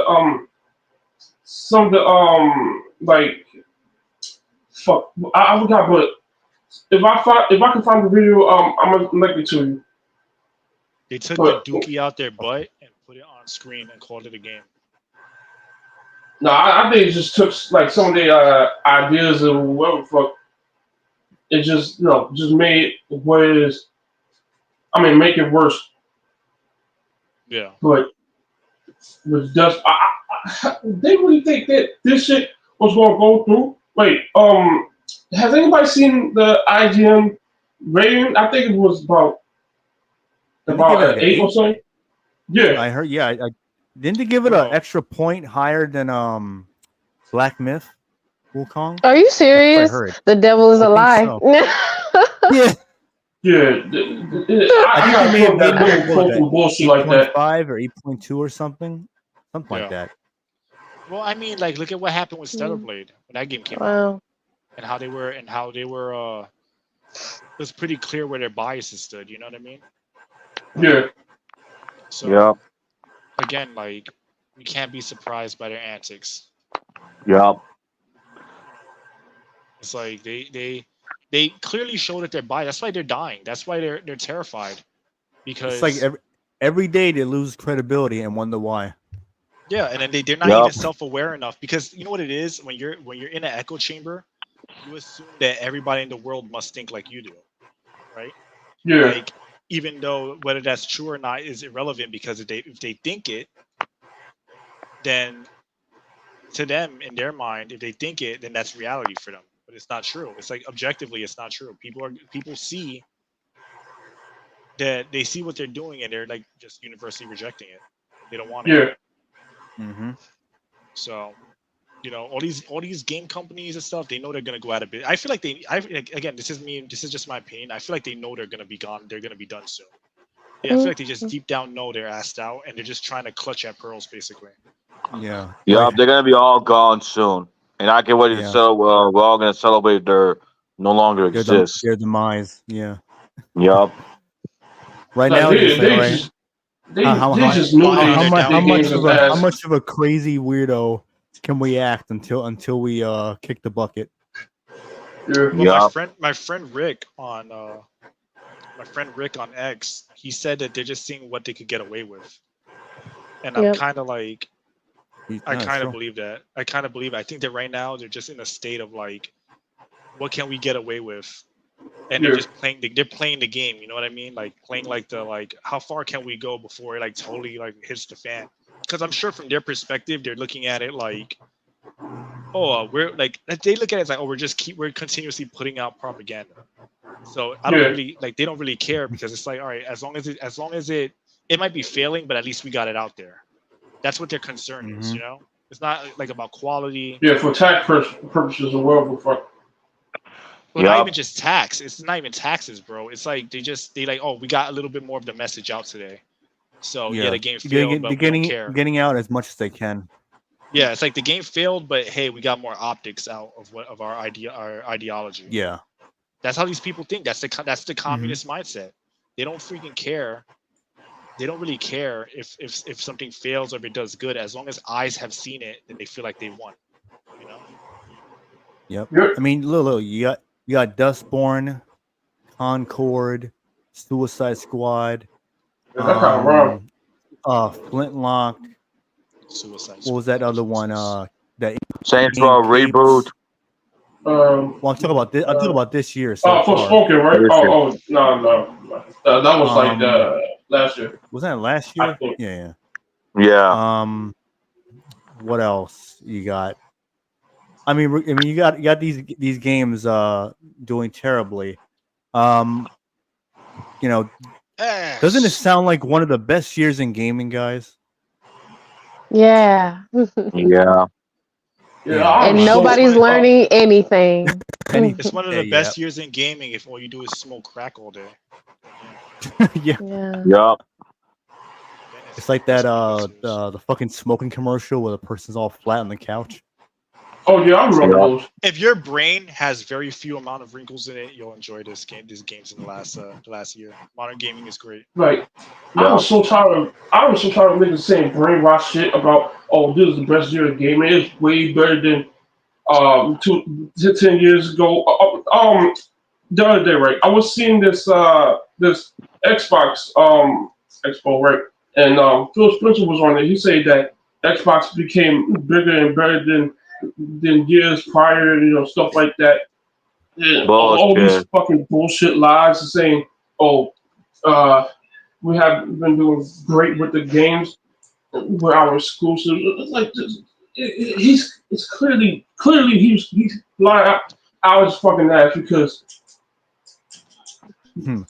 Starfield's been trash for years. I mean, Starfield's been trash. I can't remember a good Series X exclusive. And the last time they made a decent or a good exclusive was on Sunset Overdrive, and they dropped the ball with that. Yeah, you're right. Did he say this before or after he left Scarface office? Yeah, that's the burger because he said this. He was spewing this bullshit at gamescom, so Like after him and Scarface put their face in that mountain of coke. Is that when he came out with this? But like Phil Spencer was smart enough to wipe it off his nose before he started wiping yapping. his nose while he walked on stage? And that other chick was there too, Sarah Barn. So pronouns lady. Yeah. It's just they practically just gaslighting all this bullshit. Just they're gonna leave the game market soon. Xbox is gonna become a third party developers very soon. Yep. Because I don't see things turning around for them where they're gonna keep making consoles and games for it. So, I mean, Indiana Jones is coming to PS5. I think sometime next year. I mean, it's not like that game's gonna be shit anyway. But I mean, they doesn't matter which console it is.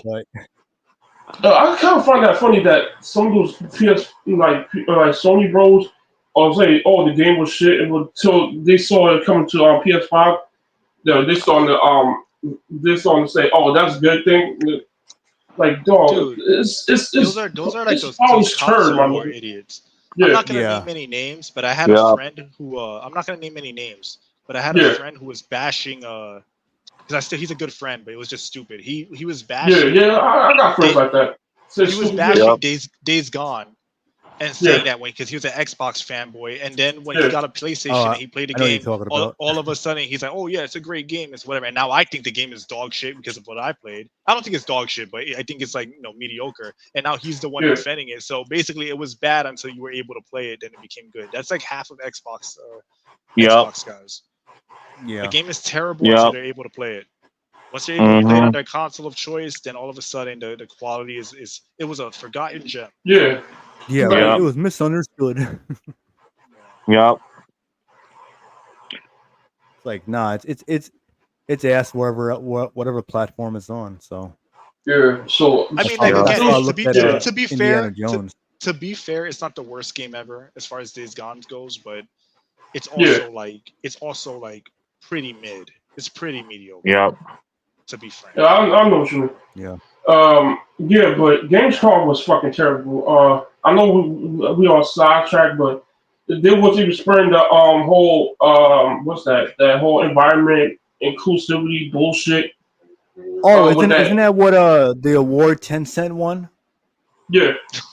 That's what it was. I had mentioned that before. 10 cent won that award. China should never win awards like that, just off the virtue of Yeah. China.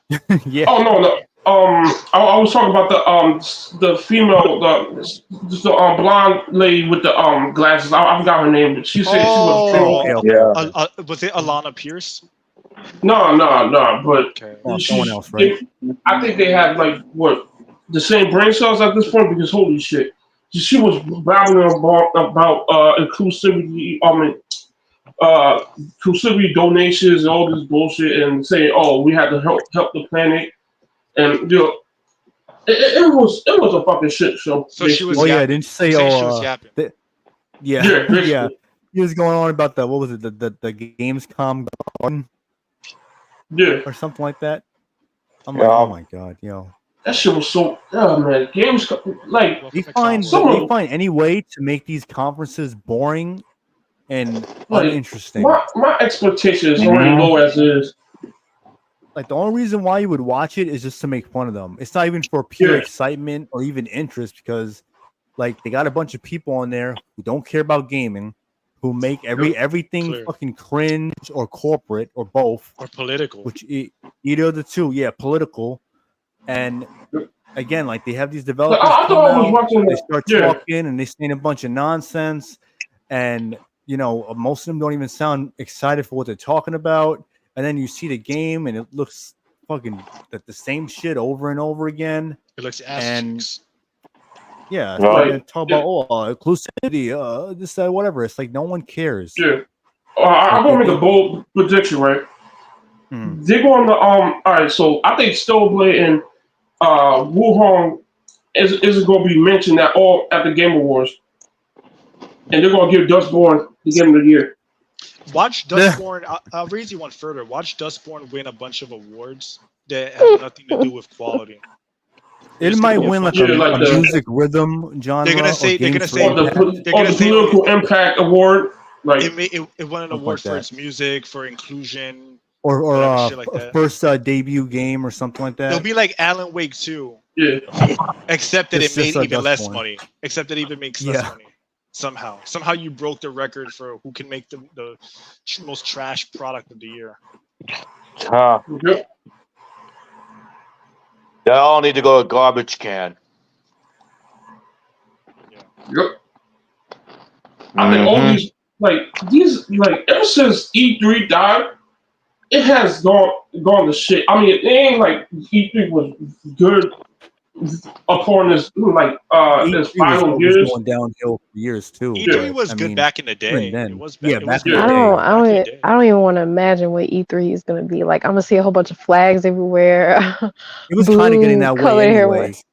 Like when they did the Olympics, so the digital one that they had, and the last one they did was like all digital, whatever, because of COVID or something like that. And they were still getting political and just it was like the same thing. You might as well have pulled out Jeff Keighley and be like, "Hey, welcome to E3." It's the same thing as all the other. That's another thing that keeps pissing me off. I'm tired of him. Like he act like he's so important to the point that he gotta get cameos on everything or whatever the fuck. Yeah, he was in some game, right? Yeah. Like, bro, who gives a fuck? He basically self-inserted himself into the industry by doing what he did. Yeah, he got to do. He just like move in with Kojima and just stay there. Be a housewife to Kojima, and that's it. Yeah, basically. Yeah, like it's not even like take Kojima out of it. He's just a self-important. Nobody that got famous for literally nothing. Because what he did was he fucking took over the award show, the gaming award shows. He got in there early where it was still. Isn't he like a Jewish Canadian or something like that? I don't know. I don't know what he is. I know he's Canadian. I think I know he's Canadian. Isn't he part Jewish or something? I don't know. I might be wrong about that, but Here's my point though. Here's my point about him though, because despite whatever he, it doesn't even matter because he fucking put himself in a position where he became the leading person with like award shows, revealing shit or whatever early on when gaming was in its infancy, where it was probably much cheaper to do that. And now he's reaping the benefits of being the first, like getting there first. If you know what I'm saying, like he's reaching like the that Dave Meltzer of gaming. basically. So even though he's a fucking idiot and his award show means nothing, he created fake credibility because of how long it's been around, and that's what people fall for. Yeah, to see it's been on for a while, so it's like, all right, it must be credible. It must be legitimate because it's been around for a little while. When the majority of the years it's been around, it's been a laughing stock.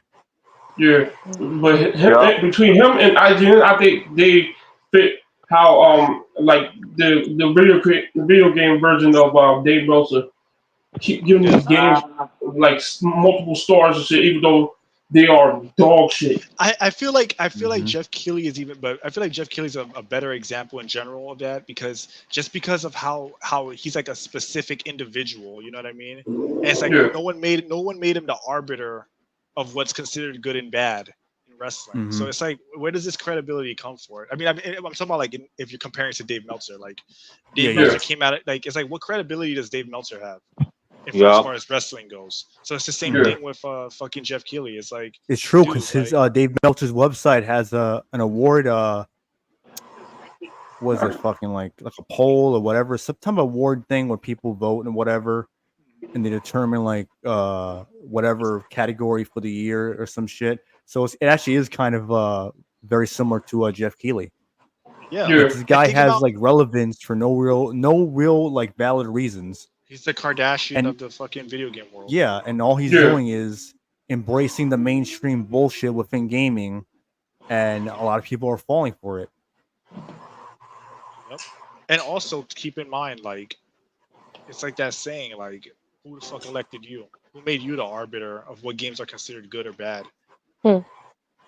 True. Like, no one put you in that position. You made it's like you made it the fuck up. Source, I made it the fuck up. That's basically embodies him. Yep. So what I'm gonna do real quick, Royce, I'm gonna switch you out and I'm gonna bring Octo Commander back. So I can get him and Y2 Viro's opinions on and those are the last subjects. Yeah, I'll switch out, man. So switch out. So Rose, for the sake of the fact that like this is the last subject and everyone spoke on it, you should give an outro now if you have an outro. Oh yeah, that's a good idea. I'll do that, man. I like this conversation, man. You know what I'm saying? Yeah, I know what you mean, man. Yeah. I'll switch out. But before you go, do you want to give an outro? Like, do you want to like? What's an outro like? Do you have like a YouTube channel? Do you have anything that you do that you want to share before you go?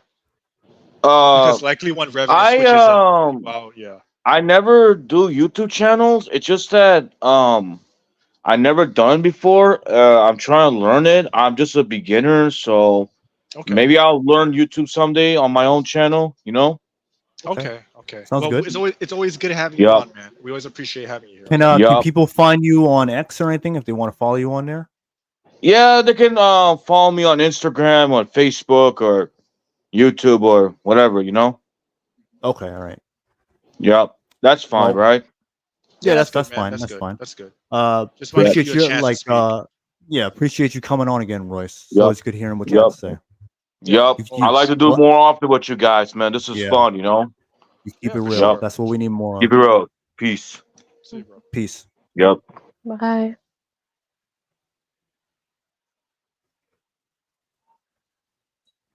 Shit, no cap on my mama. Check it out.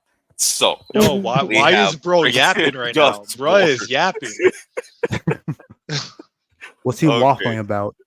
All right, so I was over here in a conversation. Somebody said that Dustborn supposedly got a better rating from IGN, which is kind of not true, but they should not be even close because it's like Dustborn gets a 7, Wukong gets an 8. How can those two coexist within such close proximity? It doesn't make any sense. It's just like you can just see that these people cannot deny that Wukong is something else. And at the same time, they can't deny kowtowing to the people that produce Dustborn. And the thing is, Dustborn, all these other games are coming out. Only thing I see is from a money perspective, I just see um money laundering, um some kind of, okay, so everything means something different to somebody. So whoever made the game, it's a propaganda piece to try and quote unquote humanize the migrants. I don't know why they keep changing the name. We got illegal immigrants, we got all these different titles, and now we have migrants. Dreamers. Right. So the thing is, yeah, dreamers too. And of course, it's just like, okay, so we have this thing.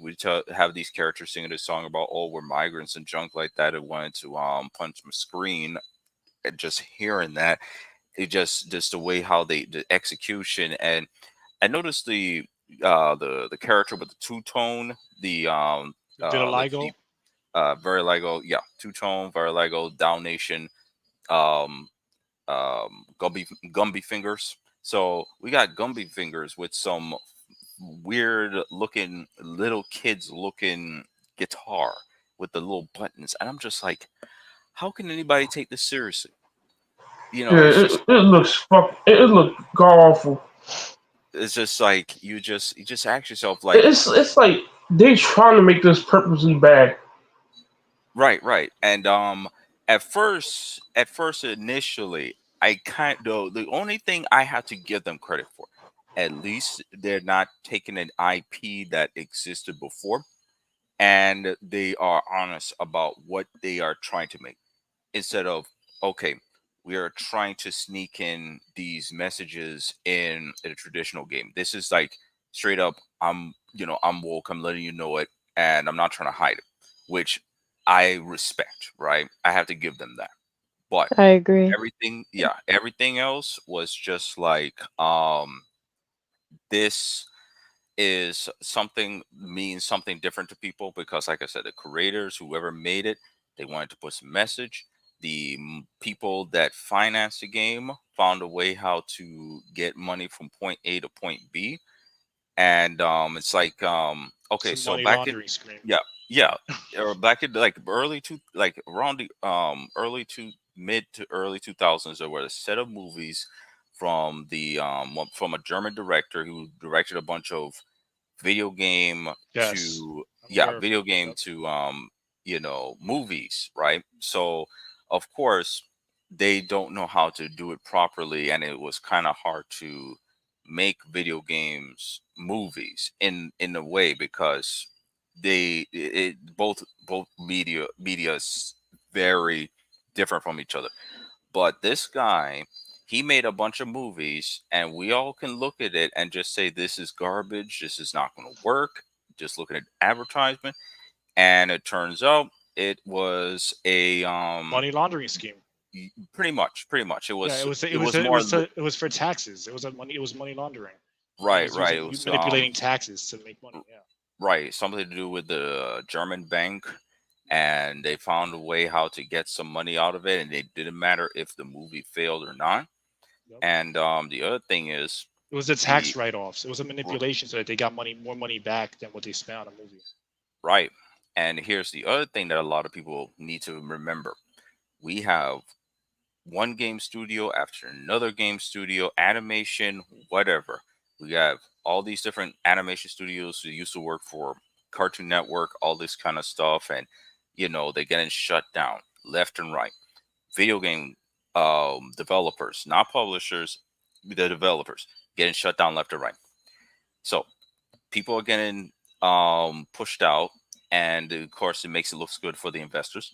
Also, the other thing is that a lot of people need to also think about is asset liquidation. They have a bunch of items in storage, the materials, the hardware, to make the games, and of course the movie props, they sell those off at auction. It doesn't matter if the movie did good or not, as somebody's going to make money off those things as it's well. moving money around, bro. Because that's what I'm Right, saying. right. It's a laundering scheme. It's like Yeah, that's the allegedly. I gotta say well allegedly because that's more like legitimate, but at the same time it was a purpose to build up something, and it's short sell it, expecting it to fail, take all the things that were used to make it, and then sell it off. It's somebody in the chat, I can't remember, I think it was Ryan, was upset about Warner Brothers with the Zaslav and whatnot. But Yui Ball, yeah, that's his yeah, yeah. And a lot of people were of course upset about Warner Brothers getting rid of Cartoon Network, and supposedly now Mortal Kombat and NetherRealm Studios is supposedly having to think about probably licensing out their characters and their IP and stuff like that. I'm not sure if Melina is aware of that, because you're aware of that. I'm sorry, repeat that again. Okay, so supposedly Warner Brothers is trying to um license out Mortal Kombat supposedly, and NetherRealm Studio. You heard anything about that? No. I would believe it considering their last failure was pretty Right, catastrophic. right. Because supposedly that's another thing that's going on, especially connected with Warner Brothers. So that's But yeah, you know what? You're right. Money laundering is the wrong term, but it's a tax scheme. It's like a right, tax write-off scheme. It's not a money laundering right. because it is technically legal. It's just that it's like it's a way to write off these things in taxes and to like basically like profit off of like the payout. Right. Yeah, somebody is going to win. It's a zero sum game. Somebody's going to win, somebody's going to lose, and that's how it is. And but when it comes down to it, only thing I got to say is whoever is going to walk into Warner Brothers and refer to themselves as CEO, this is what's going to most likely going to happen. They're going to be approached by all the finance people and the legal people, and they're going to say, Zaslav, suffice to say, we're in a shitter. That's what they're going to tell them, because Warner Brothers, they made a lot of money from the Matrix and all these different movies. The Dark Knight and all that stuff. Right. But the problem is that whenever you get something that makes so much money, you have to try either to have something equal to that, or um break even and beyond. You can't have anything less than what the Matrix made, what Batman made, because if you do not make any game, movie, or anything like that on that level, that means it's going to be a loss. People are going to lose jobs, and things are going to have to be sold and whatnot. And this is what is happening right now. And people like what's his name, the guy that made the new Batman series, Nolan, he's trying to do all these other things, but the thing is, Nolan and Batman are inseparable. He was made to produce Batman, and of course he had the Wachowskis, and of course they try to do something different with some science fiction movie. I can't remember what it was, something with Juno. And so right now it's just like um yeah, it's just all kinds of just bad decisions, which these people have to think about One bad how they decision can after get the something other. from it. How they can get something from this. So Hmm. they're gonna fail. They don't care. They're gonna crash it. And somebody's gonna have to find a way how to win. How they're gonna get something out of this. And Dustborn and all these um other disasters, they're gonna keep coming out. but we can laugh and look at it and just look at the mockery. And of course, um who said it? Y2K was saying that the Y2 viral. right. You So and he Melina was Chan both said Y2K. right. So it was okay. So I remember you were saying that the Dustborn was using assets or references in terms of like the GTA interior Online. design for GTA. Yeah, I did see it. And pretty much it's almost a one-to-one, of course. Um, the graphics is garbage, but you can definitely see Oh, the definitely, yeah. references. And that's another thing too. So that also tells you that these people really did not put any care into it. Nope. That's It not was the all end all about the be all. message. Right. Like I said, somebody's gonna win. The players are gonna laugh. YouTube content creators are gonna make money off this. Mm-hmm. And yeah, so I think the overall amount of people making YouTube videos are going to make much more money talking about this game together than actually sold, digital downloads. Oh yeah. Uh There's more yeah, people watching his downfall than the people actually playing the game. And just like Concord, like the numbers for that is Yep. terrible. And it's gonna be the same thing whether if it's on console or PC. The numbers are low either way. So, they pretty much set themselves up to fail. Like they were confident in what they were putting out for some reason. And a lot of it, it has to do with them being delusional because they think this is what people want. And a lot of times they make the games for the wrong people. They either make it for themselves because they're activists. So all they see is, if it has the same Yeah. ideologies they believe in, then to them it's good. It's going to do well.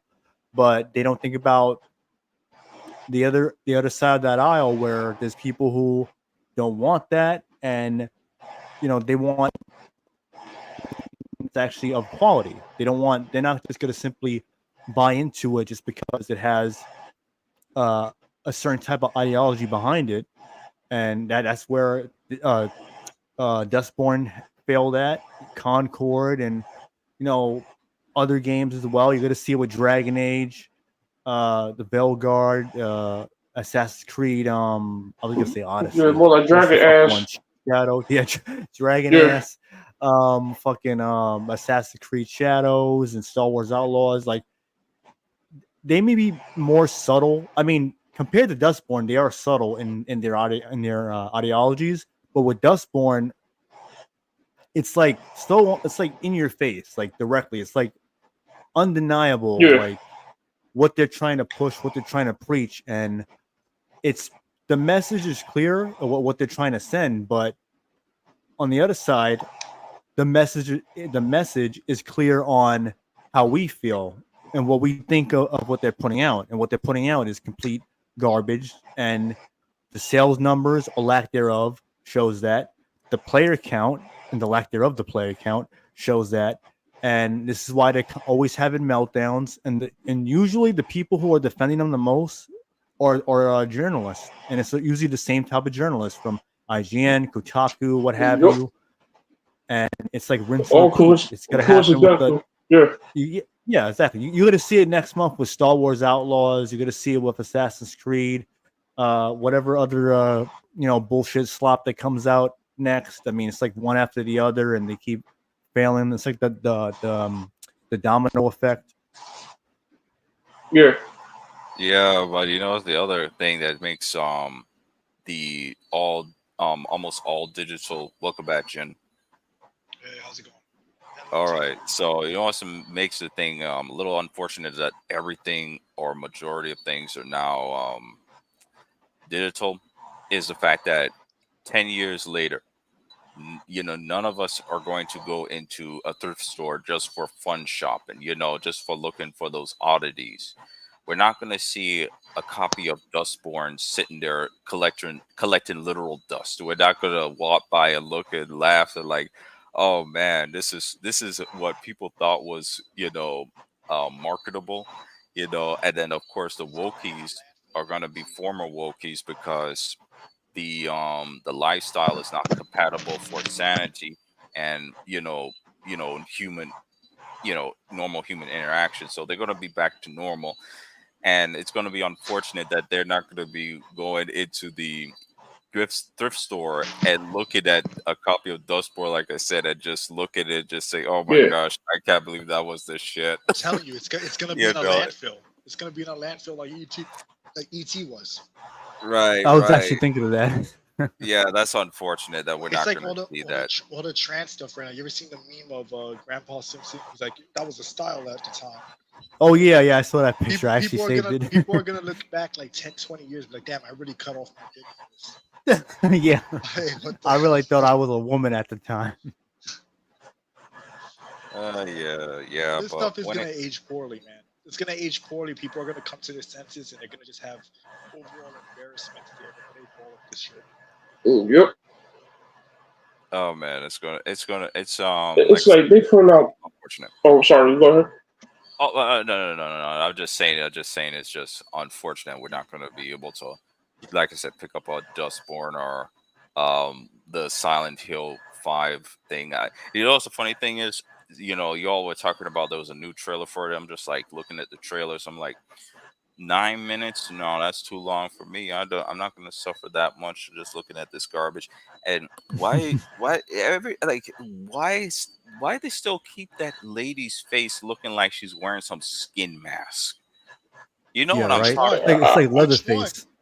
Yes, Yeah. Which female one? Leatherface. I call her Which one? Leatherface now. All We're the gonna give females her. in that We're game. gonna give Yeah. her names. What studio is behind Dustborn is probably going to be closed down after the You know fact. what? You know what the Yeah, you know I what don't remember Angela the looks name, like? but Angela looks like John Lovitz with a wig on.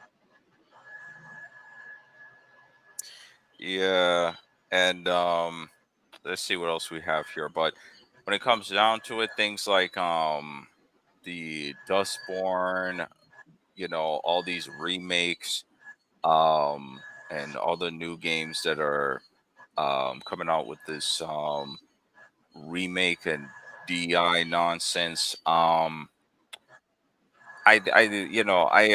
think it's probably partly a cover up as well, because okay, so we had games like Metal Gear Solid 3 where you had those moments with Eve, and those moments are definitely going to be cut out from Delta. And Yeah. the thing is, it's like, okay, they're going to cut those scenes out, and of course they're not going to, if they're going to remake let's see, which one was that with Pause, which one was that with Pause, Peace Portable Walker. Ops, Peace Walker. Peace Walker, yeah, that's right. That's going to be cut out. They probably might keep the cause thing. I mean, we don't need to get into that, but in Well, terms of Peace Walker is probably is just getting a remaster.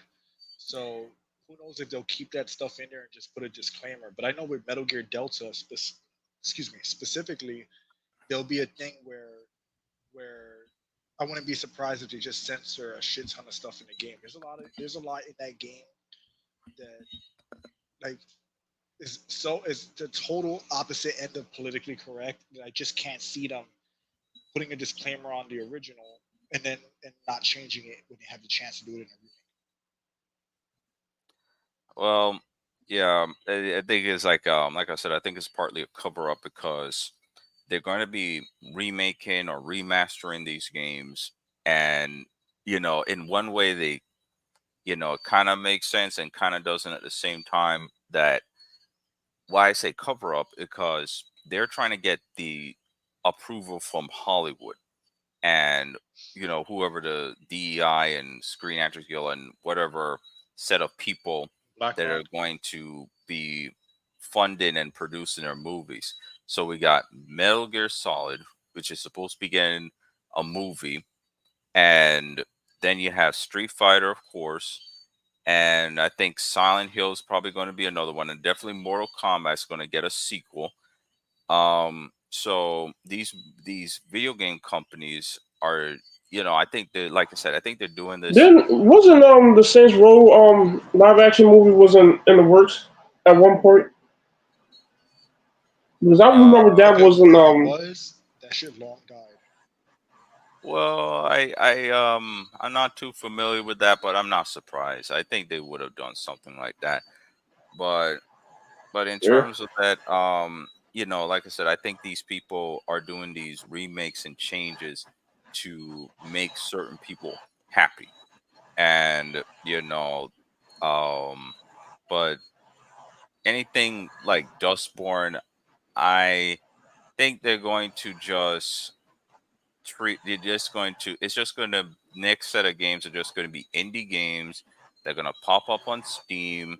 They're not going to have the amount of attention they got, because the first time everybody saw Dustborn was on Jeff Keighley's award show. That's what I'm going to call it. Yeah. And yeah, they got that attention because, of course, Jeff is connected.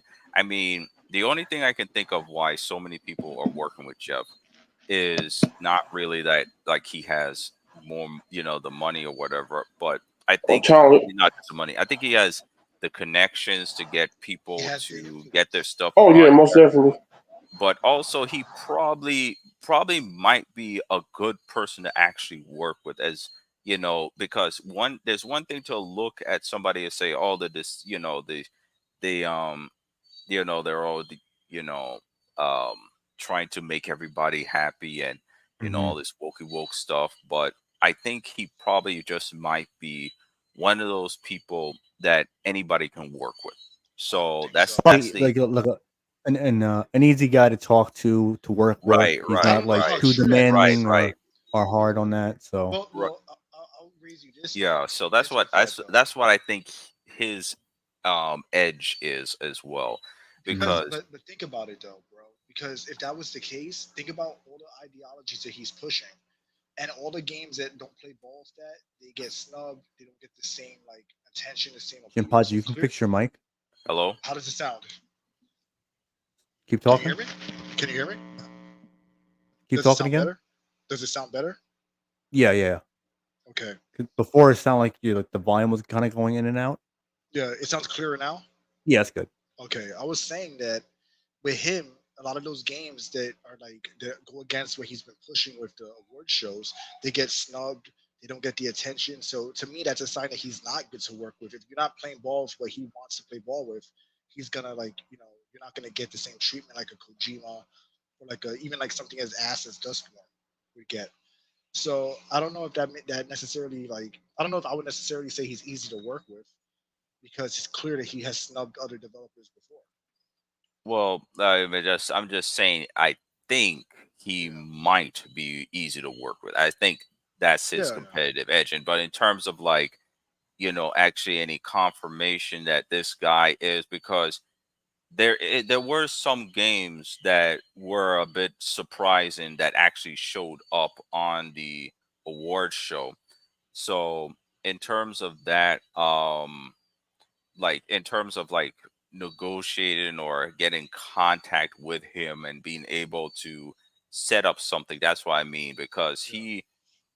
he was there, when Kojima was outcasted by Konami. So, so that kind of tells you that um he kind of, he's kind of one of those kind of people, like, if you're in his good graces, he will do what he can for you.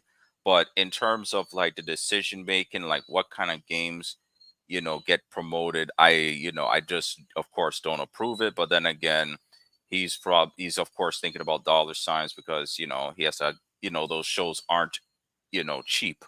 So, but in terms of that, But weren't they charging like really? Weren't they charging some absurd amount to show trailers, right? Like I wasn't it think like no, crazy? it's 550,000, I Yeah, believe, to show a for a trailer certain number like a minute amount trailer of or some shit like that. yeah, Yeah, like all that the for shit ass that trailers. did come out that it I turned like out that I get what they have, you're they saying, have to pay a Octo. certain amount of money depending on the amount of time they have to show a trailer or actual gameplay.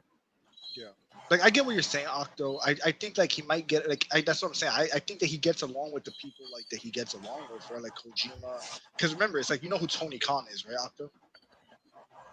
Yeah. Yeah. Like I said, this is just I think that might be the case because one of the problems with a lot of people is that even though they're against the woke stuff, at the same time, if you try to communicate with them, they're not there to respond to you, or they don't want to respond, or they feel like you're not good enough to respond. That's one of the other Yeah. that's one of the problems for the counter narrative to the woke stuff, is that yes, we are speaking the truth and tell these letting the public know that this is idiotic and moronic, but at the same time, for them, even though you have to dance in lockstep with their rules and make sure you don't slip up, but at the same time,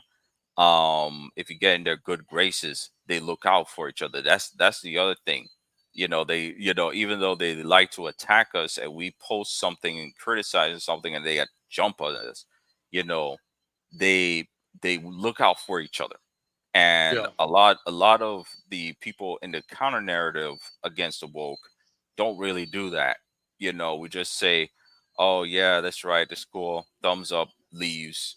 Yeah. you know Well, they won't. so They won't have you on their. And if it's a big channel, they're not going to have you on their platform. They'll ignore your comments. They will they won't unless you have unless your quote unquote power level, aka your following is high enough. You might as well not exist to those people.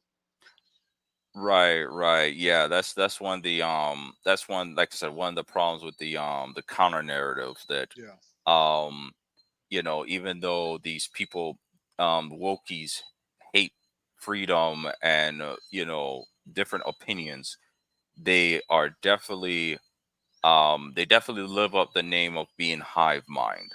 You know, they're Yeah. all, yeah. So and that's their edge as True. well. I mean, they have the old money and stolen retirement funds with the ESG, and but at the same time, like I said, they're hive minded, they're organized, they're no, somewhat organized. I mean, and, Well, they overtake industry. Like I said, like with Jeff Keighley, he basically saw gaming was in an early stage of award shows and stuff like that, and he was the forerunner in that, and he had the foresight to do that. So now he has the platform, and because he has that platform, now he's more in control of what the industry does. Right? It's like long term planning, right? Which is why something like Alan Wake 2 can win a bunch of awards and be a total failure, when if it was based off merit, that game would win nothing, right? Or yeah, so it's kind of when because he built that platform up. That's what I'm saying. There's what other platform is there really for somebody who's not woke to go on and talk about this stuff, or to get the praise and, like you said, have their backs. So I think that that's really a big part of it. It's I don't think I get what you're saying, because I think it's partially true that I'm sure he's accessible, especially if you're paying, right, those $500,000 trailers and shit like that. But at the same time, I don't think it's so much about accessibility. I think it's that he's the only game in town, and you have to go through him in order to fucking get a lot of that mainstream publicity, which leads people to which gives him power. It gives him some power in the gaming industry.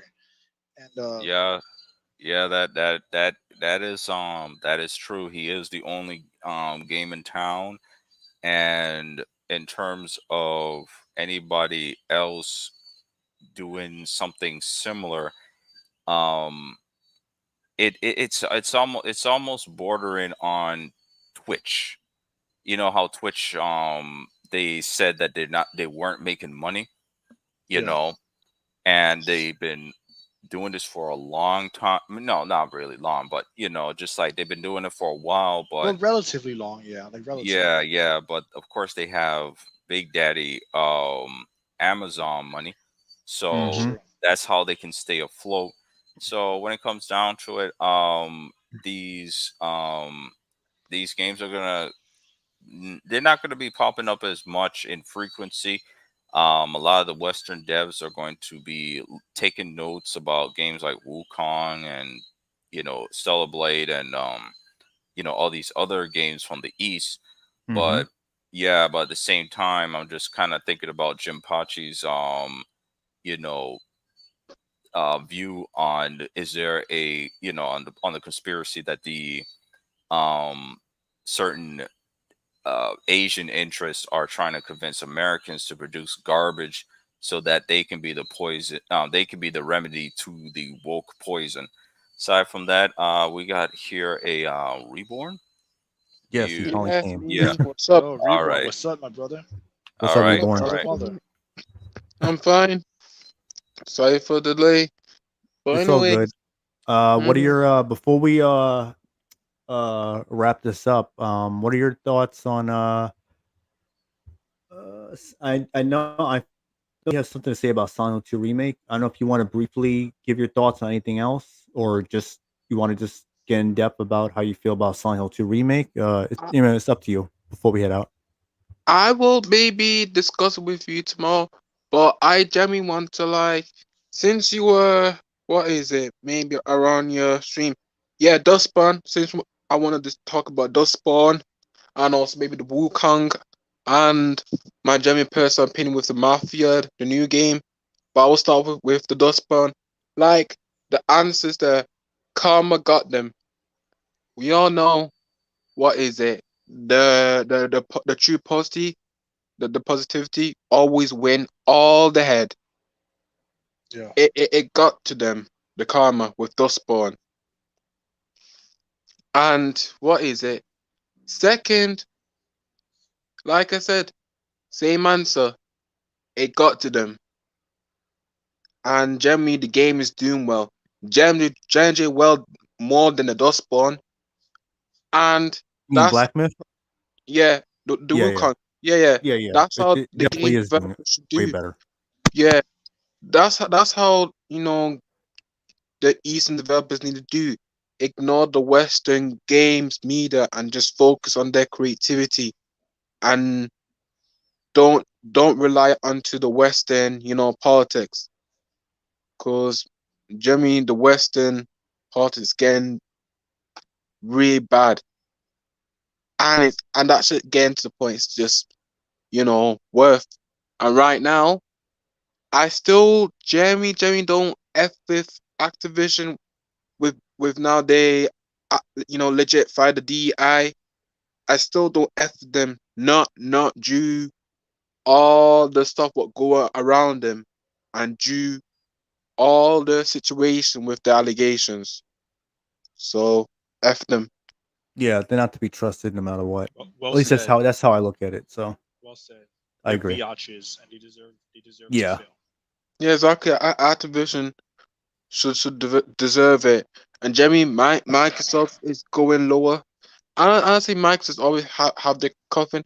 Right now, they're from the underground, so their game's gonna be very, very fire around the underground, and that's for them.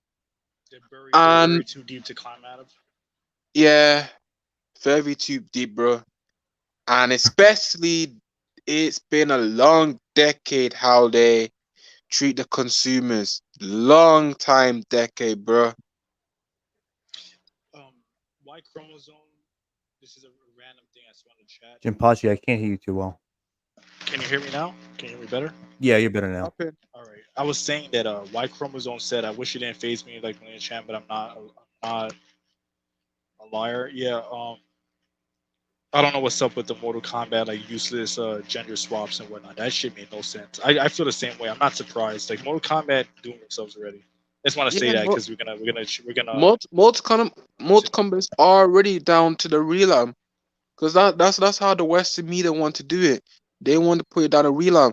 And how many times they think like, what is it? Generally, for us, generally players that we are majority, we are like minority. But no. The damn the damn gaming mainstream media are the minority, and also we are the majority because we play their games. Yeah. They're just loud. They're just louder because they have the platform to be loud. Yeah, that's all But it is. they're They're yeah. they're a loud minority. But again, Yeah. Mortal Kombat learned. It's like when Octo Commander was saying about them needing money to license those characters and whatever, like trying Hmm. to license them for money. It's because they fucked up. They screwed their fan base 3 games in a row. Yep. and Now, now people now, don't now care. that Now now people that don't now care anymore. they're scrambling for a new tactic If you could make to somebody save like them. me and somebody like Melina not care about your game, your Mortal Kombat anymore, that takes a lot of fucking. That A takes lot a of lot of effort. fucking effort because I was like a fiend on those games. Like so, like I've dealt with like some shifty writing from MK in the past, but at a certain point, man, if you can lose hardcore fans, and that's how you know you really screwed the pooch. Yeah, They that's definitely true, did. bro. That's true. And also, guys, even though the Mafia trailer came out, my personal opinion, okay, but there is no gameplay. But we have to see how that's gonna turn out. I mean, that's usually what happens in with a reveal trailer. They're not going to show gameplay, Mm-hmm. so Yeah, they usually like show up with a short trailer, usually like CGI or something like an in-game idea, engine, like a concept yeah, trailer. something just to get people talking. Uh, and then well, they're supposed to be showing more in December, so maybe they'll show actual gameplay in December. Because it's supposed to come out in 2025, and I highly doubt. I would assume it's going to come out before GTA Hell 5. no, And bro. if GTA 5 does come out in 2025, like they said it would, I mean, it could get delayed, which it probably will. But Yeah, if it that does needs come to be out delayed, 2025, it'll come out like within like September, October, or November, between those 3 months. bro. Where Mafia will probably come out during the summer, maybe. Bro, Yeah, I would say this personally, in my honest opinion, and this is how the Western gaming media don't understand or don't get it now these days. Why can't I at least release it? Maybe the Mafia around 2028. That would be better. More than 2028. yeah, I mean, I would say no one. they gotta get that game out before GTA 6. yeah, Yeah, exactly. They gotta Yeah, get it out before that game Jeremy, comes because out. I would say GTA 6 that would be can a maybe long time though. yeah, For it to come G- out, that's like a long Gem time for yeah, them to exactly. have it come Jeremy, out. maybe the GTA 6 will release first, and after that, then they can do the Mafia. 'Cause that will Nah, be I think Mafia is coming out before GTA. Yeah, To be it is, honest, but they have to come out before GTA. yeah, GTA is because gonna steal their entire market, their yeah, entire like fan like that's a even crossover. years after, it's still gonna have people playing it. So Yeah, okay. there's crossover between people who like Mafia, like crime mission based games. So hmm like Saints Row, Mafia, GTA, there's crossover. So if they don't come out before GTA, they're gonna miss the bag. Okay, okay, okay. I agree that and, some people in the comments, No Name said, "Why even be excited for Mafia? All the charm is gone from the series. 2K check are long gone." And Y Chromosome says That's they're still damn great, bro. suspicious. Hope is small. I agree. Yeah. Mafia 3 is a sign Great of what question, they're no gonna. name. Great question, sir. My hmm Mafia 3 is a great sign of what their mindsets are like toward these games now. yeah, So Yeah. you that is gotta true. like for me, I Because look they at it did a with a pretty grain of good salt. job with the remake of one, but again, that Yeah, was a remake one. remake. But it's a remake. They're So covering old yeah, so territory. we got to see what they're gonna do with when they have full reigns over this game. And keep in mind, Yeah, it's a Mafia prequel, 4. so they don't have to. They can introduce characters and then kill them off within the game or something like that, and then Yeah. We that have to doesn't like tie into the first game or any of the other games. So my thing is I have zero hype for it, but I will keep an eye on it until they prove yeah, that's that how I they have feel. to prove themselves that they're not doing it. If they're not, then I'm just gonna Yeah, mentally Jeremy, Yeah. bro. I'm gonna I'm mentally discard it like I do anything else that plays hmm ball with yeah, I have PS5. Yeah. to see what's it like, bro. Wait I and have see to see approach, because but but Jeremy, just be aware that they can do some dumb shit, which is thank you, a Rev. very good chance that they will. So Yeah, exactly. Thank you, until Rev. they prove otherwise. Yeah, Jeremy, Rev. Because I would say this, bro. Generally, when we in this type of day and age to this climate, because I know there's gonna be full on TikTok degenerates gonna like be shouting and screeching around that damn game, and to be honest, they don't even play any of those games at all. What they want to see, they want to see what is it? Majority of that franchise, the people that gen play Mafia game, they really want that game to go down to the Shadow Realm, cause of this, damn. I would say not modern audience. No, I would say modern minority audience. Or the I four mean, percent. Yeah, Yeah, the because the big bucks where the 4% is at. yeah, yeah, the top, the top the more 1%. than minority audience, because Yeah. they ain't gonna like what is it? They ain't gonna play Mafia, bro. They just You gonna don't be on the keyboard. I said it before. You don't even have to try to appeal to minorities because if it's good, everyone's gonna like it regardless. Yeah, yeah, but that's Mortal Kombat in the past was not made for everyone. It's a violent ass gory game based on like exactly, 80s bro. films, and it did well and became mainstream because people liked it. You can't force it. You can't force it. Like people that guess what? People that are black like Batman, people that are Asian like Superman. It doesn't matter who the race of the character or what you do. People are gonna like it if it's good and not like if it's bad. You don't have to actively try to say like, hey, I gotta try to appeal to whatever groups. Yeah, Like, that's a or dumb mentality. exactly, or we came out to these bitch ass mainstream media want to do these bitch ass shit, even though they're a minority, but they want to target maybe game developers that Jeremy have, like they said now they mentor up throughout the society, like conservative mindset. It shows how much the Jeremy need to find a way to assassinate you know some people with good creativity in art. You get what I'm That's saying? something that's something that confuses Ye- me that I have Yeah, realized. It's like, how can you be liberal and wanting inclusion and diversity and whatnot, but then you pick and choose what you want to be conservative with? Like, we'll um downsize the breast size of all like the women characters and their assets and give Yeah. them like blocky bodies and make them look masculine, not as beautiful. But then Yeah. you're all like, accept us, accept me for Or being gay, accept me make for being make trans, accept women me for know how to being an be, it's like, accept this, or accept that, make them but being let ugly. me let me Hold be on. Let her conservative finish when it, it Chloe. comes to like women's bodies, and then we're gonna put all the men bodies on display, which I'm not complaining about that, but it's just me like, either. how can you sit here and be like, I am. I know you don't, I want to see that Revenant.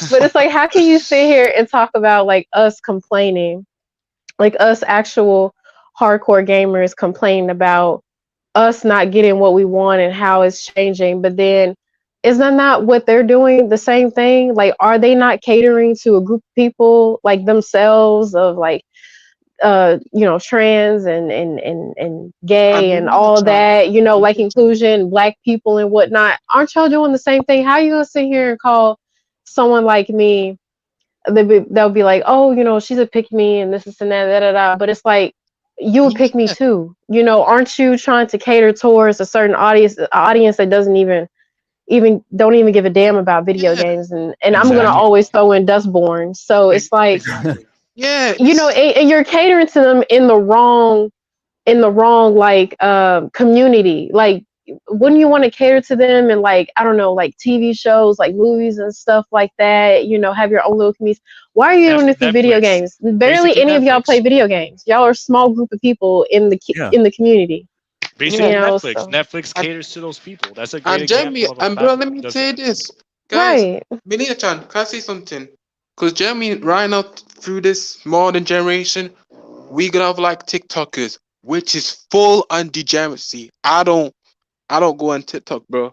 But I know what it's like. It's gonna be full on degeneracy, bro. Since when this type of app blew up around 2020, they gonna like find a way to like come off the what is it? Great, great company that learn how to do the art and talent fashion, not like these type of Western games coming out into very, very horrible way. But when they find a company that know how to do a great art and passion, and even though you see a Mafia is, they could be so obsessed with it, using the victimhood mentality every each minute.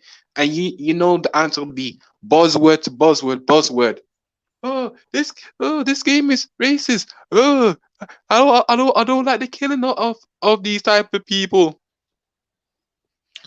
Well, That's what Molina was saying. It's because they're hypocrites. That's really what it comes down to. It's not. It's Yeah, never was about equality. It's about supremacy. Supremacy could be exactly. whatever you want to call it. It could be gay supremacy, which sounds hilarious. It could be you know, black supremacy, minority. It's like it's not about equality at a certain point. It becomes about like, hey, we want to raise ourselves up by putting other people down. And when you're doing that, Yep.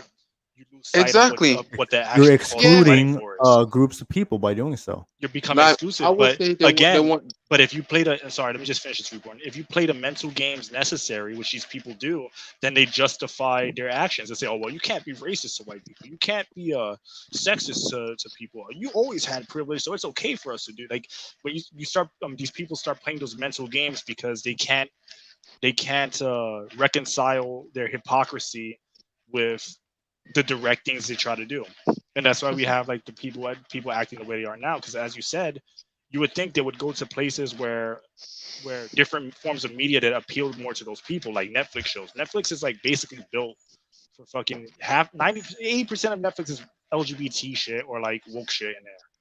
So there's a Yeah, platform for them already. Why hijack and ruin gaming? But again, like exactly, they bro. don't care. It's not about actual equality. It's not about common sense. It's about we're gonna do the same thing we accuse other people of, but we're gonna just do it with it by a different name, See, and that's the shame. yeah, Amina-chan. Conquer and dominate. Hey, Yeah, Mina-chan. See, when you see Dustborn and also what is it? Their game, what is it? Concord.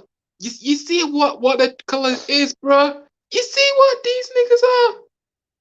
Yeah, they look terrible. Like, and that's another thing. Like, it's bad Yeah, enough. Like, the cast of where characters are already they? look like a goofy ass bunch Where are of these dudes, randos. bro? But then, why do y'all keep doing black women like that? Like, first of all, why does she always gotta be dark skinned?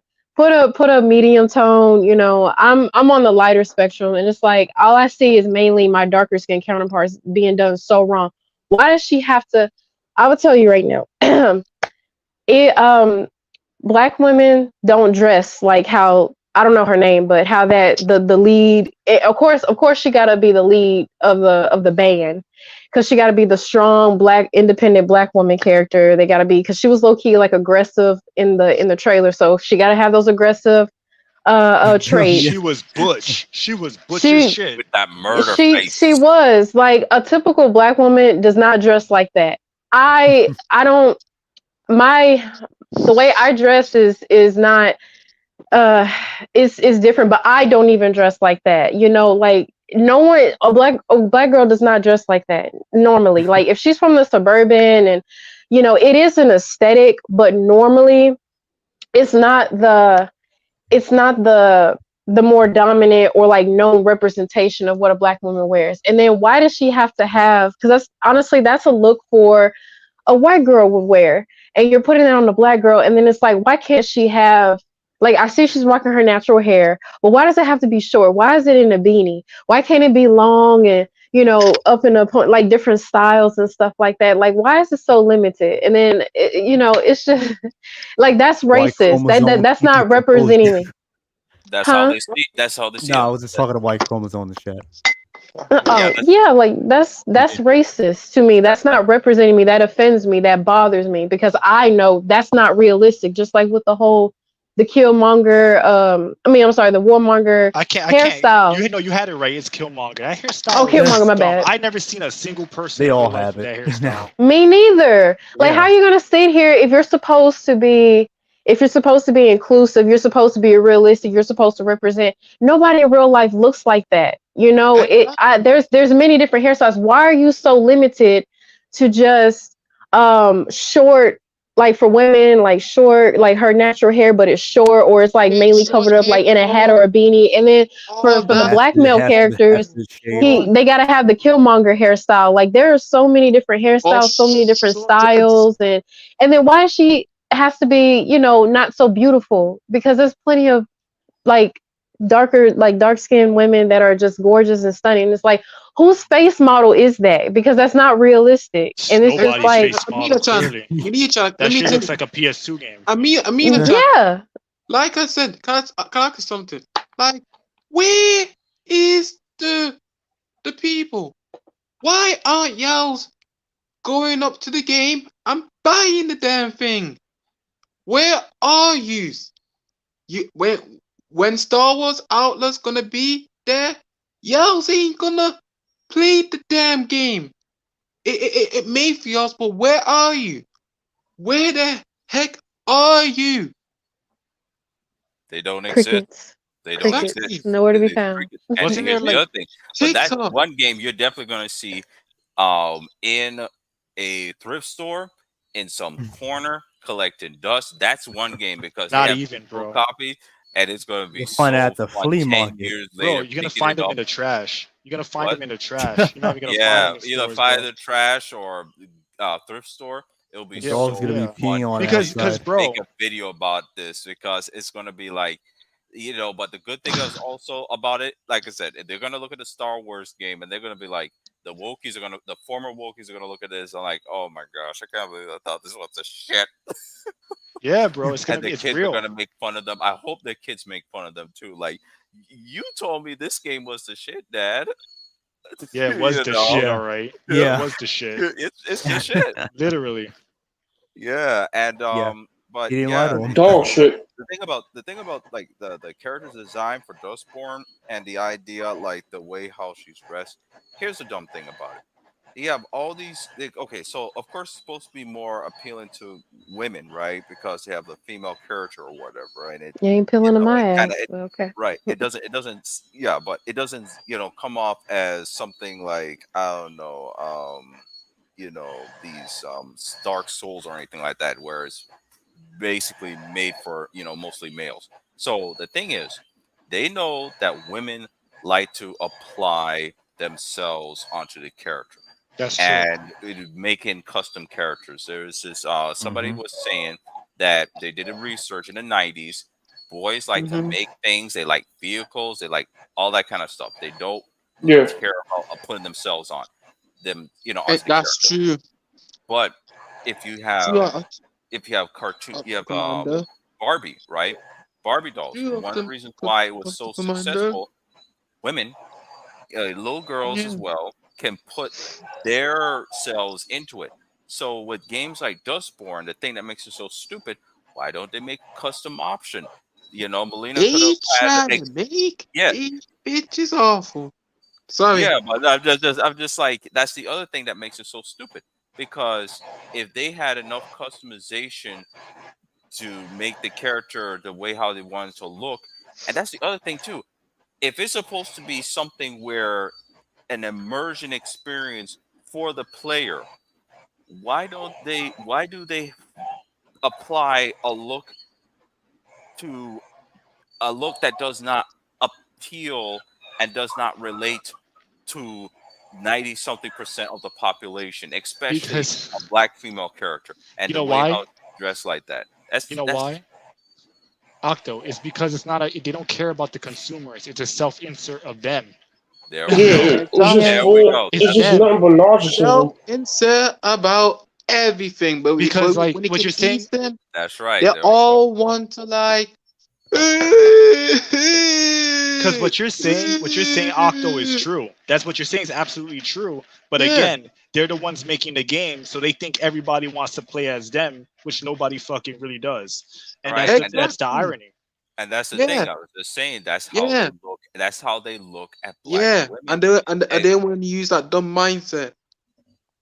But go on, Octo Commander. Right. You were So talking. yeah. So the thing is like when they look at black women, they don't think Alicia, Nicki Melina. Minaj or anybody like that. Who do they think? DMX, Ja Rule. That's how they look at black women. And Like they DMX and Ja Rule, that's crazy. yeah. So they making him look like DMX. How my ex gonna give it to you, and it's Yeah. supposed to be a that was Barbie. that's too soon. Apologies. But for real, they don't look at black women. They hear black women talk about the strength and empowerment and all that kind of stuff. But the thing they don't understand is that it's a balancing act.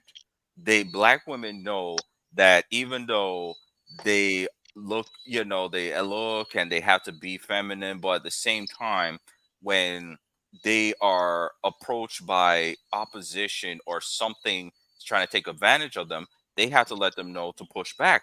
And that's one of the essence of strength. It's not physical and trying to be all hard and scary. They know they're not the spookiest person on the block. They know Pookie and the homeboys with the ski mask are the spooky ones in the hood. That's true. Yeah. So I just like I said, it's just like the Tricky. Parker was saying, it's just the industry is just filled with ignorance. So go on, Chappers.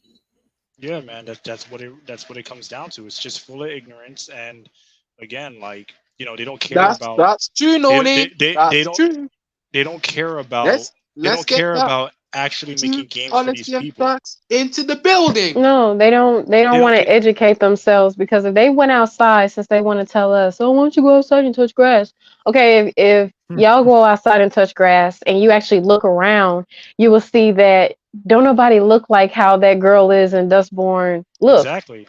And Exactly. y'all Yeah. know this, but y'all want to sit here because that just goes to show how limited your perspective is. Yeah. You don't want to do no research, because that's why we have Yasuke and Assassin's Creed Shadows, because Yep. y'all don't bother to do research. Y'all don't bother to actually take the time to learn about people and their backgrounds and their countries and their cultures and where they come from. Miles And you're Morales, being perfect racist. You can't example. sit here. Yes, that is a perfect example. You Another one, cannot. That's why I would never take them seriously, or it goes Yeah. through one ear out the other. Yeah, If I haven't been called, but I know I would. The more I'm out there, but it goes through one ear out the other if you call me bigoted, because it's the ones that are calling me that. When But they you point want the to finger at you, you're gaslight. pointing back at them. Yeah, Yeah. it's pointing back at them, because you want to gaslight, you want to manipulate, you want to try to turn the tides on me as if though, I'm the problem. I don't know what I'm talking about. No, I do know what I'm talking about. That's why I'm speaking about this, because yeah. it doesn't, it's not y'all. realistic. It doesn't make any sense. How can you be realistic and yet not realistic? Oh, It's just like you're not Yeah. cultured at all whatsoever. You're stuck in your box. You're stuck in your suburban areas and whatnot. Like, it's just like y'all don't know what real black is. You don't know what really anything is. That's why oh, the work speaks for itself when we see these video games of their influences. That they're you can tell they're very limited. They're not very cultured. They're not creative. That's why they have to leash off of other They're creatively IPs. bankrupt. exactly.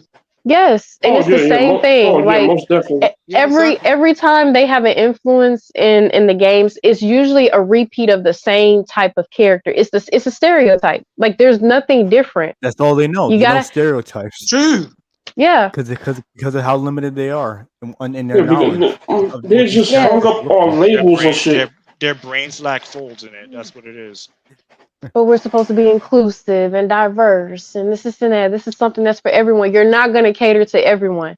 You can't please everyone. That's just how it Yeah. is. You're gonna Once have people that don't like you, and you're gonna have people that like you. That's just how it is. You just gotta live with that. once you But once don't you sit here and try to push your ideas and try to infiltrate a community that was never really that you don't belong in the first place. Go yeah where you're it's, wanted. yeah Like it's not that hard. like if you appeal to Simple everybody, soup. you appeal to nobody. Yeah. Exactly. Yeah. Like you're gonna lose everyone. And Yeah. And also, then can I to say Melina's something? point. Oh, go ahead, Reborn. Say what you're gonna say. I want to Snap. say something to Mia-chan. Hey, Mia-chan, Huh? do you know that rivalry? I would say that little rivalry of Alyssa McCarthy. What you think of her want to sue the YouTubers, the whole YouTubers that generally criticize her, but she's now working on that type of thing. What's I'll your give her a run for her money. so Because She's gonna like I fail, can't, bro. I don't. Yeah, she's gonna fail. I don't take her fine? seriously. She She's just ain't talking. shit to me. Yeah, She's She's gonna doing fail what because people are saying. She literally is just yapping because what she's hey, gonna Yeah, for do is attention. so she's just being a woman. She's just being a listen. woman that's trying so Yeah. hard to be a dude, but She she's can't really never be. She yeah, don't she got the can't balls ever for it, be. literally. Mhm. yeah, No, but she doesn't. But hey, the You know, truth is, this is the thing. This is the thing with that though. Even if you want to look at it like on a technical level, once it hits court, if it ever even did, which it won't, they're gonna see her antics online and realize that she's doing the same shit she's accusing other people of, which will throw her case out the window. Yeah, that's what I was gonna say. Like, that's why I don't take her seriously, and I like laughed at when I heard about that because, girl, you did the exact same thing, and I've seen the receipts of many people that she's like just a big old bully. You know, it wasn't really anything um like constructive or anything. She was calling some dude talking about how his ass stank and this and that. I'm like, really? I don't know how old she is, but I can't take her seriously. And then on top of that, I found out that she was a prostitute, like a sex worker of some sort, like doing OnlyFans and I stuff. think she did OnlyFans. Talking about talking about don't sexualize us. You sexualize yourself, you stupid. You sexualize yourself, and that's the thing, though. That's why I don't take her seriously. Like you wasn't trying to watch that shit, like. Real. Like, and that's the thing, like, to add on to that. That shit is crazy. Imagine getting offended about fictional women being sexualized in video games, and here she goes. Nobody wants to see her rusty ass cheeks. See, that's what I'm saying. Yeah. It's like, if that's why I don't want to be all raunchy, but it's like, you can't be a real hoe if you got to sit here in a way and you in some form like regret being that. Like if you're a real hoe, you stand 10 toes down in that. You you don't back down from that. You don't have no regrets. If you a hoe, you stand you are that. You are about that life. There's no ifs and buts about it. So that's why like with Alyssa, it's like I can read right through her because in some way she regrets or she is ashamed of what she has done. So she's trying to have this superiority complex by trying to be all like, you know, getting on people about being bullies and being diverse. And, you know, she wants to be a part of that. And it's like, no, and she knows what she did. So she's projecting. Exactly, Jimpa. She's projecting because she's really low-key ashamed. Yeah, she's ashamed of herself. Yeah. What do you think about her, Jamie, saying that she wants to fight everybody? What do I think is that right there? I'm just laughing. I can do is laugh because ain't no damn way. Like I could take her ass on a fight, but yeah, she can't even fight herself. She can't even be. She's not even confident in herself. So she got called out by multiple women, and she backed down from all of them. So it's like very dark. Very dark was down. She was willing to train, and she just blocked her and talk shit at her DMs. I would pay money to see that, but unfortunately, it didn't happen. Yeah, you all big and bad until someone takes you up on that offer. Yeah, that's the thing with these quote unquote journalists. They talk all that shit, but when people actually stand up for themselves, they're just going back out and just say somebody accuse somebody else being a bully, you know, and the cycle continues. You know what I mean? Yeah. Right. I can't. She's a narcissist. I can do it to you, but you can't do that to me. Yeah, she's a narcissist. Exactly. Yeah, exactly. I like how the dictionary of the word narcissist. Females are the same people like or want to sexualize males. That's generally true, Evie John. So yeah, like ultimately, man, like all those people, they push this shit out, and as back to what Octo said, it's just a projection of themselves in these games. Like these are the weird girls in high school that nobody wanted to talk to. These are the cat ladies. These are the fucking degenerates. Yeah, now they're out. This is Revenge of the Nerds, but the femcel version. Yep. You know, it's like, again, people always say like, you know, with a female incel, any woman could go outside and say she's open for business. Guys will sleep with them. But the women that the guys these women really want don't want their ass because they suck. They stink. They're not good. They're broken. They're mentally broken. That's what a femcel is. Any woman can get sex, but a femcel is a woman who can't get sex with a man she wants because she's a piece of shit, basically. That applies to these women.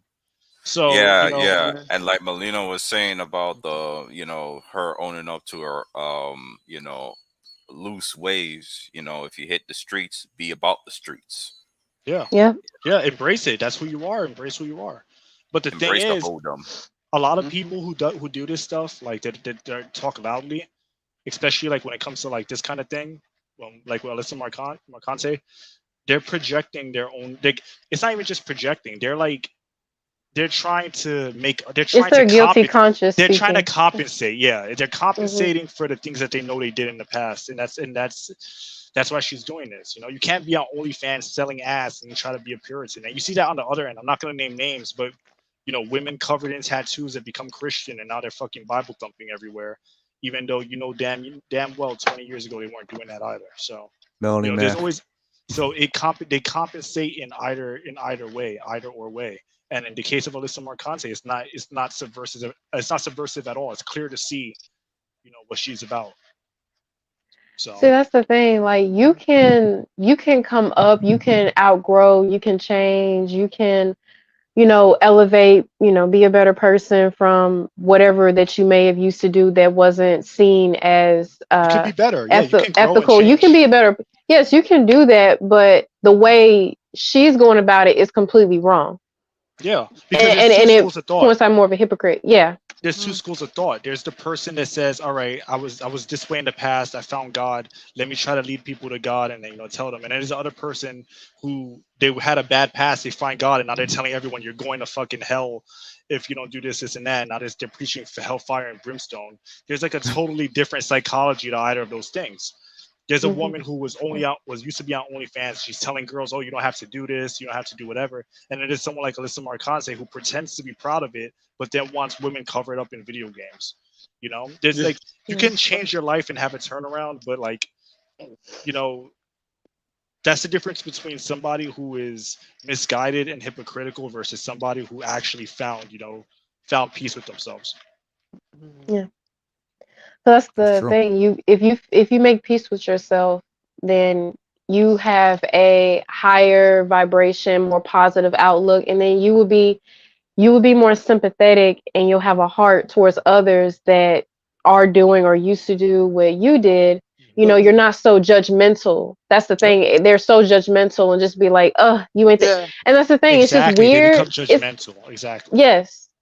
And it's weird. It's very weird how you would do that, knowing that where you did the same thing. This where you came from. So how can you sit here and act like you're holier than thou when you did this exact same thing? You're a hypocrite. And then that what they're trying to do, it gets diminished. Like you lose the point. Now no one's taking you seriously. Everyone's laughing at you because of that. The direction that you're trying to take. It's very toxic. So you're supposed to just give grace and be heartwarming and all that. You grow. Yeah. And then you help other people. But when you're like you said, when you're being judgmental, it's like you're being hardcore judgmental like that. It's just a reflection that you're still in that low vibration you were before. Yes. Yeah. But yeah, it's like circling back around everything. It's just one of those things where people have to understand that with this game industry stuff right now, you just have femcells, self-inserts, people projecting their hatred onto others, and until people stop supporting this stuff and it goes away, it's one of those things that's just gonna be a perpetual problem. Hey, Yos, I'll tell you this, bro. I'll tell you this. I bet I'm gonna be real, bro.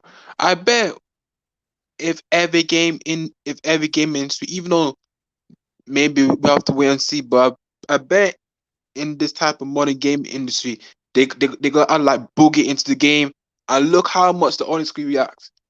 Because how much since this type of modern propaganda will slop in. But even though, we have to wait and see how much Germany we need to see the change. But right now, we're seeing like DI just dropping everywhere. But we have to see how does it go. Well, it's up to people to reject it and support the games that don't have any of that crap in it. And then, eventually studios will get the hint because, if they're relying on ESG, all right, they're relying on it. That's not going to be enough to sustain them.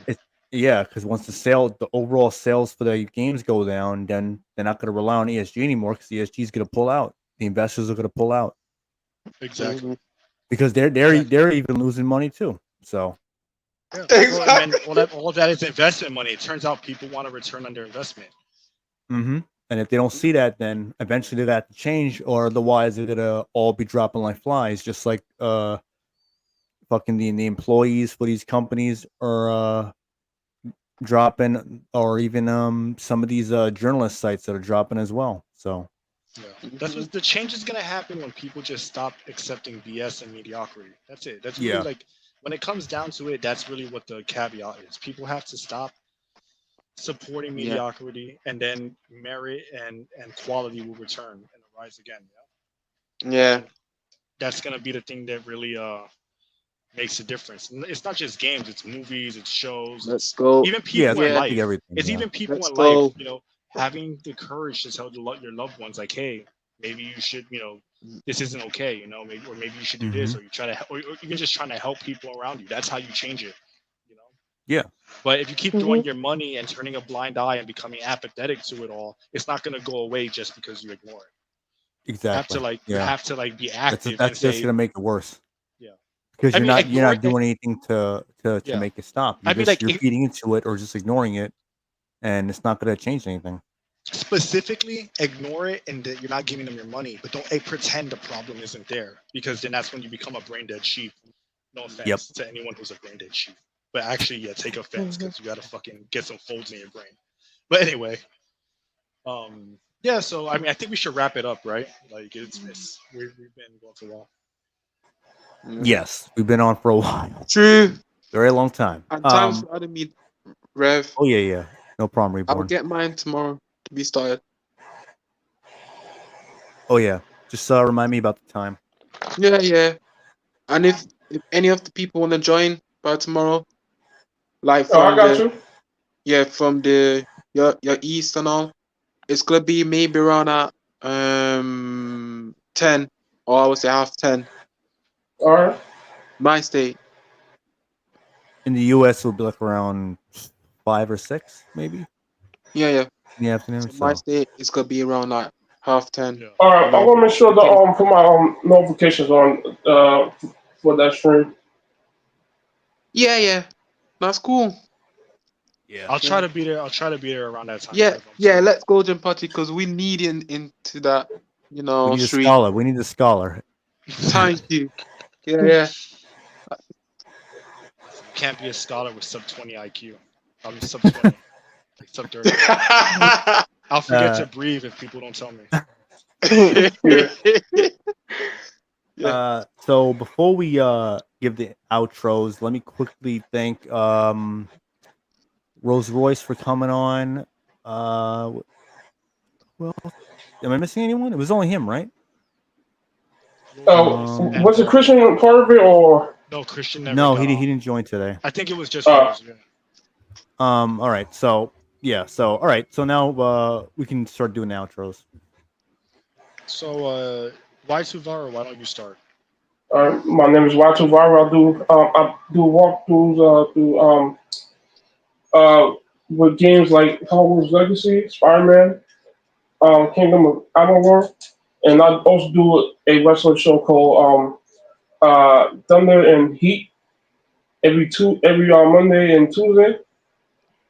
And so right now, later on I will be premiering my Y2 Elysium 9. It's like my own WrestleMania. So hopefully I'll see y'all there. And that's about it. All right, man. Thanks for coming on. We always appreciate you, bro. No problem. Always. I start with me. Someone beating eggs? Oh no, that's my controller. Oh, okay. Yeah. This man's button mashing right now. This man's button mashing for survival. For his life. All right. I'm playing there right now. So button mashing for your life, exactly. Yeah. I understand now. So my name is Reborn6819. I generally do music, maybe some whatever. I do podcasts, then I do a lot of things, maybe some both a side topic, just like me and Rev, maybe some drama scenes or non-drama scenes whatsoever. And yeah, that's it. I do what was it? Video game soundtracks, by remix. Maybe I discuss about games, and I discuss about other topics too. So if you're willing to join, and also maybe click a notification around my channel, that's great. And yeah, that's it. All right, All man. right, Thanks sounds for good. coming on. Thanks again for Yeah. coming on, Reborn. Appreciate it. Thanks for both of you inviting me again. Yeah. Respect. Hell yeah, All right. man. Always Next good to have person, you. give that outro. I gotta touch some grass. Octo, it's up to you, bro. You're next. Satu. Oh, okay. I am Octo Commander, CEO of the Octo Mind, and creator of the Octavio Camacho online graphic novel, and video game series. And I am going to try and stream more on Twitch. I have not been updated on my YouTube, so for any kind of real updates, go to my X account at Sir Dive Deep. Aside from that, thank you everybody for allowing me on the show again, and I'm going to leave it there. Always good to have you, All man. right. Thanks for coming on and giving your opinion. You're very well spoken and you're always welcome. Yeah, very cool Yep. dude. Appreciate you Everybody coming on in again. here is mad dope. And also, bro, you should stream your game. I would love to see, you should stream it. Yeah, it's a good way to promote it. Your own game. Such a good idea. Maybe not the whole thing because you don't want to spoil everything, but still, it'll be cool, to show you talk. Yeah, you talking about the game that you made while playing it. That'd be really cool, man. Really fun. So, Yeah, like a developer, a dev diary stream. Yeah. Yeah. Well, I'm thinking right now I'm kind of focused on doing the sequel and continuing the graphic novel, and I have some other things I have in mind. And so, in terms of the first game, in terms of any new content for it, that's going to be on hold. But right now, yeah, I'll have that in mind. But aside from that, thanks for allowing me on the show, and of course. Yep. All right. Yeah, man. You're always Appreciate you, welcome. Octo Like Commander. I said, man. Always good to have you on. Yeah, I'm looking forward to see what you come up with, bro. We need Mrs. Intro. Yep. All right, Melina, you're up next, Miss. Let's go, Mrs. Mrs. Mrs. Hi, my name is Melina Chan, and I'm an artist and I'm a gamer, and I love anime as well. Still getting my stuff together, but you can follow me if you wish to. I appreciate the support. You don't have to. On YouTube, you can follow me on X, Instagram. I got Facebook too. Yeah, pretty much damn near everything. But those are the main ones. And I appreciate everyone, Revenant and Jinpachi as always. And everyone else, you are all wonderful and amazing and so very, very cool. The conversation is always pleasant and entertaining and nice. So yeah, I think that's it. Sounds great. Thank you. It was great having you on again. Miss Melina. All right, gonna go now. Be glad. I'm so glad to be here. All right, peace. So I'll do my outro now. So everybody knows, everybody who watches, I'm Jinpachi. I do animation, I do gameplay stuff.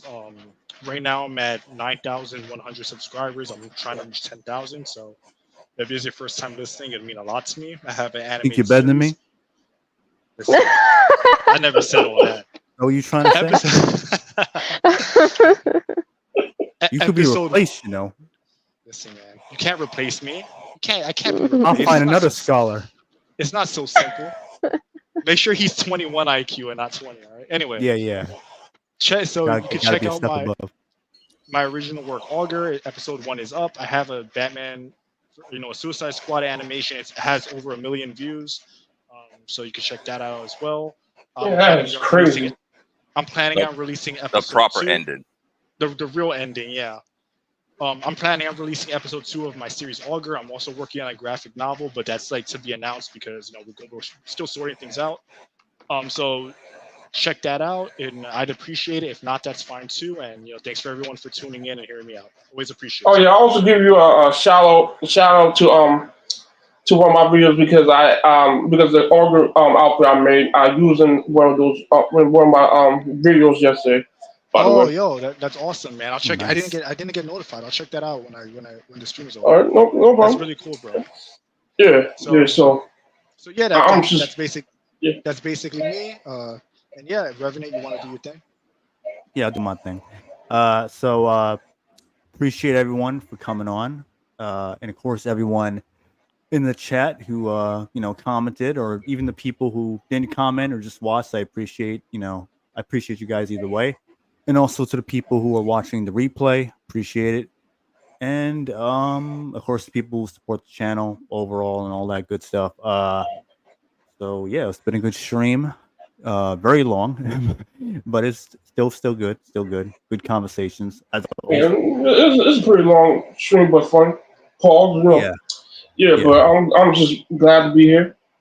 I want to thank Reverend, Japashi. Also want to thank Octo, Malia Chan, Reborn, Voice. All good people. Yeah, absolutely. So so thanks for taking your time on this Sunday or wherever you may be, whatever day may be where you're at or the time. For checking out the stream. We'll be back maybe next week. We'll see. Just keep your eyes peeled whenever you see the video, whatever the fuck the scheduled video. I don't know what it's called, but you know what I'm saying. So I'll try to have a video out this week. I'll probably talk about Dustborn. Probably just like shit on it or something, give my take on it. I mean, I already did it here, but I'll do it in video form or something. So I can't wait for that. Yeah. So yeah. Anyway, that's gonna be it for us. Everyone, take it easy. Hope you had a good weekend and have a good week. Yep. Peace. Off to touch some grass. It's calling us. Yeah, let's go. All right. God bless. Peace. Bye. Bye, Melina.